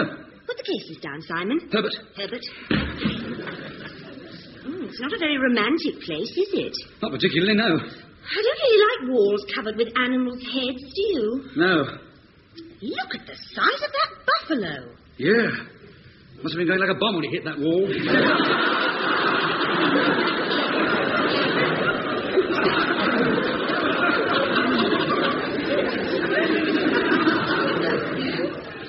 I suppose it's open. It's bound to be sort of quiet here, isn't it? I mean, we're in the country, aren't we? Bless you. Well, there must be a receptionist somewhere. Oh, don't forget. Sylvia Fillimore, Lexington Mews. All right, Herbert. I beg your pardon? Oh, Herbert, yes. Look out. There's somebody coming down the hall. Your ring! What? You haven't got your ring on. It's in my bag. Okay. All right, all right. Good evening. Hang on a second, you won't be a minute. I can't get it over my knuckle. Can I be of any assistance? No. My wife caught her finger in her handbag. Is it all right, my dear? Yes, thank you. Show him, my dear. Show the gentleman your finger. The third finger. That's it. That's all right, isn't it? Seems to be, yes. Jolly good, jolly good.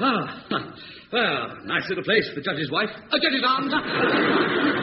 Little quiet at the moment. It's out of season, you know. Yes, indeed, yes. I haven't shot a thing for weeks.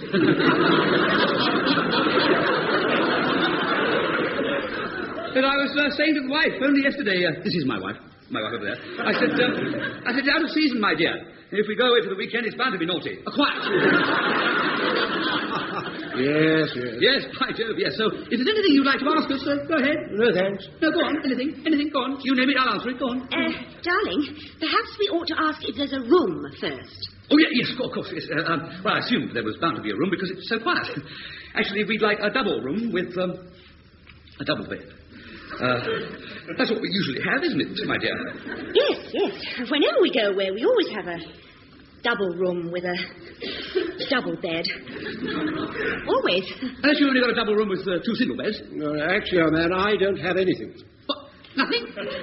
No, I'm just staying here, that's all. What? I'm terribly sorry. So am I. It's a dreary place. I thought you were the receptionist. Oh, he's a dozy fellow. Have to ring this thing like mad. Oh. I came here for a bit of golf, you know, but can't find a damn partner. Do you play golf, young man? Well, sort of. Fancy anything this weekend? I'm terribly sorry. Well, your wife will give you an afternoon off, won't she? Well, I say, you're not on your honeymoon, are you? Good Lord, no. Are we, Wendy? Sylvia. What's that? I said Sylvia. We're celebrating our Sylvia wedding anniversary. 25 years? What? No, 25 weeks.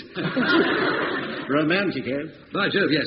By the way, what's your name? Mine's Brown. So's ours. No, it isn't. You're thinking of your maiden name, darling. Well, Mr. and Mrs. Phillimore, and we live in Lexington Mews, Highgate, London, N6. Phillimore, eh? Highgate. Splendid. Yes, it is, yes. You come out the underground, you know, straight on the hill, straight on the left. Charming. We wouldn't move. Yes, we wouldn't move. Yes. Well, here's the receptionist. Good evening, sir. Good evening, madam. Ah, good evening. Well, I'll toddle into dinner then. Now, Mr. Harris will look after you, won't he? We'll do our best. Might see you at dinner. Thank you, yes. Now, what can I do for you, sir? Yes. Ah, well, good evening. Good evening. I want a room. Yes? You have a room? Yes. I'll just get the register. Excuse me a second.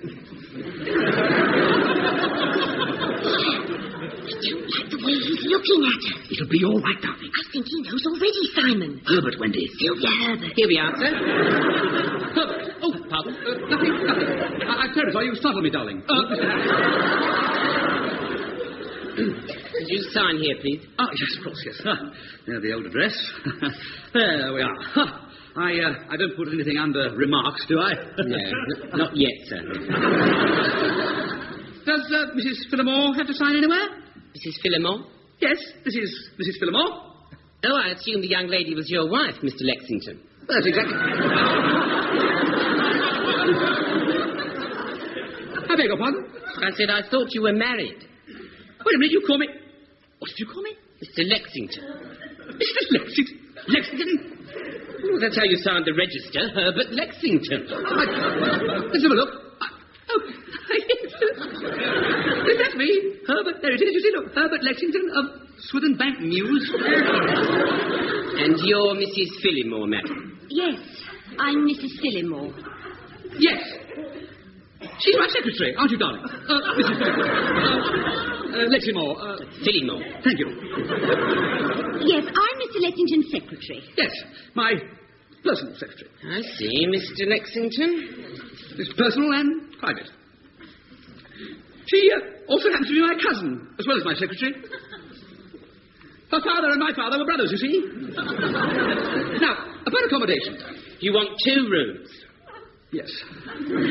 Yes, 2 rooms, please. If you could have them close together, it would be handy. We've got some work to do. She's my personal secretary. Would you sign here, please, Mrs. Fillimore, please? Certainly. It's very pleasant to be able to travel with your cousin. You're probably wondering why 2 cousins should turn up out of season at your hotel. Not really, Mr. Lexington. No, I'll tell you. See, we're travelling to Newmarket, you see. We're on our way to my uncle's funeral, actually. He died last week, quite suddenly. He was a charming old gentleman in the brass business. It was the brass business, wasn't it, Mrs. Fillimore. Thank you. Here are your 2 keys. Oh, thank you. Thank you. Mrs. Fillimore is in room number 3 on the 3rd floor. Jolly good. And you're in room number 86 on the 4th floor.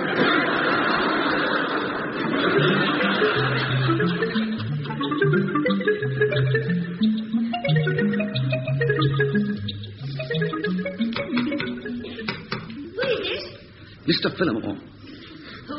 It's me, Simon. Come in. I'm miles from you. Come on, let's go and get some dinner. Oh, we don't need dinner, do we? I do. I'm starving. But, darling, it'll take hours to get dinner in a place like this. Oh, will it? Hours. I'll ring down and ask them to send something up to your room. Oh, okay. Good idea. Yes. Hello. Oh, reception, please. Oh, it's jolly cold, isn't it? What's your room like? In the attic somewhere. Freezing. You know, I'd much rather come to your room. It's miserable. I think the last occupant must have been Jane Eyre. Still, it's further away from everybody. But all right, I'll organise your dinner and then get back to my room. You come along as quick as you can. God, it's cold in here. Oh, it's the bathroom window. I'll go and close it. Shan't be a tick. Right. Oh, it's freezing. Oh. Hello, come on. Oh, hello, reception. Could I order something to be sent up to Mrs. Fillimore's room, please? Yeah. What? This is Mr. Lexington. I know I'm speaking from Mrs. Fillimore's room. I popped in to discuss the funeral. Look, I'd just like to order something to eat. No, not for me. No, I haven't got the time. Mrs. Fillimore would like something very quickly. Yeah. What's on the menu, then? What have you got? What? No, she won't bother with the starter. No. Steak. Yes, that's a good idea, yes. Yes, we'll have a steak, yes. What? How would you like it done? Extremely quickly, I told you. Yes, 30 what? 30 potatoes? Yes, well, just two, just a couple, yes. No, she doesn't want a sweet. No cheese either. And no wine. Wine? Oh, yeah, we'll have a drop of wine, yes. Half a bottle of red plonk. You know, cheap.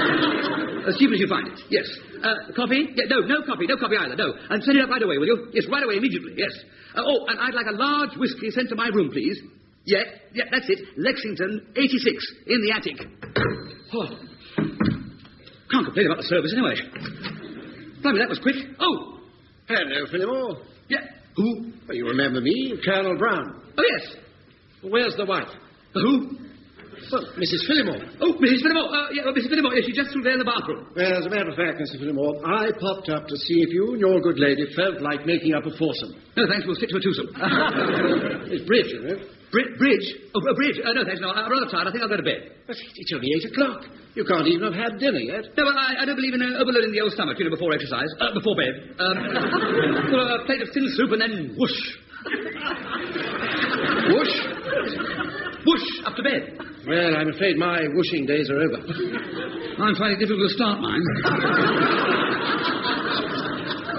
Hello? Oh, good evening. Colonel Brown just popped in. Oh, it's all right, Colonel. Mr. Lexington was just going. Mr. Lexington? Mr. Lexington's already gone, darling. He thinks I'm your husband, you fool. Mr. Lexington called in to see us earlier, Colonel. One of these insurance salesmen. You know what they're like. You can't get rid of them. I finally did, though, Wendy. Sylvia. Happy anniversary, darling. Blimey, it's like King's Cross in here. Come in. 1 bottle of red wine for Mrs. Fillimore, number 3. Sign there, please, madam. Thanks very much. I ordered some red wine for you, darling. Mrs. Fillimore. You needn't hang around, Colonel. I'll just have a word with the waiter about my dinner. Have you got a menu there? Oh, here we are, sir. By the way, madam, your steak and soda will be along in a minute. Oh, thank you. You can go now. Are you eating, sir? No. Mr. Fillimore has a plate of thin soup and whoosh. Soup and whoosh? Waiter, that'll be my whiskey on your tray. Thank you. Oh, no, I don't think so, sir. It's ordered for Mr. Lexington in 86. What? Yes. He ordered it for me. Nice fellow. It's a double. Yes. Well, I bought the insurance from him. Well, that's a new idea, isn't it? Wandering around a hotel selling insurance. Oh, waiter, I'll have the steam place on my usual table by the window. Lovely. Good night. Well, I wouldn't recommend the fish, actually, Colonel. Why not? Well, it's not a thing I tell everybody, but even the cat's refusing the fish. Good night, then, Colonel. What? Oh, yes. Good night, my dear. Hurry up with that steak, please, waiter. Oh, yes, of course, sir. I really would suggest, Colonel... Bless you. Thank you. Oh, I'm catching my death of cold, you know that, don't you? Look, take these aspirins, get back to that attic of yours, and I'll be along as soon as I've had my steak. Oh, I'm getting shivery now. Go on, off with you. Oh, the draft in these corridors. Here, I'll wrap my scarf round your neck. Thank you. Oh, if this is romance, I can understand why Casanova's only operated in hot climates. I'll be as quick as I can.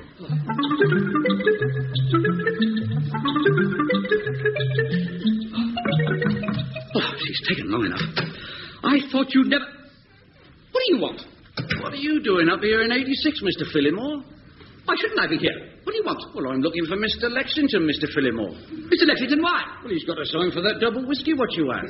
He's got a what? Mr. Lexington, 86, ordered a double whiskey, and when I was in number 3, you took it, Mr. Phillimore. Oh, yes. Yes. And you said Mr. Lexington had treated you to it. Yes, I did, yes. So he did. He wants to put it on his bill. Good night. Well, all drinks and such like have to be signed for. Well, I'll sign for it then. That's all right by me. Give it here. Just as long as somebody signs for it. Yeah, there. Thanks. Hi. Good night. Good night. Hey, wait a minute. What now? You've signed it, Mr. Lexington. I know. Well, you're Mr. Phillimore. Does it matter? Well, of course it matters. You can't go signing on behalf of people without them knowing. Well, he wanted to treat me to it in the first place. But then you said you were going to sign for it. Well, perhaps I'd better speak to Mr. Lexington. You can't. Why not? He's left. Has he? Yes. Oh, I'm sorry I've been so long, Simon. Herbert. It was your steak, all right, madam? Oh, delicious. Well, you must have bolted it down. I just popped up to see Mr. Lexington. Oh, he's left. See? So Mr. Phillimore says. Yes. I said he's left. Well, why did you say that? I don't know, do I? Look, I'll find the rest of the piece of paper again. Here we are. Phillimore. There you are. Good night. Good night. Hey, wait a minute. What? You signed this, Dr. Phillimore. Yes, but have I? Yes, well, what's wrong with that? You're a doctor, are you? Yes. Could you have a quick look at my feet? No. Well, it won't take a second to take my socks off. Tomorrow. Oh, all right. Then I reckon the arches must have dropped or something. I've lost all feeling. Well, if you find it before tomorrow, let me know. Good night. Oh. I brought the wine with me. Jolly good. Bless you. Oh, thank you. Oh, you look lovely. You look dreadful. Do I? Red nose and putty eyes. I've probably got double pneumonia. Oh, laughed. Hello. Mr. Lexington speaking. Receptionist? Yes, well, what do you want? Of course I haven't left. What, waiter? Oh, you don't want to listen to him? He's got fallen arches. He said, what? He said he's been speaking to Dr. Phillimore? What do you mean? What do you mean something funny going on? No, don't bother. No, what? Hello. Quick. Mr. Harris is coming. I better have a word with him. Mr. Who? The receptionist. That damn waiter has put his diseased foot into it. What do we do? You go back to your own room quickly. And I'll come down as soon as I can. Bless you. Thank you. Don't be long, Herbert. Simon. There must be easier ways of doing this, you know. I bet Bensky never had all this trouble. Now look, old man, I could explain... Wendy! I left the key to my room here. No, where? I don't know. I put it down somewhere on the bed, I think. Let's have a look then. I've got it. Can I help you? No, sir. Dr. Lexington, I presume. We were just about to... I'm sure you were. I don't think I like your attitude. And I don't like our hotel being used for affairs of this nature. Booking into a hotel under assumed name is a very dangerous pastime. If you're suggesting that this with Phillimore, Lexington, Bensky, Brown... All I'm saying is that you don't appear to know whether you're Sparrow, a Lexington, or a Phillimore, and whether it's prefixed with a Simon, a Herbert, or a Doctor. Well, I'm a Phillimore and a Sylvia. And I'm a Lexington and a Herbert. And I've already explained. We're very close cousins, discussing the burial of a very dear uncle. And if I have much more with your lip...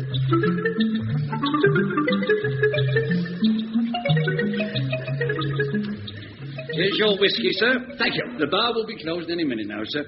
You ought to go to bed. Oh, that's a laugh. Lastly, Mr. Harris has put the lid on everything. A big pardon, sir? He's sitting in an armchair outside room number 3. He's got a very nasty little suspicious mind. Oh. Well, if I could be so bold, sir. Well, go ahead, be bold. I can't. The window. It's not as serious as all that. Oh, no, sir. Well, you could climb in through the lady's window. But how would I manage that? Well, there's some step ladders in the gardening shed which would enable you to get up onto the ivy. Then you could shin up the ivy and onto the first floor balcony which runs round all the bedrooms. What a marvellous idea. I wonder if I could manage it. Well, I managed it all right 30 years ago. You did. Can I use the telephone on the bar? Well, help yourself, sir. Just dial the figure 3. Right. Come on. What? She can't have gone to sleep. Hello, darling. Look, of course I haven't gone home. I can't get in. Mr. Harris has parked himself on guard in the corridor. Now listen, I'm coming through the window. What do you mean, Batman? No time for jokes, darling. Look, will you do me one favour? Leave the window open a fraction, will you? Yeah, I'll be out in 5 minutes.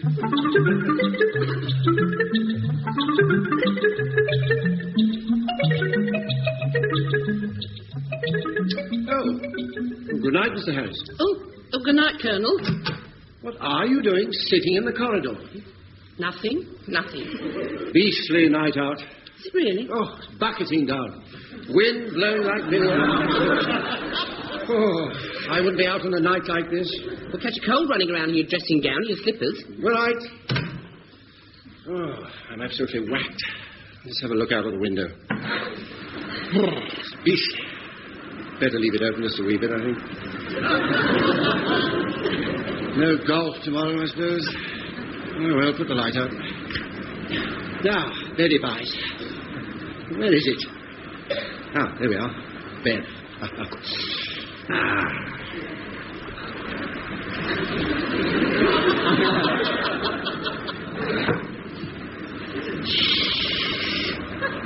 Don't say anything because Harris is outside listening. Where's the bed? Oh, what a dreadful business. I'm absolutely soaked. Still, it'll be worth it. Here I come, darling. Stay where you are! You got a sore throat, darling? No, I haven't, darling. Where's the light switch? Ah! Good heavens! The wrong girl!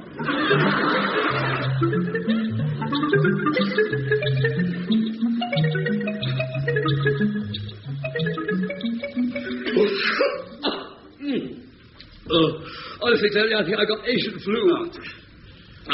It's always the same with me. I'm accident-prone. Did you eventually get into Wendy's bedroom? I finally made it at 6 o'clock in the morning. And? She wasn't there. Wasn't there? She had a phone call a couple of hours earlier from Linda Douglas, the girl she was supposed to be spending the weekend with. What on earth for? Wendy's mother had rung up to say that Mr. Swithenbank had fallen down the stairs and fractured his leg in 6 places.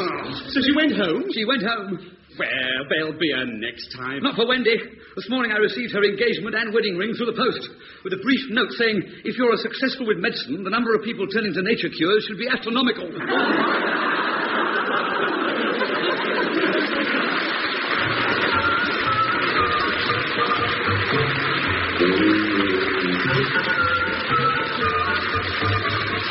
In that episode of Dr. At-Large, written by Ray Cooney, the parts were played as follows. Simon Sparrow, Richard Bryars, Tony Benskin, Ray Cooney, Wendy Swithenbank, Norma Ronald, Colonel Brown, Dennis Ramsden, Harris, David Jason, the waiter, Edward Cast.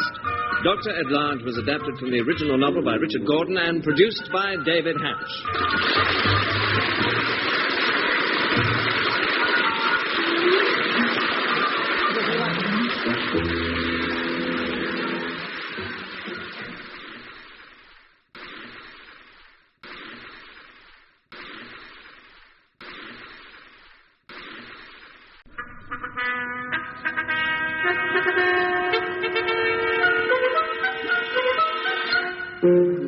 We present Dr. At-Large.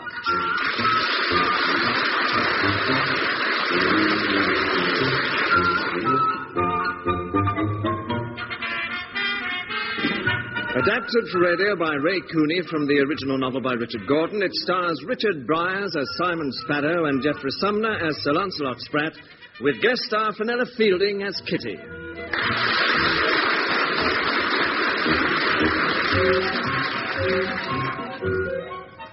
Episode 10, Dr. Sparrow of Harley Street.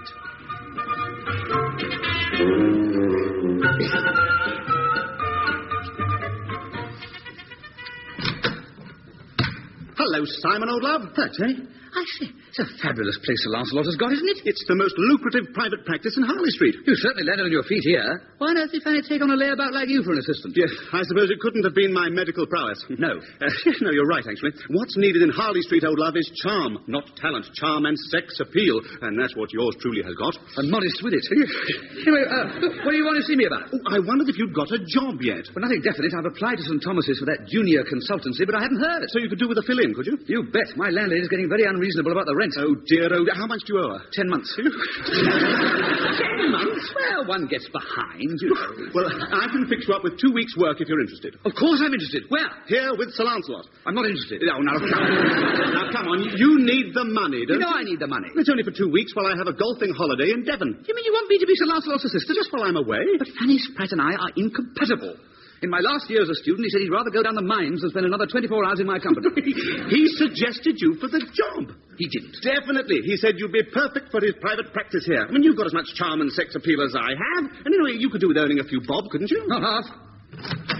Sir Lancelot will see you now, Dr. Benskin. Oh, fine. Thank you, Miss Gray. We'll be right through. Would you tell him I've got Dr. Sparrow with me? Certainly. I say, what a super-looking nurse. Super. Miss Gray. Now, I'm afraid she doesn't go for the job, though. Of course not. Pity, isn't it? Have you ever seen a figure like it? Lovely face. I've been here 6 months. I've never even noticed her face. I'm waiting for you two, blast you. Sorry, sir, just coming. Don't look so damn nervous, Sparrow. I'm not nervous, Sir Fanny. Sir Lancelot. Oh, get on through, the pair of you. You're like a couple of old women when you get together. Sit down. Now then, Benskin's told you what it's all about, I take it? Well, not really, sir. I gather he's on holiday for 2 weeks and you want me to fill in. Let's say that of all the medical horrors I know, you're the least likely to upset the smooth running of my practice. Very nice of you to put it that way, sir. The only other way I could put it, Sparrow, is to say you're too ignorant to do any damage. I'm not quite as stupid as when I was a student, Sir Lancelot. Don't destroy my faith in you, Sparrow. I want a junior who has no medical ability whatsoever, like Benskin here. My private practice is more of a club than a medical establishment. The patients consist of old gentlemen taking out life insurance and young women suffering from too much time and money. Well, what exactly does your junior have to do, sir? Look after the practice when I'm not here, that's all. Oh, well, practice makes perfect, sir, eh? I hope I've made the right decision, Benskin. Oh, no doubt about it, Sir. Simon's full of old-world charm. The ladies will fall for him like a ton of bricks. I don't want any passes made, Adam Sparrow. Nothing like that. It's looky-looky, no touchy-touchy. You're safe there, Sir. Simon hasn't got as far as looky-looky yet. What are your manners like, boy? Manners, sir? Yeah, etiquette, that sort of thing. Get a load of damned important people in here, royalty and so on. Don't want you greeting them with "Watch 'em, me old mate." I think you find my manners are pretty good, sir. Well, they've got to be impeccable, boy. Impeccable. Like your dress. I haven't got to wear a dress, huh? I mean your clothes. They've got to be impeccable, too. Take him to my tailor, Benskin, and get him fitted out immediately. Yes, sir. Right. Now, you're off tomorrow morning, aren't you, Benskin? That's it, sir. Then you'd better report for duty 9 a.m. sharp, Sparrow. I run my practice like clockwork, boy. Clockwork. Any questions? You haven't mentioned money, sir. Money? Yes, I don't receive that annually, do I? We don't discuss money, boy. It's vulgar. Yes, quite so, but I've got a very vulgar landlady. Sir, the point is, Simon's a bit pushed for cash at the moment. Oh, is he? Well, I'll pay you the same weekly wage I pay Benskin. How much is that, sir? About twice as much as he's worth. I don't know what I pay him. You came to an arrangement with my secretary, didn't you, Benskin? I'll give Simon the details on the way round to the tailor's. I'm sure Sparrow won't let you down, sir. He's better not, or I'll have his guts for stitches. Right, out of my sight, the pair of you. You'd better get a haircut, too, Sparrow. You look like a Shetland pony. Short back and sides. Blimey, it's worse than the army. Yes, and like the army, there are two ways of getting on with me, boy. The easy way and the hard way. The easy way isn't easy. And the hard way? Bloody hard!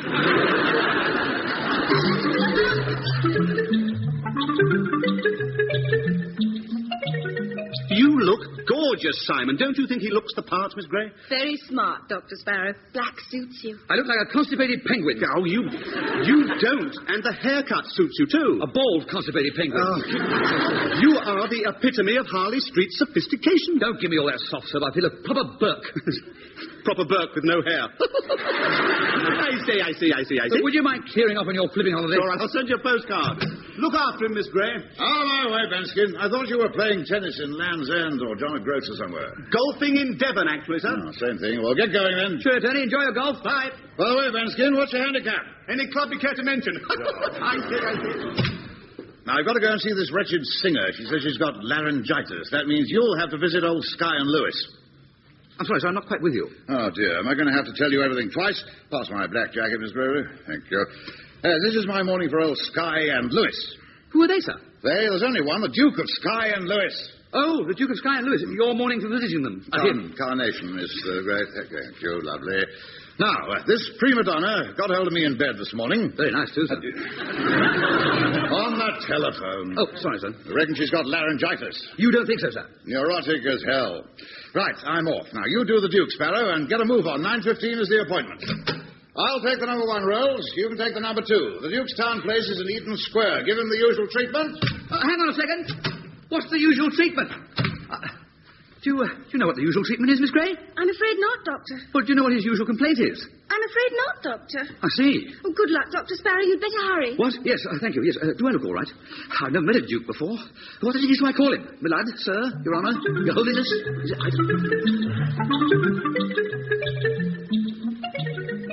The blasted quack is late, Maltravers. Yes, only half a minute, Your Grace. Oh, that's what I said. He's late. I suppose Sir Lancelot thinks changing me corn plasters isn't important, huh? No, I'm sure that's not the case, Your Grace. No, I pay him enough for doing it. I wager he's with one of those blasted national health patients. Ah, that'll be Sir Lancelot. Now, hurry up, Maltravers. Very good, Your Grace. Shall I show him in here? Yes.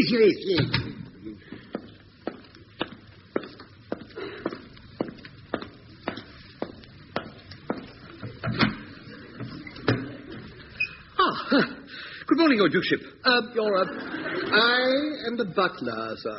Are you? Oh, are you? I'm terribly sorry. I'm a bit flustered, Your Battleship. Flustered. Can I help you, sir? Yes, I've called to see the Dukes of Skye and how's your father? The Duke of Skye and Lewis. Yes, that's them. Him. Who are you from, if I may ask, sir? I'm the man from the medicine. The doctor. Sir Lancelot couldn't make it, you see. Oh, dear. No, he was in bed this morning when this actress got onto him unexpectedly. The telephone got onto him. I thought Dr. Benskin was Sir Lancelot's assistant. Oh, yes, he is. He's on holiday, you see. I'm just temporary. I see. Yes. Dr. Benskin seemed a most reliable young man. Yes, well, I think you'll find me, I'm a bit, just to say, flustered, but I... Your name, Doctor? Oh, yes, rather. Sparrow. Dr. Sparrow, I studied under Sir Lancelot at St. Swithin's, you see, so I think you'll find me... This way, Doctor. Oh, thank you, yes.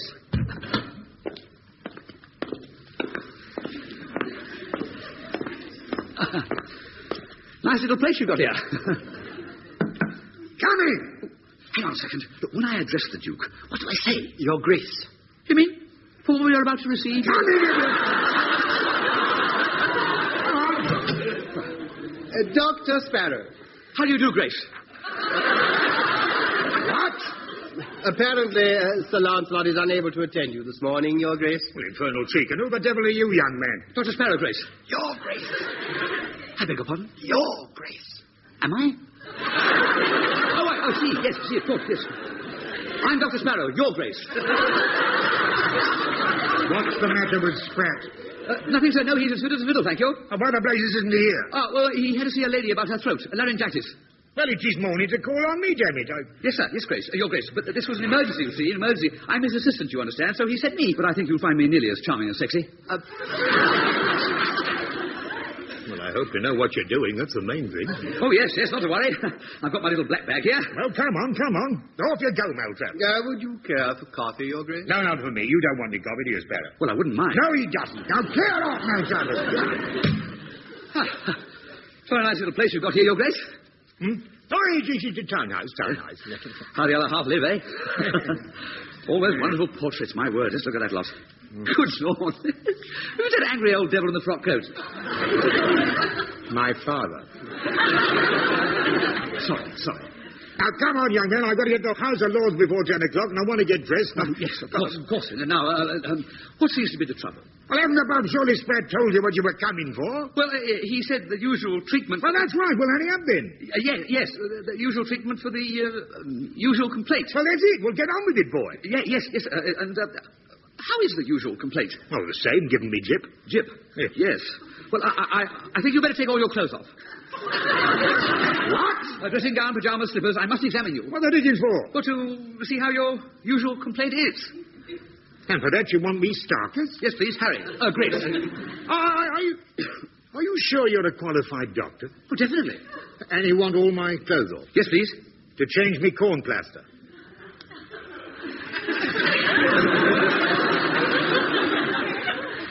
I beg your pardon? You want all my clothes off to change me corn plaster? Yes, please. Why? I beg your pardon? Well, why do you want all my clothes off to change me corn plaster? That's a very good question, Your Grace. And what's the answer, Dr. Sparrow? Well, I want your clothes off so that I can see if the corns have spread. Spread? Yes. Corns can spread, you know. Oh, yes, they can spread up the shin bone, up the knee. If you start attacking the fatty tissue of the stomach, you get... You get what? Corned beef. A corn stomach.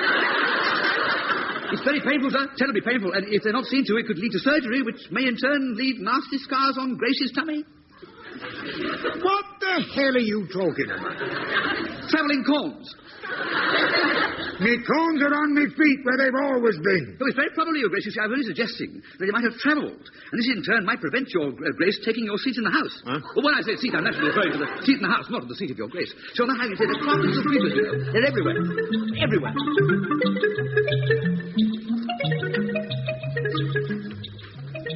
So you really must pull yourself together, Kitty. Oh, Lancelot, am I being a silly bee? A very pretty silly bee. That's all in the mind, my dear. No laryngitis, no swollen glands, nothing. You're as right as rain. You'll sing like a bird tonight. Oh, Lancelot, darling. There's nothing wrong with you that a month in the south of France won't put right when you've finished your season. If my doctor would come with me. I don't know what Lady Spratt would say about that. I can feel my laryngitis coming on again. Oh, Kitty. Well, sitting in my bedroom holding hands doesn't seem a good time to remind me of your wife. Seems a very good time to remind you. And I'm holding your hand in my professional capacity. You're mad about me. I think you're a delightful person. I'm mad about you. I think you're gorgeous. I think you're a sexy beast. Well, you're entitled to your opinion, my dear. Hello? Hello, yes, this is Miss Buckingham. Yes, he is. 1 minute, please. That nurse of yours with that come-hither voice. Oh, Miss Gray? Yes, what? Yeah, silly young fool. Yes, I'll be right back. Sorry, my dear, I must dash back to Harley Street. But, my darling, you've only been here 10 minutes. That can't be helped. Spoiler with a new assistant. You're rushing back to that Miss Gray. Of course I'm not. I'll ring later. Don't leave me, darling. Now, rest in bed for the rest of the day and take your tonic. I love you, Lancelot. 3 times daily after meals. Yum, yum. Yes, please. Let me go. But I want you here, darling. I must go. It is that nurse, isn't it? No. That phone call was all arranged. No, I assure you. He's getting the couch ready now, isn't I'll he? telephone you later. Darling!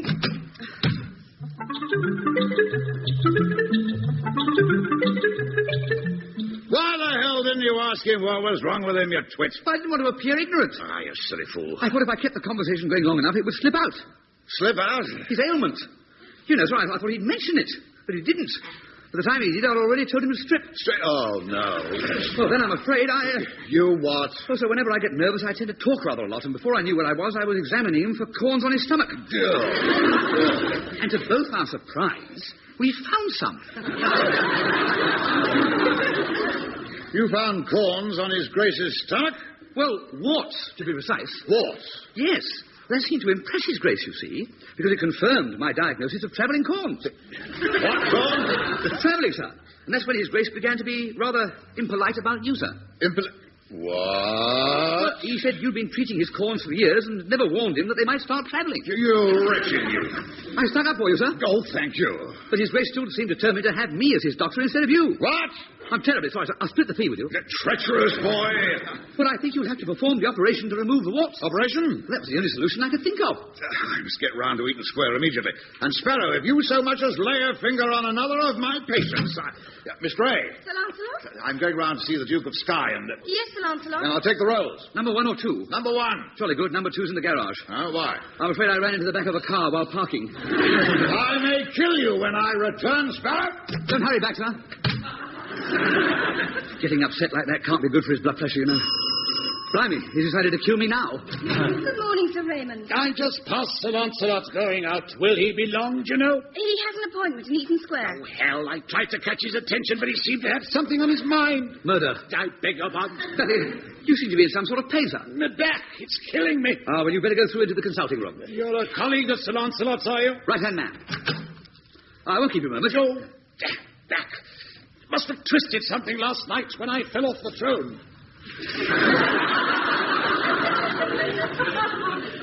You what? I fell off the throne.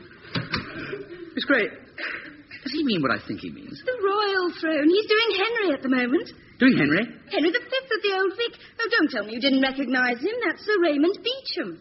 Beecham? The actor? Really? Well, no wonder I didn't recognise him. He's usually covered in beards and whiskers and things. He's wonderful. I'll never forget his Macbeth. Did you see it? Fabulous. And did you catch his Shylock on the telly the other night? No, but I've heard his belch on the radio. I'll go and see. I'll tell you what, I'll go and see what's up with his back. Oh, Dr. Sparrow, Sir Lancelot said you weren't to lay a finger on another of his patients. Sir Raymond's in agony. Sir Lancelot will kill you. It is my duty under the Hippocratic Oath to alleviate pain and suffering. Excuse me. Sorry to have kept you, Sir Raymond. Damn back. Yes, X-ray, that's the first thing, X-ray. Then some gentle manipulation, I think. We've certainly got all the equipment to hand, have we? What? Oh, yes. Yes, my word, yes. We like to give our patients the best. You'd better strip completely, sir. Now, we'll need all-round pictures. I'll undress behind the screen, shall I? Yes, that's right, yes. Funny, really, I used to appear in the St. Swithin Medical College end-of-term plays, you know. Yes, did you see any of those? No, I'm afraid not. Ah, busy, I suppose. Yes. Oh, I slipped a disc, you know. Oh, so is he? Of course, you usually do straight stuff, don't you? Straight stuff? Yeah, all that Shakespeare, that sort of thing. Usually, yeah. Yes. My métier was comedy, you know. Is that so? Shall I lie on the X-ray table? Oh, yes, please. I'll give you a hand. Jump! Ah, hurts, does it? Yes. Well, if you will go falling off the throne. I'll tell you what, you lie on the jolly old tum-tum, will you? Oh. Just take a few jolly old snaps, shall we? Yes. Not for publicity, of course. I can see what the caption in the newspapers would be. You've seen Sir Raymond's ague cheek. Now, here's his bottom.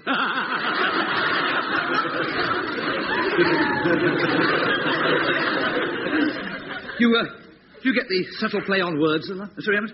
Yes. I'll just have a couple of pictures on your side, please. Oh. Yeah, you definitely put it out, sir. Right there. Yeah! That is the place, isn't it? Yes, but just take the pictures, please, Doctor. Yeah, just one more. There. 2 minutes and we'll have the negatives. Marvellous machine. All mod cons here, you know. Everything including hot and cold running nurses. I'm off again. There I go again, you see. Slip them in. Certainly chosen the right team coming to Sprat and Sparrow. Now, a little manipulation. No, I think probably not. No. Doctor knows best. There we are. Now, how's that, Sir Raymond? Oh, yes, that feels fine. That's definitely the place. I think a little pressure applied. No. Please, down. I know. An injection. An injection? To kill the pain. No, I'll be quite all right. No. Nothing but the best. Got to get you right for the show. Show must go on, eh? Sit tight for a moment. I'll ask Miss Gray to prepare a jolly old needle. We'll keep you a sec. I tell you what, you just lie there and relax. Go through your lines. Oh, for a muse of fire. Miss Gray, would you prepare a Novocaine injection, please? Novocaine? For Sir Raymond. A very good, Doctor. There's a far, far better thing I do now. Where is he? I beg your pardon. Sir Lancelot. He's out, I'm afraid. No, he's not. He said he was coming back here. Well, I'm his assistant. Perhaps I want Lancelot. Where's that girl of his? You mean Miss Gray? Delilah. Is that rather a name? How lovely. They're in there together, aren't they? No. Miss Gray's in the dressing room preparing an injection. They're together. No, you can't go in there. He's starkers on the table. I knew it. No, not Sir Lancelot. No, not him. Madam, come away, please. I've got a patient in there. Please control yourself. Out of my way. Madam, please. I'll kill them. I think you're mad. I love him. Who? Lancelot. I know you're mad. That's the one. I told you Miss Gray was in the dressing room. Then he's in there with someone else. Come away. Lancelot. Blimey, we're going to have a bit of Camelot now. I love you, my darling. Madam, please, pull yourself together, I beseech you. I shall be struck down, struck off. I've got to get back to my patient. Sir Lancelot's in there doing his worst. Sir Raymond's in there doing his Henry. Now, please, you let me get back to him or he'll catch cold. I'm going in. You can't. I can't. You can't. Lancelot. Stop it. My darling. You're causing a hell of a draught. What's going on in there? Come away. I won't. You will.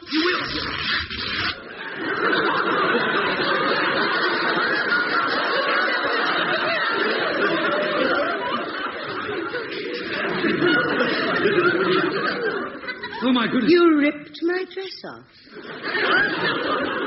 I'm terribly sorry. You magnificent brute.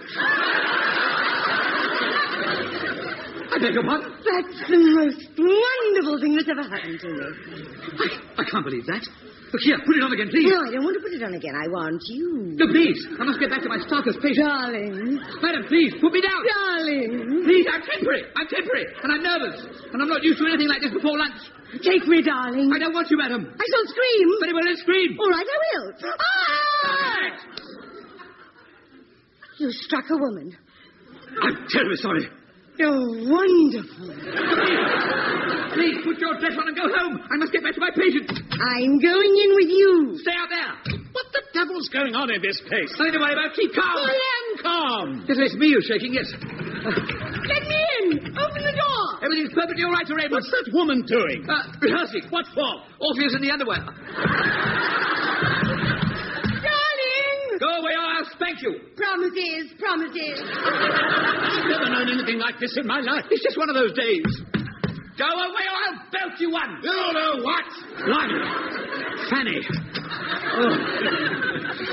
Why is Miss Buckingham semi-nude? Good heavens, Sir Raymond. You know Sir Starkers, don't you? Sir Raymond. Sir Raymond, Sir Fanny, Sir Lancelot. Where's my magnificent young man? Miss Buckingham, do you know Sir Raymond? Never mind the introductions. I feel there should be an explanation. You see, the reason Miss Buckingham isn't wearing her dress... Tell me about the orgy later.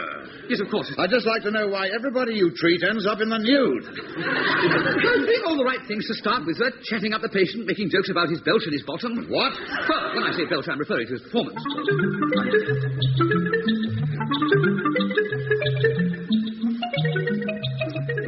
The point is, you wretched sparrow, I told you not to interfere with my patients further. Your patients what? Oh, the scene looked like something out of a blue French film. Well, I've never seen any of those. Where do you go to see them? Shut up. You only started this morning. You practically ruined my entire practice. I'm very sorry, sir. Sorry, you're damn lucky I don't report you to the medical council. You already pinched two of my patients.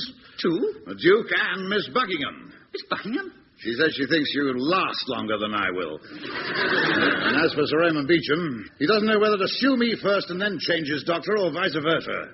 In this envelope, Sparrow, is your fortnight's salary, and I suggest you take the remainder of your time off. You mean you don't want me to come in anymore? Precisely. Give medicine a rest for a while. Yes, I will. About 50 years or so. There's one other thing, Sparrow. I've drafted letters to the Duke of Skye and Lewis and to Miss Buckingham, both from you, declining their kind suggestion that you should become their medical advisor. There you are. They just require your signature. Oh, I see. Yes, well, that seems all right. There is one thing, sir. If I do this little favour for you, perhaps you'd do one for me. Oh, what's that? Well, there's a small matter of some back rent owing to my landlady. I'm not paying your back rent, Blaster. Oh, well, I'm not sure whether I can afford to pass up two such lucrative patients. Damn it, that's blackmail. No, sir, extortion. Besides, I am giving up quite a lot turning down their offer. With a couple of patients like that, I could start my own practice in Harley Street, probably in the same building as this. I'll pay. Thank you, sir. I'll sign. There we are. That's it. Right. Goodbye, Sparrow. Good morning, sir. By the way, how much back rent do you owe? 10 months, that's all. Good day, sir.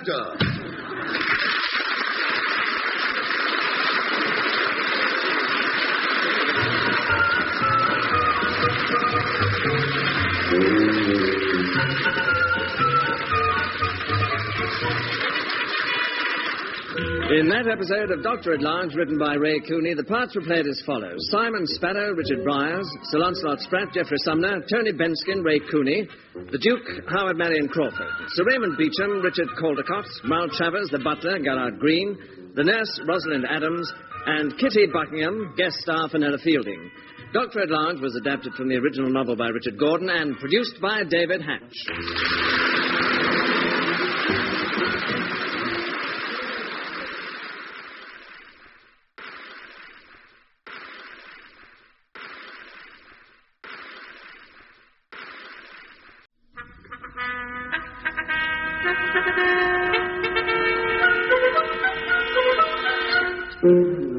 We present Doctor at Large.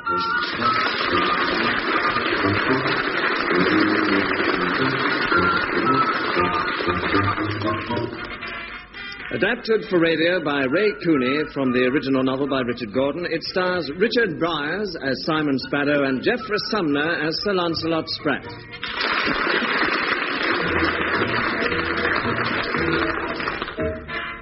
Episode 11, Disengagement. Please to enter.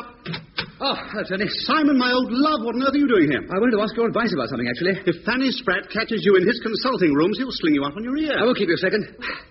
There's this girl, you see, and I want to take her out. Oh, you devil, you. Yes. Anthea de Vere Sidebottom. I say. Is that her name or the way she walks? She's a very nice girl. Is she? The point is, I want to get off on the right foot. Yes. So that's why I've come to you. I usually get myself in a hell of a mess, but I thought... If you ask an expert... That's it. Well, of course, it depends how dishonourable your intentions are. Does it? Well, of course. I mean, there's no point laying out a fortune on her if you're not going to enter her for the old seduction stakes. No. Well, is that your intention? Well, I wouldn't mind. Wouldn't mind? Well, I'm quite keen. You're quite keen? Very keen. Very keen. In fact, Your tongue's hanging out, isn't it? How come you? Well, she's reasonably attractive. Well, what does that mean? She's not ugly. Not ugly. Pretty? Half and half. I see. Pretty ugly. She's all right. Well, what's her figure like? What's all this got to do with it? You've come to the expert, haven't you? All right. I'm insisting on a survey. Well, her figure's quite nice. She's a big girl. Pretty ugly and fat. I don't know. How old is she? 69? She's about 18 or 19, works in a bank. Does she? Sounds ideal. You're not in love with her or anything obnoxious like that, are you? No, of course not. No, but you know how it is. I mean, I'd like to start sometime with someone. Yes. Oh. Where'd you meet her? In a tea shop. Oh, good. She doesn't have expensive tastes. Has it gone past the chatting stage yet? Not really, no. Well, basically, there are two approaches. Now, approach number one is the slow one. Start off by asking her out for the pictures, but make sure it's a U certificate. I mean, something you could take a maiden aunt to see. Why's that? Well, some of the films nowadays are a bit too hot for a new relationship. Then take her to a couple of A certificates, and then you finish up at the midnight showing of Lady Chatterley's Lover. Yeah. Mind you, that sounds as though it might take some time. If you're in a hurry, approach number two is what you need. What's approach number two? Well, next time you meet her in the tea shop, just ask her straight out, Miss Sidebottom, do you fancy a bit? Well, she doesn't eat very much, you see. She's on a diet. Never eats a thing. Oh, my God, you better stick to approach number one.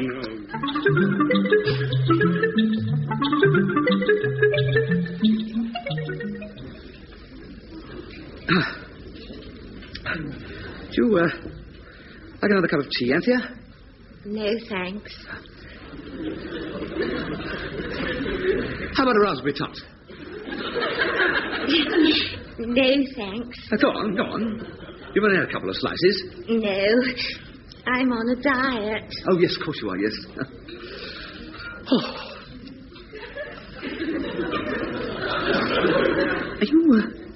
Are you busy tonight? Not particularly. Shall we go out, then? Okay. Pictures? Again. I thought you liked the pictures. But we keep going to the pictures. Yes, I suppose we do. We've only known each other a week, and we've been 5 times already. 5, is it? All westerns. I like westerns. I used to. Well, what sort of pictures do you like best? Don't mind, really. How do you feel about, sexy films? Oh. No, I'm not keen. Aren't you? No. Oh. They give me ideas. Do they? What sort of ideas? What sort do you think? Well, sort of sexy sort. No, I don't think that's wrong. There's nothing wrong with that at all. See, we all have them, and in this day and age, being permissive is, mind you, when I say permissive, I'm not saying excessive. I don't follow you. Don't you? No, I'm not very good with words. Some fellas find this sort of thing a piece of cake, but all I want is a slice. Look, if you're saying you want to see a sexy film, that's okay by me. Is it? All I'm saying is they give me ideas. Yes. Well, what I'm saying is that if you have these ideas, maybe we needn't even bother with the film. I thought you were keen on the pictures. I'm keen on other things, too. Anthea? Anthea, I know we've only known each other a week, but I have a proposal to make. A proposal? Yes. A proposal? No, I quite understand if you say no. You mean you're proposing? After all, we've just been to the cinema a few times, and that's it. But we both seem to like the same things. We both seem to get the same sort of ideas. Are you saying what I think you're saying? Don't get angry, please. But we've only known each other a week. Oh, I can't believe it. Well, you don't have to say anything immediately. I just didn't know you felt like that. Oh, no more. Yes. Well, I'll have to think it over. Because, I'm still young, and I think I ought to wait. Oh, do you? How long did you want to wait, then? If you're agreeable, I don't want to wait at all, really. Franz, you're a bit impetuous. Well, even if I said yes, I don't see how we could go ahead inside 6 months. 6 months? At the least. I was thinking about tonight, actually. Tonight? Well, only if you felt like it, of course. Franz, you are impetuous. Oh, but you'll have to announce it 3 times, won't you? No, I'm not like that, I promise you. If you say yes... Here, look at the time. Oh, I must get back to the bank. Golly, I've never been so surprised in my life. It wasn't easy. I'd better dash or I'll get torn off a strip. Look, it's Friday today. Why don't you come over to my place for the weekend? The weekend? Give me a ring this afternoon and we'll sort it out. Oh, I must say, you are a dark horse. Blimey. I should have started approach number 2 years ago. A naughty weekend. First go off.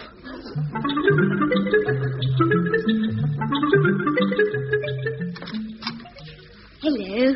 Hello, Anthea. Come in. Thanks. Super place you've got here. It's not bad. I brought my suitcase. Yes. Do you share it? Share it? You know, with a girlfriend. I share it with Mummy and Daddy, silly. Mummy and Daddy? Didn't I tell you I lived at home? No, you didn't, no. Oh, it's much nicer, really. Yes, I suppose it is, yes. Where have they gone? Who? Mummy and Daddy. They haven't gone anywhere. Blimey, they're not here now, are they? Mummy is. Daddy gets back from work later on. They're not staying the whole weekend, though. Of course. That's the point. So we can chat it over. Chat what over? Well, I'm not old enough to do it without Daddy's permission.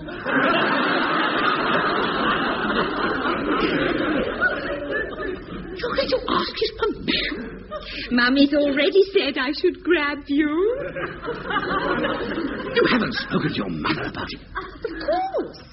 I couldn't go ahead without their blessing. Darling, don't keep the boy out in the hall all this time. Mummy, this is Dr. Sparrow. Hello, Mummy. Mrs. Wagglebottom. Sidebottom. How do you do? Well, leave your case there and come through. Here we are. I think you could pour us all a sherry, Anthea. Sherry, all right? Simon, isn't it? Yes, sherry and a Simon will be fine, thank you.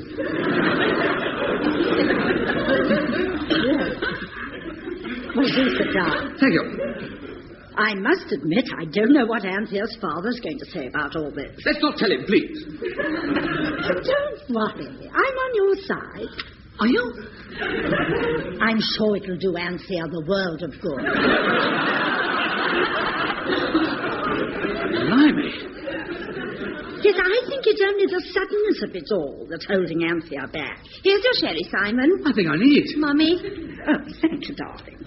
Well, here's to you both. I hope you enjoy every minute of it. Are you all right? Yes. It's just that I didn't expect your mother to be so... Well, you know, blimey, she's almost pleased. Personally, I think she's more than ready for it. Blimey. Oh, Mummy, you're getting a bit embarrassing. A bit? No, I'm on your side, Simon. I can tell. And if it takes all weekend, you and I will talk Anthea and her father into saying yes. That's what it is, no. Then the only thing to decide will be where and when. I think I'll have another sherry, please. What about your parents, Simon? My parents? Do they know yet? No. Oh, well, if all goes well, you can ring up from there and tell them. See, I'm sorry, but to tell you the truth, it's not the sort of thing I discuss with them. Oh, I'm sorry to hear that. Oh, lost in traffic, sir. Oh, didn't know we got company. Hello, Daddy. Henry, this is Dr. Dr. Sparrow. Yes, Sparrow. How do you do, Mr. Wagglebottom? Shufflebottom. Sidebottom. Like a sherry, Daddy? I'd rather have a whiskey. I should have a double if I were you. Why, nothing wrong, is there, Doctor? I mean, you haven't been called into... No. no. Now, you'd better tell Mr. Sidebottom why you're here, Simon. Get it off your chest. Could I have another sherry, please? Let's wait until after dinner, Mummy. Yes, let's do that, yes. Your father may as well know why Dr. Sparrow's called. I'm beginning to get a bit of an inkling. I don't feel very well. It's about Anthea and Simon, Henry. I haven't made up my mind yet. Let's hear what your father's got to say first. You can have a window open, please. Of course. Well, come on, Doctor. Mrs. Sidebottom's determined to have something said before dinner. Yes, well, Henry, the doctor wants to ask you something about himself and our little girl. He'll kill me, I know he will. Nonsense. Henry, Dr. Sparrow wants to marry Anthea.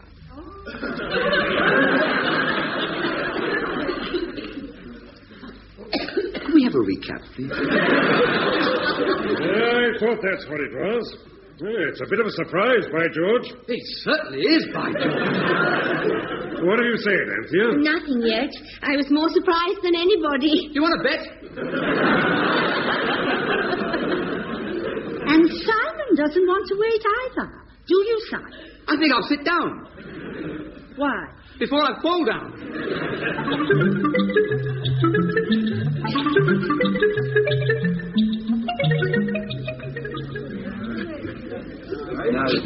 Tony, over here. Hello, old love. Oh, Tony, I'm so pleased to see you. Oh, what's up? You look as though you're going down for the third time. Oh, Tony. What is it? You dragged me into some pub in the wilds of London suburbia during the only decent weekend we've had, and you stand I've there. got myself in a hell of a mess. Well, come tell Uncle Tony. And remember, as my old granny used to say, nothing matters half as much as you think it does. Your old granny doesn't know Anthea to be a Sidebottom. Oh, yes. Well, what's the score there? I've hit the jackpot. Oh, well done, my beauty. Thank you. Will you be my best man? I beg your pardon? The marriage takes place 6 weeks from now. Marriage? Whose marriage? Mine, you twit. My marriage, the blessing of my union with Anthea de Beer Sidebottom. I wish I was dead. Thanks. Here's your beer, Tony. Little thing. I think you better start at the beginning. It's the flaming end I'm worried about. 6 weeks from now, I'll be on my honeymoon. Say something, for heaven's sake. Congratulations. You've got to help me. What, on your honeymoon? I've got to get out of it. Out of what? The whole ghastly business. Well, if you want to get out of it, why the hell did you get into it? It was you and your flipping number 2 approach. I asked her if she felt the hit. The next thing I know, her mother's patting me on the back saying it'll be nice to have grandchildren. You mean there has been a slight misunderstanding? If you put the 1939 war in that category, yes. I simply started off by saying to her that I had a proposal to make. Oh, I see. And Anthea thought... That's very comical. I see nothing funny. You're not standing where I am. Poor Rosa, you know, if your brains were made of donuts, you wouldn't have enough for the hole in the middle. Simon, you are in a bit of a fix. Thank you, Sigmund Freud. Look, I need practical help. Knowing my luck, if I go through with this, I'll have triplets before the end of the year. Well, it mightn't be so bad. The real trouble is her flipping mother. The way she's taken over, you'd think I was marrying her. Keen, is she? Keen? You'd imagine I came with gift vouchers. She probably thinks the whole family will get free medical treatment. Anyway, by this morning, Mummy has persuaded Daddy it was a super idea, and tomorrow after church we're seeing the vicar. You don't do things by halves, do you? They're going to find me a practice in the neighbourhood and give us the top part of the house. Very cosy. They're ghastly, Tony. I mean, Anthea's not too bad, but Mummy's all jolly hockey sticks and Daddy's jolly golf clubs. What am I going to do? Well, after you're married, you mean? No, how can I prevent it? Well, that's almost impossible, old love. And once you've set the terrible machinery of marriage in motion, you've had it. Have I? Yes, stand about as much chance as a crate of eggs under a pile driver. Oh, blimey. I didn't even know the girl, really. Don't worry, that'll be rectified during the next 50 years. I'm getting my just desserts, of course. Now, your one hope, of course, would be... Yes. Well, to get Anthea to break it off with you. But they've convinced her I'm the one. Yeah, well, possibly they could all be convinced otherwise. How? I don't know. I mean, tell them you suffer from homicidal tendencies. hey, that's not a bad idea. What? Bump them all off? No. I mean, if they thought you were undesirable, I mean, you know, or if you... Yes, it's of course. You leave it to Tony. What are you going to do? The less you know about it, the better. Thanks for the drink. You'll probably see me sometime tomorrow afternoon. What's the address? Whose? The Sidebottom. Oh, 25 Frimley Road. Lovely. You better get back or they'll send out a search party. Now, look, Tony, I don't want you to do anything... Don't worry, my beauty. As my old granny used to say, you can take a horse to water, but a pencil must be lead. See you.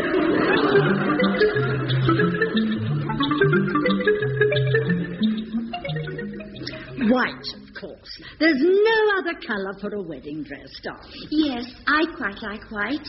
What do you think, Simon? Pardon? Do you want it white? White? Oh, yes, please, with sugar. We're discussing Anthea's dress. Oh, yes, very pretty. Yes, I like it, yes. Her wedding dress. Oh, wedding dress. Black, I think. It must be that enormous lunch you ate, Simon. Right. White wedding dress. Long, I think. Definitely. And a veil. Definitely. Now, what else is there? You'll be responsible, Simon, for announcing it in the better daily papers. I will? Oh, yes, I will. And the wedding ring. Wedding ring? Simple and inexpensive. My sentiments entirely. Yes. Your money should be spent on the engagement ring. Well, seems hardly worth it. Hardly worth it? Well, this is a short engagement with the wedding so close. The engagement ring, Simon, is the symbol of exchange promises. I see, sort of down payment on delivery of goods. And don't forget you have to select your best man. Yeah, I'm looking for him now. Yes, I mean my best... Well, I'd like a friend of mine. Well, naturally. I can't think of anything else for the moment. Can you, Simon? No, I think it's pretty well sealed, settled. Oh, did Henry have a word with you last night? I don't think so. He said he was going to. About, you know. About you now? No. About the United Nations? No. S-E-X. No S-E-X? Oh, sex! Didn't Henry approach you? Certainly not.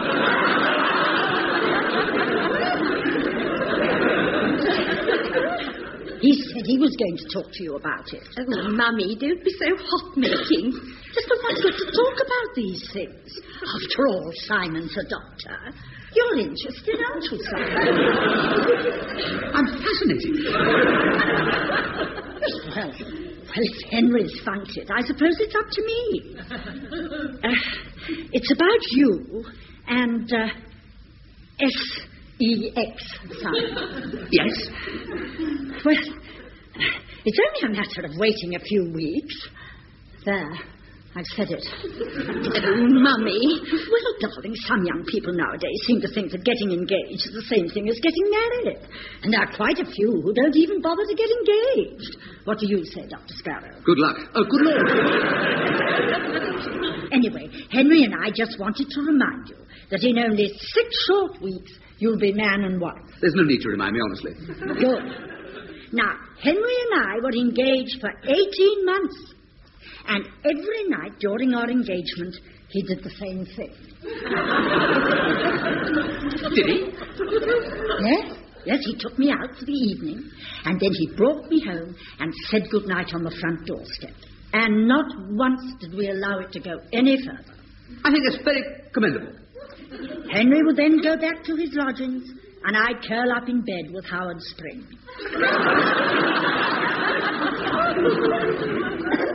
That seems a bit unfair on Mr. Simon. Howard Spring wrote books. You mean at the same time?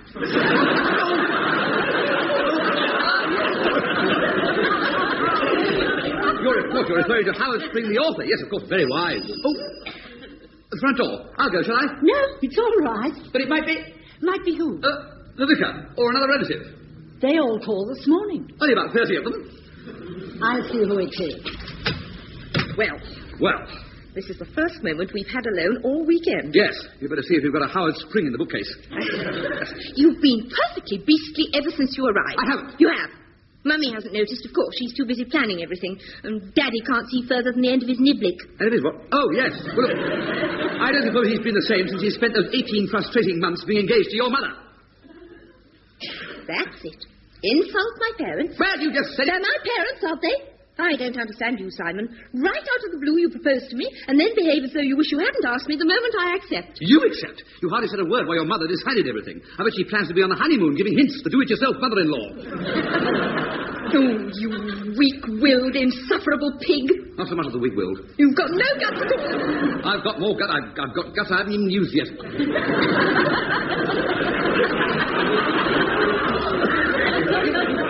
You're as nice as pie to her face. All boyish charm and smiles. They're not smiles, they're gritty smirks. And the moment she's out of the room, you're as rude as anything.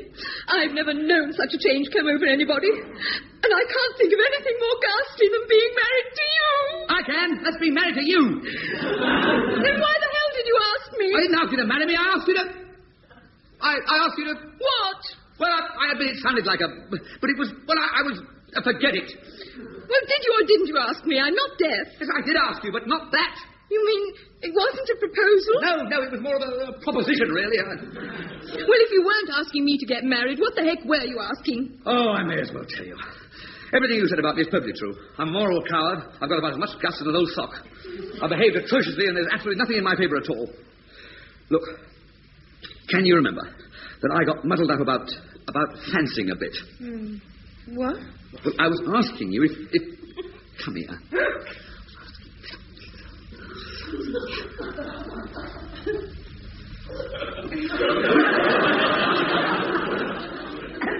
That's the nicest thing I've ever had said to me. Pardon? I think that's a wonderful compliment to a girl. Do you? Every girl wants the voice to feel like that about her. Perhaps you should go back to square one. Perhaps. I'm not saying what my answer will be, mind you. Oh. I'm as old-fashioned as Mummy, really. You mean you'd rather curl up with house spring? No. I wouldn't rather.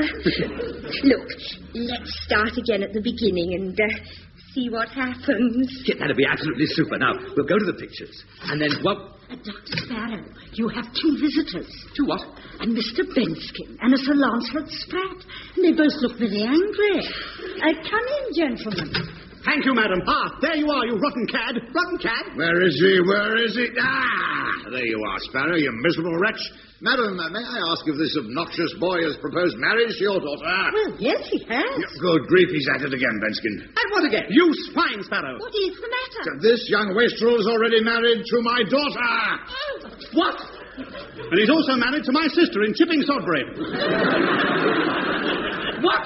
And he's also married 3 other girls in the London area alone. Heaven knows how many he's got up north. Please, shut up. You're both making a mistake. Silence! That's it, Sparrow, play it up.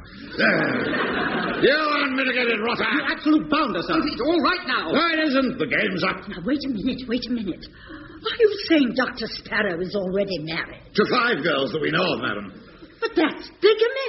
Yes, very bigamy. I only hope we're in time to stop him ruining your daughter the way he ruined mine. Yes, and my sister in Chipping Sodbury. The hell with your sister in Chipping Sodbury. That's the idea, boy. Play it rough. I don't need your help now. You're doing damn well without it, aren't you, you beast? How are we doing? Marvellously. I just can't believe this assignment. It's the truth. You asked my sister in Chipping Sodbury and her 6 children. 6 children? And he's made me a grandfather twice. 8 children. The thing to do is to get him to the nearest police station. Police station? The police? Yes, they've been after him for years. He's known as Chat Up Charlie, the Romeo from Ramsgate. Why Ramsgate? Mrs. Sidebottom, you had better come with us to prefer charges. Oh, no, I'd rather not. These are menace to society. But the scandal. We'll all be in the Sunday newspapers. Oh, goody. Sorry, Mummy. So you prefer to let the matter drop, Mrs. Sidebottom? Definitely. It's all very upsetting. But just take him away. Come on, Chat Up Charlie. I can explain everything. Don't Sparrow out. Even without the Sidebottom's evidence, you get 10 years at least. 10 years? Probably 20. Forget all about him, Miss Sidebottom. He'll be an old man by the time he gets out. But wait a minute, you're making a mistake. No, not you sensuous young brute. Yes, you are, you stupid old nana. I'll murder the pair of you. I'll give you Chipping Sodbury, Bensky. You were saved just in time, Anthea. Yes, I know. Pity, isn't it? Pity? Well, I know it would have been disastrous, of course, but it's quite an honour to have been selected from thousands of girls by Chat Up Charlie. You're not to think of him ever again. Of course not, Mummy. But wow. 5 wives and 11 children in the London area alone.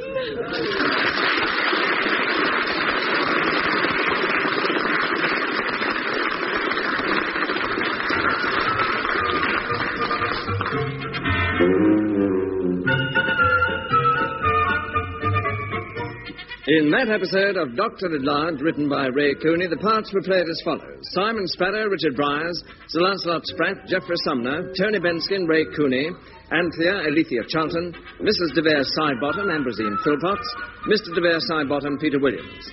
Dr. at Large was adapted from the original novel by Richard Gordon and produced by David Hatch.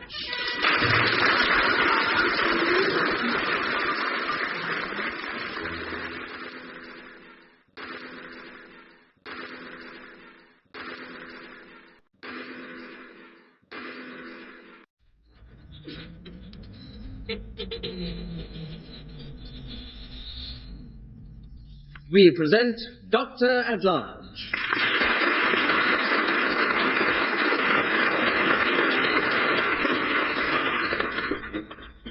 Adapted for radio by Ray Cooney from the original novel by Richard Gordon, it stars Richard Bryars as Simon Sparrow and Jeffrey Sumner as Sir Lancelot Spratt, with guest star Danda Nichols as Mrs. Travers.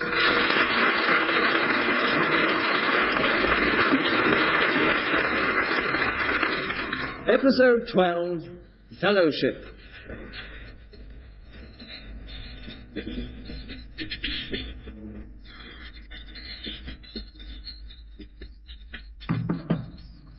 Come in. Dr. Lancelot. Ruddy awful afternoon, Dr. Sparrow. Oh, why's that, sir? You've just arrived. Oh, still as witty as ever, sir. I never forget our student days here at St. Swithin's. Used to have us chuckling merrily all the time. You walk into the common room and say, "Shut up and sit down." Yes, something like that, sir. Yes, something like that. When I received a memo last week saying you were going to be under my wing here while studying for your fellowship, can you imagine what I said? I can imagine, sir. I'd rather not repeat it. Precisely. Well, I've only been with you 2 weeks, sir. You see, it's only the primary exam. 2 weeks with you, Dr. Sparrow, is the equivalent of 5 years hard labor in Pentonville. I didn't realize you'd been to When you were here as a student, you made my life a misery. Yes, sir. Sorry, sir. I really am very, very sorry. And it's been an equally unpleasant experience for me whenever we've met in the interim. In the where? Well, I think we're just, well, frankly, sir, I think we're just incompatible. Lucky we're not married, eh? Now, listen to me. I'm listening, sir. If during this 2-week course at St. Swithin's you step out of line once or cause me any inconvenience whatsoever... You'll have my guts for stitches. Exactly. Where are you staying while you're here? Oh, same old Dick, sir. Round the corner, Mrs. Travers. Oh, yes, I know. Very handy. Actually, I'll spend all my time in the hospital, either in the library or watching you in the operating theatre. Oh, thanks for the warning. And you leave my nurses alone. Your nurses what? Every part of them. Every one of them. Oh, good Lord, I wouldn't dream of... Well, you know me, sir. Yes, I do, you lecherous beast. You're the king of the slap and tickle brigade. You're a maniac. Anything on 2 legs. That's not true, sir. Anything. Well, you're quite safe, sir. I mean... A wife is what you need, boy. Make you responsible, keep you out of mischief, knock some sense into you. I couldn't agree more. As a matter of fact, we've been sort of unofficially engaged for the last year. Well, when I say we, I don't mean you and I, of course. Shut up. Go on, get on with it. Well, I think you met her, actually, sir. Last year's reunion ball, Wendy Swithenbank. Wendy? Oh, I can't wait to get married. Trouble is, I just can't afford it at the moment. That's another reason I'm so keen to pass this primary and really get down to becoming a surgeon. I can't say I fancy your chances, Dr. Sparrow. Well, I realise I've done some pretty daft things in the past, sir, but I'm not as silly as I look. You couldn't be. Well, I think I stand a jolly good chance. And I think you stand about as much chance as a snowball in hell. You only just scraped through your finals last year. Half you young fellas just fancy the idea of having letters after your name. FRCS. Yes, FRCS. Fellow of the Royal College of Surgeons. I won't deny that will make me very proud. I have great faith in you, sir. The feeling isn't mutual. Been doing some swatting, you say? Rather, sir. Have you? Chuck over that X-ray. What? Oh, here we are, sir. Know anything about X-rays, Dr. Sparrow? Well, yes, sir. They're pictures. Oh, well done. Negatives. Yeah, brilliant. Well, sir, I'm not a radiologist. No, of course you're not. You'll have to know a hell of a lot about these pictures, as you call them, if you want to study surgery. I realise that, sir. You think you know how to read these things? Well, pretty well. Have a look at this one. Yes. Yes. Very interesting. What is it? Yes. Well, it's, could it be a section of the lower stomach? It could be, yes. Actually, it's a section of the chest. Oh, yes, of course. Yes. Well, I meant upper stomach, of course. Yes, chest. Upper stomach and chest. Yes. You're quite right, sir. You're absolutely right. It is a section of the chest. And what is your diagnosis, Dr. Sparrow? Yes. What? Oh, well, now, wait, that oval shadow there indicates something very, very nasty. Very nasty indeed. Yes, the owner of this little lot must be pretty unwell. Dead. Well, yes, that's what I said. What about the age? Of the X-ray? The patient! Oh, patient. Well, let's see now. Well, all things considered. Yes. Well, I mean, it's difficult to tell by, judging by, well, signs of deterioration, about, 65? 65. Yes, I'll go for that. Sex? I'll go for that, too. Sorry, sir, sorry. Yes, well, now, male. Yes, that's what I say. It was a man of about 65. It was an ostrich of about 25. An ostrich? You're a twit, Sparrow. So, what about this shadow on the X-ray here?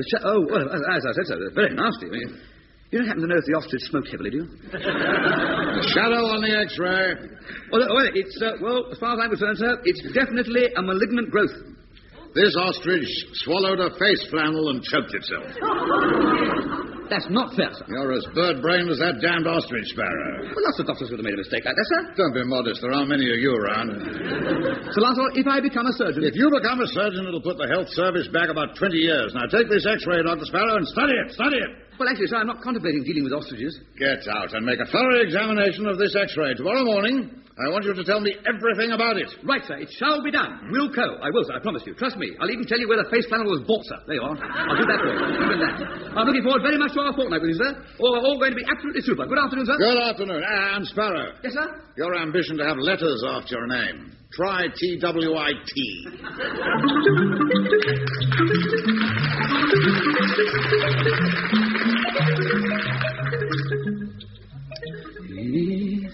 I like a nice cup of tea in the morning, nice cup of tea every night, and when I go to bed. But when let's have a look at this wretched ostrich's X-ray again. How the hell did it come to swallow a face flannel? Oh, blast. Got marmalade on it now. Now, where are those notes of mine? Yes, light shadow from left main bronchi indicating... come in. Oh, good morning, Mrs. Travers. My bunion's killing me. Your bunion? On my foot. I got something chronic. Oh, sorry to hear that. But you have a word with Dr. Merriman in outpatients. Yeah. Oh, there, I nearly forgot. Here's your letters. Stack 'em in today. Oh, thanks. They're all adverts and samples. Yes. That one. Oh? That's from your Miss Swithing Bank. Oh. I know the writing. Nothing on the back. On the back? When my hubby and me was courting, he always put on the back of his envelopes, Swalk. I beg your pardon? Swalk. S-W-A-L-K. Sealed with a loving kiss. Sealed with a Oh, Swalk. Oh, yes. Darling, yes. I see. Well, what did you put on yours? Me? He was lucky if I put a stamp on. Aren't you going to open it, then? Yeah, well, I'll open it in a minute. Yes, it's okay. You needn't wait. Oh, it's no bother. I know how you like to chat in the mornings. I say, aren't you lucky getting all these free samples through the post? What do you do with them? Throw them away, most of them. You don't. There might be something there what could cure my bunion. What's this one? What? That wouldn't do any good. It's supposed to assist in cases of infertility. Sort of manure, you mean? Well, I suppose you could say... No, it isn't. I can't hang around this morning. I've got to be at Swithins by 10 and I'm not even dressed yet. Oh, yeah. Like being back at school. Your first day, isn't it? Yes, I'm a bit nervous, too. Oh, you'll be all right, Doctor. And I'll bet you pass out with your surgeon's degree, too. I hope so. Oh, you will. Well, Sir Lancelot Spratt thinks otherwise. Lancelot Spratt, he's the biggest butcher of the lot. Oh, dear, she does rattle on. Now, just have a quick glance at Wendy's letter before I get ready. Let me see now. Dear Simon, this is going to be brief, but there is no point in writing pages and pages. I think it's better that we don't see each other again. Please don't write or ring. I'll always love you, Wendy.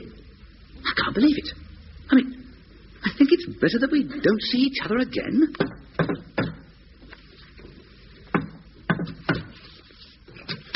Hello, old love. You gone deaf or something? Hello, boy. Just popped in to wish you what... You feeling all right, Simon? Taffy and I were on our way to the clinic, so thought... What's the matter, Simon? You look as though you're going down for the third time. Oh, I expect he's got an attack of nerves, Tony. What's known as spratitis. Simon, say something if it's only goodbye. Hello, Tony. Tat? Ever had the feeling you're not wanted, Taffy? Oh, we just dropped by to wish you good luck for your course. Give Fanny Spratt a great big Welsh kiss from me, will you? I'm not dressed yet. Hey, hang on a second. Something's really wrong, isn't it? Tony, life's a real swine. Well, what the devil is it? Well, on the table. I must get dressed or I'll be late. He's had a bit of a shock by the look of him. Yeah, what's on the table, then? Oh, a pile of letters and an X-ray. An X-ray? Now, let's have a look at the X-ray. Now, what's on this? Look! Well, let's put my glasses on. There. Now, what have we got? It's a patch the size of a rugger ball. Well, is this Simon's X-ray? It must be. I mean, he was upset. I mean, there's some notes beside it. I mean, it's all his writing. But I've never seen anything like it. Oh, no wonder he looks shocked. Poor old Simon. It must have arrived with this morning's post. Oh, hell's bells, poor Simon. What, do you think he's been secretly smoking all these years? Well, by the look of this X-ray, it's 2,000 a day since he was 3. Well, maybe it isn't what we think it is. I mean, we're not specialists, are we? Taffy, what else could it be? Well, I don't know. But it looks pretty far gone, wouldn't you say? Well, I wouldn't advise him to buy any season tickets. I'll put it back on the table. Yeah, quick. There we are. Hello, Simon. You weren't long, old love. No. Well, you're looking jolly well, Simon. Oh, thanks, Dad. Well, sorry I was a bit off when you arrived, boys. Don't mention it. Don't think of it. You sit down, Simon. Take it easy, boy. You put your feet up. Light a cigarette. No, not a cigarette. Oh, just relax, Boyle. Well, I take it you've seen it then? Aye, we've seen it. Right out of the blue. Oh, Simon, there's always hope, my old love. No, you saw it. It's all over. Final. Oh, hell's bells. Mind you, it's one heck of a shock. But can't anything be done? Well, pretty clear, isn't it? All over. Oh, Simon, this is dreadful. Get a grip on yourself. I must try and forget about it. Concentrate on the exam. Hardly worth it, is it? Oh, shut up, you fool.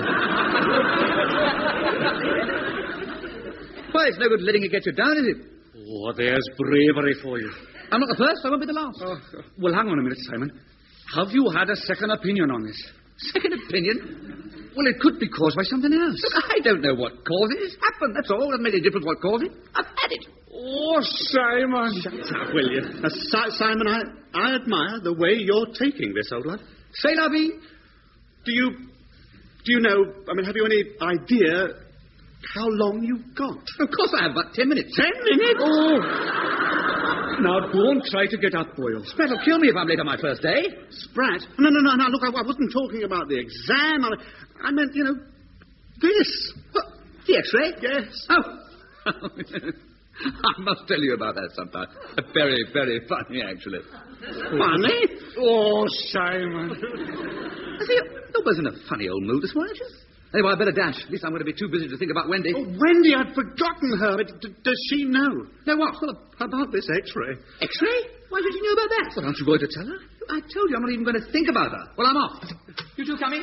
Oh, well, I could do with a coffee or something. Yeah, me too. You push off, Simon. I'll make Taff and me a cup of something, if that's okay. Sure. Make yourself some breakfast if you like. We'll meet you in the pub for a drink at lunchtime, eh, Boyle? Yeah, all right. Well, I'll sit to tomato juice. Tomato juice? Well, I want to keep my wits about me. Of course, a fine time to go on the wagon. I could weep for him. But blimey, Taff, the way he's taking it. But it shows what he's made of. But I think we ought to ring Wendy, don't you? Well, he said he didn't want her to know. Yeah, but think of the shock she'll get. I mean, well, he's only got a fortnight. A fortnight? Come in. Good morning, Dr. Evans. Dr. Benstead. Good morning, Mrs. Travers. Dr. Sparrow said for me to pop in, see if you'd like some breakfast cooked. Oh, no, thanks. I wouldn't mind a cup of coffee if it's not too much trouble. Oh, nothing's too much trouble for you medical gents. Perhaps you'd like to see my bunion before I take it to outpatients. Oh, no, thanks, Mrs. T.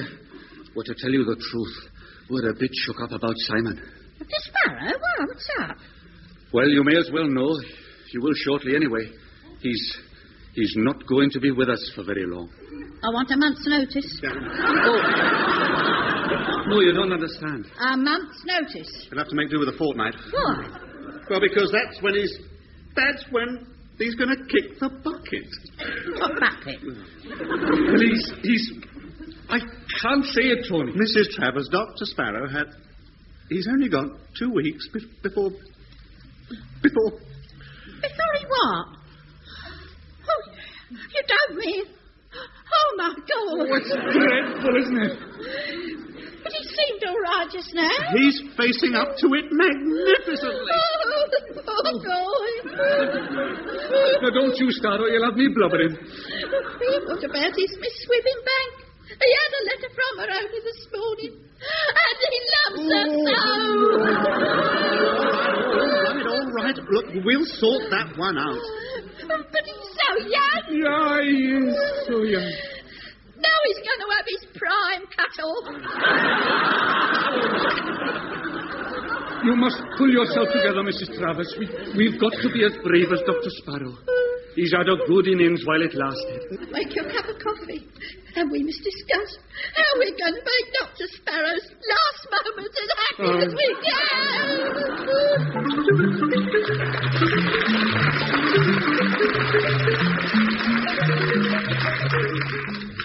You're a nincompoop, Dr. Sparrow. A nincompoop. What are you? A nincompoop, sir. Yes. That instrument is a sharp-toothed circular trephine for boring holes in the skull, not one of those poking thingamajigs. I'm sorry, sir. I'm terribly sorry. I didn't know what it was, but I couldn't put it. You know, you make me a bit nervous, actually, sir, the way you... Aye, Dr. Sparrow? Yes, you, Dr. Fanny. Dr. Fanny? Sir Fanny. Sir Lancelot. Aye, you, Fanny. Heaven only knows why I'm wasting my time with an insolent nitwit like you. Right, what's this? What? Oh, yes, well, it's one of those thingamies. It's not a flaming thingamie-anything. No, it's a... It's a trogar. That's right, sir. Well done, sir. Aye, do you wish to enlarge on that? I don't think so, sir. You wouldn't like to tell me under which circumstances you'd use it? Well, pretty drastic ones, of course. To have you involved in the operation, the circumstances would have to be pretty drastic. You are without doubt the most incompetent numbskull I've ever come across. Come in, blast you! Lancelot, I'm terribly sorry to... Oh, Dr. Sparrow, I didn't realize you were here. Oh, good morning, Sister Virtue. What is it, sister? Come on. Perhaps I'd better come back when you're not... No, what is it, woman? Well, may I have a word in your ear? Yes, of course. What is it? Well, if you'll just come over here, sir. Would you like me to go out? You stay where you are, you terrible brute. Now then, you have a look at those instruments in the meantime. What is it, sister? What is it? If you just come over here. All right. Now, what is it? Outpatients? Yes? Mrs. Travers? Mrs. Travers? Shut up, Sparrow! She told Dr. Merriman what?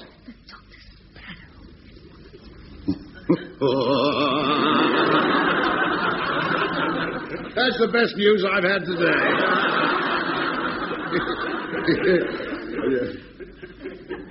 You're joking, aren't you, sister? No, sir. Oh, but you must be. You're as little as a fiddle. 2 weeks. Anything wrong, sir? No. Boy hasn't said anything to me. Well, apparently it's hopeless. He's made arrangements. Gee, God, sir. I thought you'd like to know, sir. Of course, I didn't realize the doctor would be... No, I quite understand. Thank you for telling me. Most kindly, I'll run along with you. Yes, sir. Good day, sister. Goodbye, Dr. Sparrow. Now, where were we? My boy? I beg your pardon, sir. I said, where were we? Well, if my memory serves me correctly... Sure it does. Yes, well, I believe your last remark was that I was the most incompetent numbskull you'd ever come across. Did I say that? Yes, sir. What a perfectly outrageous comment. Well, I wouldn't say it was without foundation, sir. Oh, come. You're one of the most charming, intelligent boys I know. You feeling all right, sir? I'm feeling fine, thank you, yes. How are you feeling, dear boy? Not too bad. You sit down. Now, I don't think we want to bother studying with this dreary old fellowship, do we? Why not take the day off? Every minute counts, sir. Quite. What I mean is, do you really want to sit for this fellowship? Oh, yes, sir. I intend to work very hard, sir. Don't you worry, sir. No, there's no need to flog yourself to death. Well, it's up to you, of course. Now, we were... Oh, we were going through the surgical instruments, sir. Yes. Thank you so much for reminding me. May I call you Simon?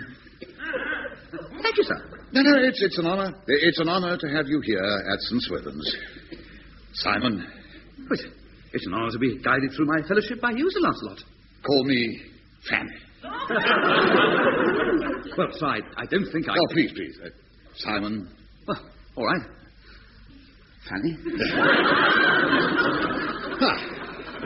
Come in. Sorry to interrupt you, sir. What is it, Dr. Benskin? Simon and I are busy. Aren't we, Simon? Yes, Fanny. Fanny? Well, what is it, Benskin? Well, I apologize for interrupting, sir, but do you think you could excuse Dr. Sparrow for a while? Excuse him? Well, it's nearly lunchtime, and there's someone rather important who wants to see him back at the digs. It can't be any more important than this, Tony. Go on, shove off. It's Wendy. Wendy? Miss Swinbank? What the did she want? Well, you'd better go and find out, old love. Well, no, she had to wait. No, she's come 30 miles in a hire car. What on earth for? Well, Taffy and I, we phoned her. You did what? Well, we thought it the best thing to do. I'm sorry, but you obviously weren't going to get in touch with her. I see. I was quite all right, Benskin. Thank you, Fanny. That's Sir Lancelot. Well, off you go, Simon. Honestly, Fanny. That do as you're told. No, I'd rather... Oh, yeah, tell you. You give that outburst, Simon. Certainly, Fanny. Thank you, Simon, dear boy. Now, you trot along and see your Wendy and give her some of your metal. My what?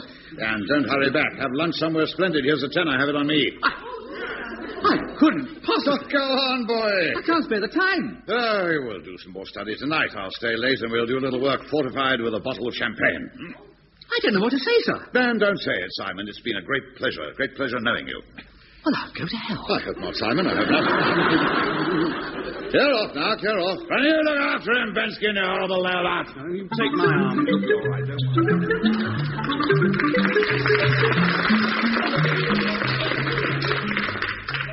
You stupid, senseless, asinine, idiotic twit, Benskin. Well, I've said I'm sorry. Silly sorry, darling. Dragging you all the way down here, Wendy, splitting rumours. Do I look like someone with only 2 weeks left? You do quite, yes. Numbskull. I'm just so happy, darling. When the boys told me over the phone, my heart stopped beating, honestly. See what you did, Benskin? All the way in the car, I didn't stop crying. Well, that doesn't make sense.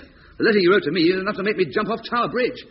Well, I only wrote the darn letter because I love you so much. Oh, yes, that makes a lot of sense. I want to marry you now, Simon, not in 2 years' time. I'll leave, shall I? You built up and sit down. Hello, Wendy. You've arrived, thank goodness. What's all that you've got, Taff? Fruit for you, my boy. And some gorgeous chocolates. And 2 dozen red roses. Taff, old love, there's been a slight mistake. What's that? I'm not opening up a heavenly health service after all. Well, I don't get it. He's not kicking the bucket. Not? No. The only things that are getting kicked around here are you and Benskin. Oh, but that's fabulous. Oh, that's great. Here, give me back my chocolates. And we'll keep the roses for the registry office. What registry office? You're taking out a special license and we're getting married before you sit for your primary. Wendy, we can't. Yes, we can. It's fate, old love. You've got to give in to it. Come in. Tell me, Dr. Sparrow. I brought some fruit and a little bunch of violets. Mrs. Travers, there's something you ought to know. If it's about the rent, you can forget it this month. In that case, I'll tell you next month. I'll make you all a nice pot of tea. Hello, Miss Swithinbank. You poor dear girl. Hello, Mrs. Travers. Have you decided what you're going to wear for the funeral yet? Not really. I thought something topless. Topless? Yes, I'd like to keep it gay. Yes, well, certainly won't clash, will we? That's probably the hearse. Come in. Sorry to trouble you, Simon, my dear boy. That's quite all right, Fanny. Good afternoon. Travers, Miss Swithinbank. I won't stay long, Simon. I just called in to give you some fruit and a potted hydrangea. Sir Lancelot, there's been a ridiculous misunderstanding. Now, one thing at a time. I thought you would like to know that I've been in touch with Sir Mortimer Huxted. Mortimer Huxted? Chairman of the Fellowship Board. A chappie who will decide whether you pass your exam. Oh. Explained the situation to him, and he was most understanding, as impressed with your mettle as I. He only hopes you'll last long enough to sit the thing. Anyway, he'll probably mark your papers with the utmost leniency. Will he? Yes. Now, what did you want to say to me? A misunderstanding, you said? What? Oh, yes.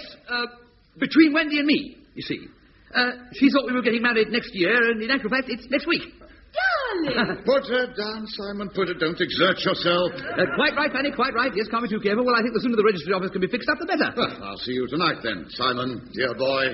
Good afternoon, Mrs. Travers. I'll see you out, Sir Lancelot. It's quite exciting, really. Wedding and a funeral all in the same week. There's going to be one hell of a row when you don't snuff it, Boyle. Yes, it certainly is. I think poor old Fanny will pass away with shock. Right, Tony, you be best man. You and Taffy get cracking on guest list, right? You'll ask Sister Virtue if we can have a students' common room for the wedding breakfast. Yep. And you better ring your mum and dad, Wendy. Tell them the news, whatever there's in her. It's all jolly good.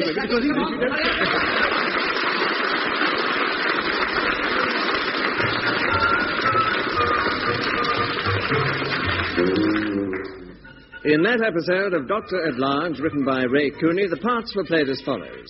Simon Sparrow, Richard Briers, Sir Lancelot Spratt, Geoffrey Sumner, Tony Benskin, Ray Cooney, Taffy Evans, Edward Cast, Wendy Swithenbank, Norma Ronald, Sister Virtue, Kathleen Helm, and Mrs. Travers, guest star Dandy Nichols.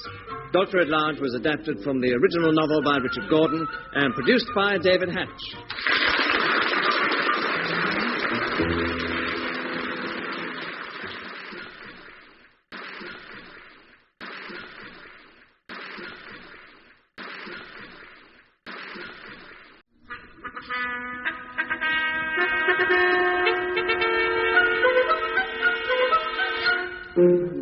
We present Dr. at Large.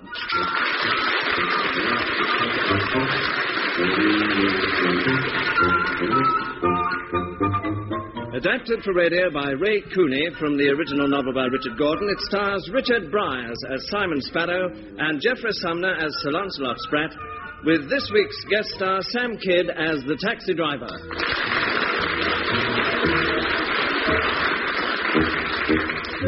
Episode 13, Marriage and Surgery.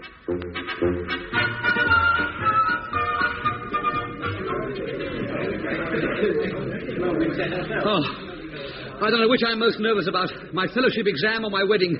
Just bad luck, they're both tomorrow morning. No, boy, live dangerously. Stop worrying, Simon. Get that beer down your boil. Actually, if I were you, Simon, I'd be more worried about your marriage. Becoming a surgeon is just as important to me, Tony. Wendy knows this too. Yeah, but if you fail your exam, you can always sit it again. On the other hand, if you don't do so well on your honeymoon... All right, Tony, thank you very much. Look, Wendy won't judge you solely by the first night, boil. Let's forget it, shall we? Well, I don't see why you want to worry about your wedding. And as for Wendy, well, she's gorgeous and she loves you. Which can't, of course, be said for the Royal College of Surgeons Selection Board. Well, I'd be tickled pink going on honeymoon with Wendy. Yes, just think yourself lucky you're not going on honeymoon with the selection board. You've already sat the most difficult part of the exam. You've just got the oral and the interview. As far as I'm concerned, that's the worst bit. You know how flustered I get with professors and people. I'll get another round in. 3 pints, please. Now, I better not have too much to drink, Tony. I wonder what I'm doing tomorrow. Are we talking about the exam or the honeymoon now? Don't worry, old love. Taffy and I will look after you. Well, what's the timetable, Tony? All organised. There we are. A typewritten agenda for each of us. Simon Taff. Oh, let's have a look. 9 a.m. Dr. Sparrow collected from flat by Doctors Evans and Benskin. 9:30 a.m. Dr. Sparrow delivered to St. Swithin's Hospital for fellowship of Royal College of Surgeons oral examination. 11 a.m. Dr. Sparrow carried out of examination room. Oh, very fine. 11:30 a.m. Dr. Sparrow arrives at registry office for wedding. 12 a.m. Dr. Sparrow carried out of registry office. After that, you and Wendy are on your own. Yes. What? Don't look so miserable at what makes the world go round. Yeah, I was just thinking of Wendy and I being on our own. Yes, on your honeymoon. That's hardly likely to be on our own, actually. Why? Where are you going? Holiday camp. Yeah. You must be joking. No, I'm not joking. It seemed a good idea. We haven't had a holiday this year. A holiday? God, honeymoon's damned hard work, old love. Seems very peculiar spending a honeymoon in a holiday camp. Yes, I mean, when they shout wakey, wakey, you might be right. Belt out, will you? Oh, well, I think our Simon's a bit nervous, don't you, Tony? Well, yes, it's the exam and the honeymoon at the same time. Hardly the same time, old love. Well, the same day. Exam in the morning, and, well, it's rather like out of the frying pan into the fire, isn't it? Hey, I wouldn't let Wendy hear you talk like that. Might have known you three would be here. Oh, good evening, Sir Lancelot. Good evening, sir. Sir Lancelot, how are you, sir? None the better for seeing you lot. What are you all drinking? Oh, lovely, sir. Beer, please, sir. Good, I'll have the same, thank you. I see. A pint at best, please. What's this then, stag party? Well, it's Simon's last night of freedom, Sir Lancelot, isn't it? Yes, tomorrow's quite a day for you, isn't it, Sparrow? The board will let you know whether you're going to be any good as a surgeon. Miss Swithenbank will see what you're like as a husband. I suppose it's best to get everything over all in one day. I'm surprised you're not taking a driving test as well. Actually, it's funny. Shut up! You haven't got any tips for the oral exam, have you, Sir Lancelot? Certainly not. I'm on the board myself. Damned if I'm going to give you any advice on how to convince us you're not as useless as you look. Heaven only knows how you got the first part of your fellowship exam. I'm not entirely without ability, sir. First I've heard of it. Anyway, you're in for a tough morning, Dr. Sparrow, and at the end of it, your prospect of being pronounced a Fellow of the Royal College of Surgeons would seem as slim as my flying over to the moon. No, I think that's a very good idea, sir. That's good. That might be her. Yes, sir. Right, cheers, you horrible trio of morons. Well, after all this beer you've knocked back tonight, Simon, I think you'd better take some kind of chlorophyll tablet tomorrow. That's true, yes. If either of my ancient colleagues get a whiff of alcohol tomorrow morning, they'll fail you for drunkenness. Here, I got some pills here, so yeah, take these. They're harmless, remove all unpleasant odors, and they're made from grass. Are they, sir? Well, goats eat that all day, sir, and you should have a sniff of them. Oh, go on. Take a few some morning boil. All right, well, thanks, Lancelot. Most kind. Well, that's all you'll get out of me, Dr. Sparrow. You've plagued my life ever since you were a student, so don't expect any sympathy from my direction. You don't fancy Simon's chances, sir? Let me say, Benskin, that the thought of Dr. Sparrow in an operating theatre fills me with horror beyond description. Well, even you had to start at the beginning, Sir Lancelot. True. But you have certain peculiarities, Dr. Sparrow, which, in my opinion, preclude surgery as a career. Name one, sir. You faint at the sight of blood. Only a couple of times, sir, and both times the surgeon involved was yourself. What do you mean by that, you horrible boy? Well, sir, what he meant, sir, was that he fainted in admiration at the dexterity of your surgical skills. You can't operate without spilling blood, Dr. Sparrow. I realize that, sir. If you can't stand the sight of blood, Doctor... Well, actually, sir, the sound of the word makes me feel a bit queasy, actually. Yeah, young doctors today. You should have been around when we had no anesthetics, no penicillin, no blood transfusions. No patients. In my young days in the theatre... The bells! In my young days in the theatre, you could hardly get through the door for the blood rushing out. Yes, quite, yes. See, you got a weak stomach. You should never take that medicine at all. Still, whatever you've done, you've probably messed it up. I dread to think what will be the outcome of your marriage. Twins by the end of the year, I should think. Oh, it's a perfect match, Sir Wendy's. Just what Simon needs. No doubt about it. Whether or not she needs this nitwit's another matter. Actually, sir, Dr. Sparrow speaks very well of you. I know what Dr. Sparrow thinks of me, Benskin. He thinks I'm an old-fashioned, overbearing swine. I wouldn't say you were old-fashioned. Oh, thank you. I take it if I fail you on your fellowship tomorrow, you'll still invite me to the wedding? Oh, definitely, sir. Oh, he couldn't get married without you, Tony, and me being there. As long as he can cope without us on his honeymoon. I'll have that, sir. I mean, I'll try. Great. Well, I hope someone's warned Miss Swithenbank what she's in for. Where are you going on your honeymoon? Holiday camp, sir. Yeah, holiday camp? I thought it'd be a good idea, you know. Go somewhere where there are lots of people around. You're not putting yourselves on show, are you? I mean, it's jolly nice to meet other people. Gee, God. But then again, the facilities are always so good at the holiday camp. You have tennis, club golf, roller skating. Man's own menace now. Let me get in a round of drinks, and then I'll attempt to explain to Sparrow the difference between a honeymoon and a sports tour.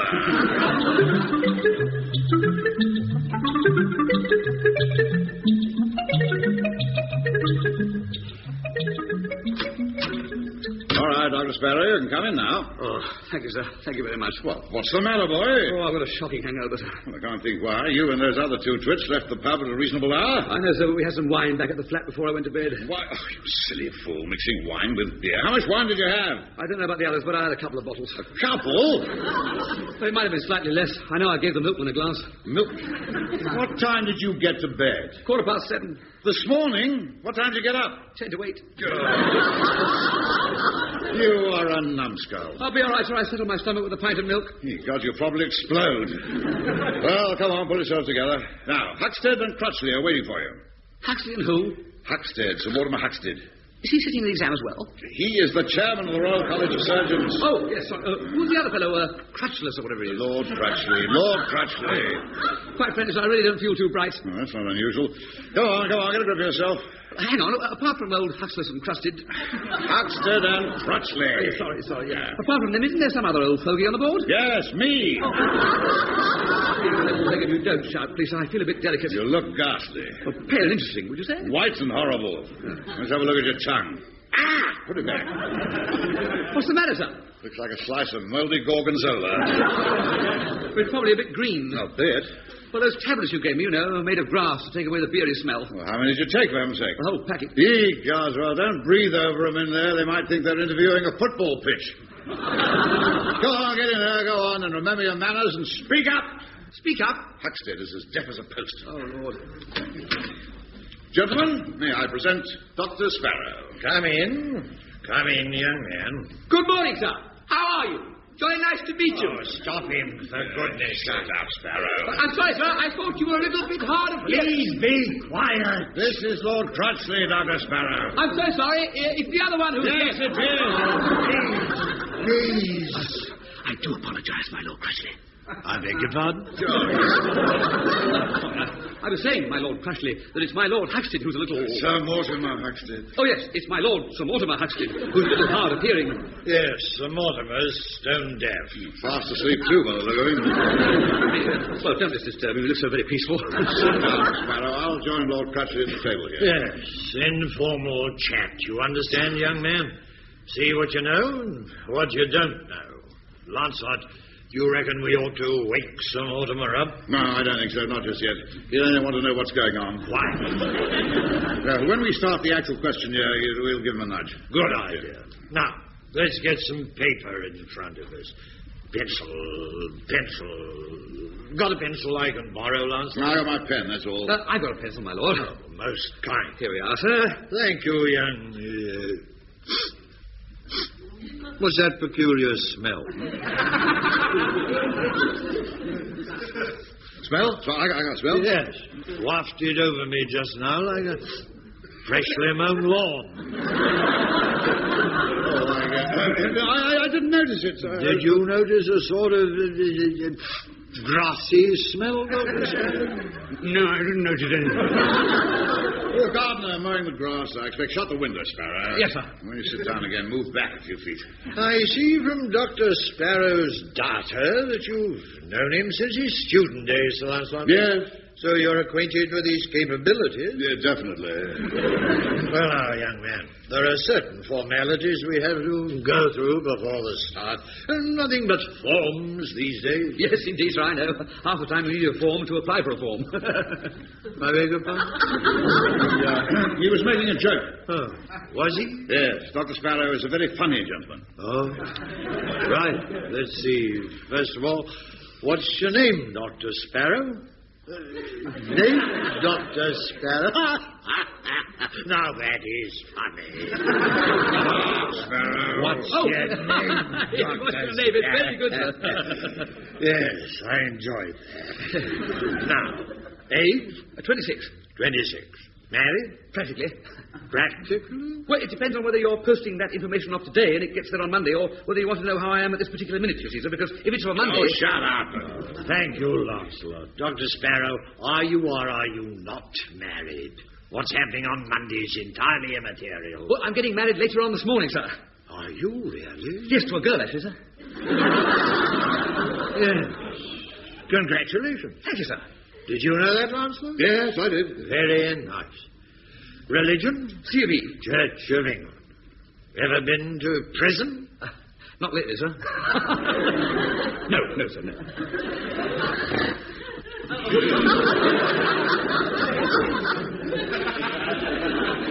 What's that? I think it was a Mortimer, sir, snoring. Oh, was it? Nice to know he's still with us. Still with us? Well, you know, I mean, sitting there like that, he might have kicked the bucket. I don't think I find that very amusing, Doctor. No, well, I didn't mean to be, you know, I mean, Sir Mortimer's obviously pretty old. What do you mean, old? Well, he's not the first blush, is he? I mean, you know, I expect he must be... Well, he's 87. 87? Well, there we are, 87. I mean, he's knocked it flat, hasn't he? I mean, it's all over, isn't it, Brad? Well, you know, it's fair dues. I mean... It's a good innings, isn't it? I mean, 87, that's 10 plus 7. Sure. Well, I didn't mean to imply that Sir Mortimer was in any way ancient or decrepit or anything. I should hope not. You know how old I am? No, sir, but you're very young for your age, I'm sure, sir. I'm 92. Right. Well, I mean, there you are. Well, you don't look a day over 90, sir. George. Do you think we can get on with the matter in hand? Yes, of course. Mortimer, wake up, Mortimer! Yes, of course. I've heard every word. Very good, young man. We'll let you know. We haven't interviewed him yet. Well, why the deuce did you wake me up then? Oh, come on, Mortimer. Pull yourself together. Doddering old idiot. Right, now, Sparrow, we're going to fire questions at you, and you make sure we get the right answers. Yes, sir, I understand, sir. What did you say, young fellow? Yes, sir, I understand, sir. Understand what? You're going to ask me a question. Yes, of course, young fellow. You ask as many questions as you can. Dr. Sparrow, you're operating alone at midnight. Alone at midnight, yes, sir. What was that? Oh, yeah. I'm alone at midnight. Oh, I'm very sorry to hear that. Operating alone, and suddenly the patient develops an unstoppable hemorrhage. Unstoppable hemorrhage, yes, sir. That means gallons of blood pouring. Yes, I know what it means. Yes, I know. Midnight, you're alone. What do you do? Pray to God for guidance, sir. I wouldn't advise calling in an unqualified practitioner. Assuming your prayers went unanswered, Sparrow, what would you do? Yes, well, perhaps I wouldn't pray. No, I wouldn't advise it. And I'm alone. Yes, Sparrow. At midnight. Yes, Sparrow. Bit short of staff at this hospital, aren't they? Answer that damn question. Actually, he's got a point, you know, Sir Lancelot. I must have asked this question in the fellowship hundreds of times. Nobody's ever commented on the staff shortage before. It wouldn't enter anybody else's head. The point is, Sparrow, there's nobody to give you any advice. What the hell do you do about this poor bleeder on the table? Steady, Lancelot, steady. Well, I'm sure when Sir Lancelot said that, sir, he was naturally referring to the patient's condition and wasn't using the term in its literal. I was using it in the same way that I'll use it on you in a moment. Now, answer the ruddy question. Well, could we have a recap? Dear, if you take as long as this tonight, your wife will sue you for cruelty. What's happening tonight, then? Nothing, sir. That wouldn't surprise me. Dr. Sparrow will be on his honeymoon tonight. Dr. Sparrow is getting married this morning. Though if he infuriates me any longer, Dr. Sparrow will be in no condition to perform either ceremony. Perhaps we should try another question. That's a very good idea, sir. All right, all right. Yes, it's fine, thanks, fine. Carry on. Look, I'll ask the question this time, Dr. Sparrow. Could I ask something first? No. Well, that's not the attitude, Lancelot, if the young man is I'm under the impression we're the ones seeking information. Whether or not this numbskull here is... No, don't talk about Sir Mortimer like that. Excuse me, sir. I think Lancelot was referring to the other numbskull who's here. They're referring to Dr. Sparrow. Oh, well, what about Dr. Sparrow? Well, I've forgotten what the blazes we're talking about now. You are not concentrating, Lancelot. Pull yourself together. You wanted to ask a question, Dr. Sparrow. Yes, please, sir. What's the answer? Beg pardon? What's the answer, sir? What to? The question. What's the question? I don't know how you stood this fellow for 5 years, Lancelot. Neither do I. I think drink helped a lot, actually. No, sorry. No. Well, I was only wondering what the answer was to the question. What question? No, I have no more questions. Your question, my Lord Crushley, about the fellow with the unstoppable hemorrhage. Yes. Well, what is the answer, Lancelot? The surgeon will immediately telephone the consultant. Telephone the consultant? The consultant surgeon. And that's the answer, my Lord Crushley? Yes. Well, I'm sorry, I can't accept that. What? Can't accept it? You didn't even tell me there was a phone in the operating theatre.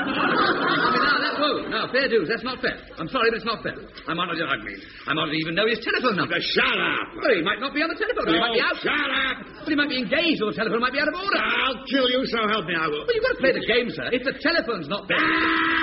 I think Dr. Sparrow has a point. We never said there was a telephone. Shut up, you silly old fool.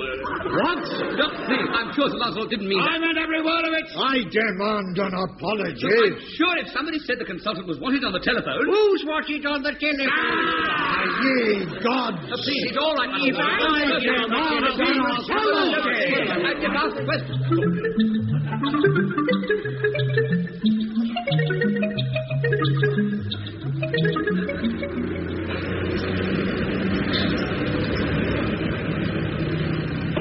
Look, I'm sorry, but I really think you could have got across those lights, you know. Hey, listen, mate, it's my licence for at stake, not yours. What's the ruddy hurry, anyway? I'm getting married. And you're in a hurry? I'm late, you see. Oh, you keep hanging around, mate. Sure, who's boss from the start? I reckon that's a very good way to get on. Look at the time, man. How long will it take to get to Hampstead Registry Office? About 10 minutes. Oh, blimey. If you were in such a rush to get there, why didn't you leave earlier? I couldn't. I was taking an exam. You're a bit old for school, aren't you? My fellowship. All right. I'll put my foot down. Oh, don't go mad. What's this fellowship? Is it like the Masons? Look, please, don't overdo it. Just watch the road, will you? No, I'm interested. Fellowship of what? Look, I'm hoping to become a surgeon. You're not. Watch the road! A surgeon, straight up? Yes. Oh, and you took the exam today? Yes. How did you do? Not very well, actually. Yeah? Oh, you'll be all right. Hang on. We're being waved down. But you can't stop. You're engaged. Lady in the middle of the road, look. I'm late for my wedding. What's up? Oh, thanks ever so much. Anything the matter? My daughter's having a baby. Congratulations. Sorry we can't stop. No, I mean now. Now? Any minute. We live just there. Her hubby's at work, you see. What have you rung no doctor? He's been called out on an emergency. Well, the midwife. She's doing another delivery. All right, I'll come then. You? I'm a doctor. I don't believe it. You're not alone, I can tell you that. Right, will you wait here? If she's not too far gone, we'll take her back to St. Swithin's. Anything you say, Doc. Excited, isn't it? Sort of thing you read about in the papers. Yes. Here, with a bit of luck, you'll have it in my taxi.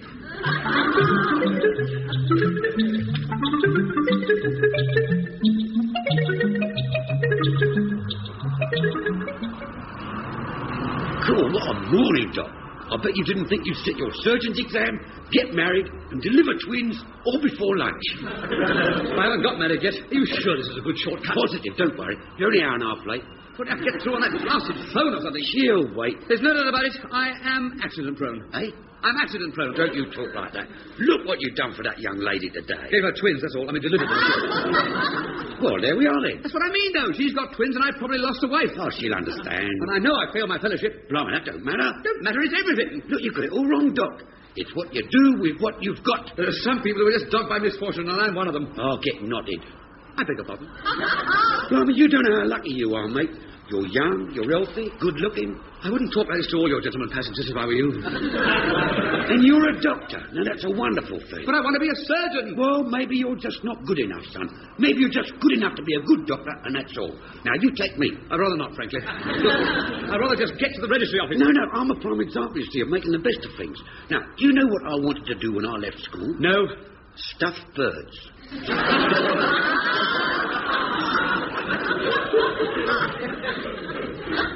Taxidermy. Oh, funny ambition, wasn't it? Yes. And don't you say what everybody else does. What's that? You wanted to be a taxidermist instead of which you're a taxi driver. Oh, yes. Very humorous, yes. Oh, yeah. Well, I'm not kidding you, Doc. That's what I wanted to do, you see. Start up a business with stuffed animals and birds. So what happens? I don't know. Well, before I get a chance to even start, my mum discovers I'm allergic to animal skins. Straight up. Yeah. If I touch them, I come out in great big bumps. It's all right. I can't be a taxidermist. It's no good going through life moaning about your luck, is it? You knuckle down, work hard, and make the best of what you got. That's what you did, is it? Yeah. Started this business 20 years ago, driving for the governor. And now I'm a partner in the firm, and we own 106 cars. No. Yeah, straight up. That's real application for you. Yeah. Of course, I married the governor's daughter as well. I see. Yeah, that's what I mean, Doc. Make the most of what you got.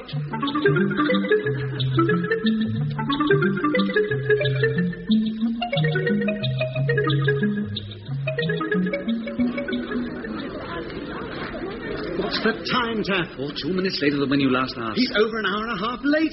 Any sign of the bashful bridegroom? Not yet, sir. Silly young fool. What the hell's he up to? Well, you know Simon, sir. Yes, indeed I do, the twit. He left the hospital ages before I did. Is Wendy all right, sir? Miss Swinbank? Yes, sitting chatting to the registrar's wife.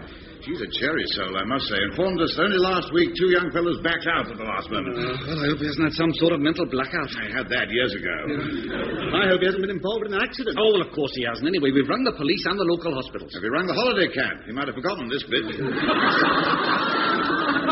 well. Maybe he was depressed about the fellowship exam.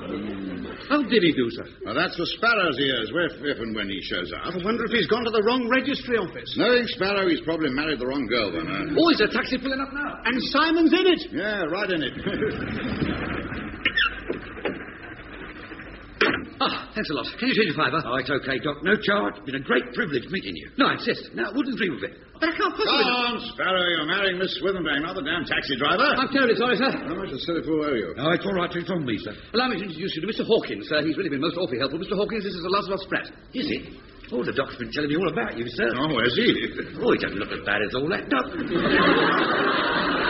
Hey, Simon, come on. The registrar can just fit you in. Come on, Wendy's all ready and waiting. I'm terribly sorry, everybody. Mr. Hawkins and I got involved with this pregnant lady. Come on, Sparrow. Yes. Oh, Mr. Hawkins. Zoe, would you like to join us for the wedding? Oh, love to. Splendid. This is Dr. Benskin and Dr. Evans. Pleased to meet you, James. Harry Hawkins. You see, I would have only been 10 minutes late, but this pregnant lady's If mother... you don't hurry up, Sparrow, I'll marry Miss Swithenbank myself. Come on, Taff, Mr. Hawkins. Oh, Sparrow. Yes, sir?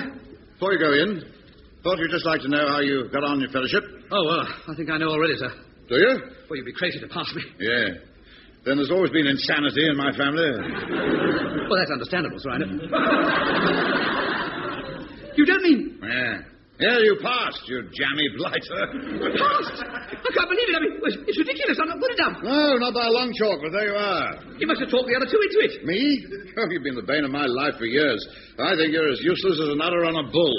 I know you must have persuaded him. I think you're lovely, Sir Lancelot. I could kiss you. Don't you dare. Take your hands off me. You beautiful, Spanish man. Come on, you two. Blimey, they're battling each other. Put him down, Simon. You don't know where he's been. You dreadful boy, Sparrow. Tony, I'm going to be a surgeon. You're not. Yes, those three old nutcases passed me. Come on then, Sparrow. Let's see if you can get through the wedding service with equal success. And don't breathe over the poor registrar, for heaven's sake. I won't, sir. It's all so wonderful, isn't it? You see, sir, it's what you do with what you've got that counts, and I think it's pretty clear that I've got it.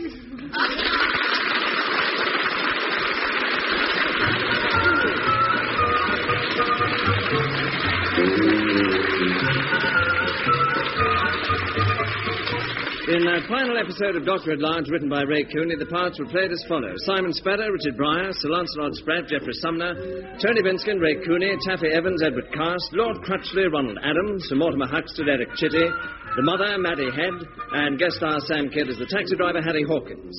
Dr. at Large was adapted from the original novel by Richard Gordon and produced by David Hatch.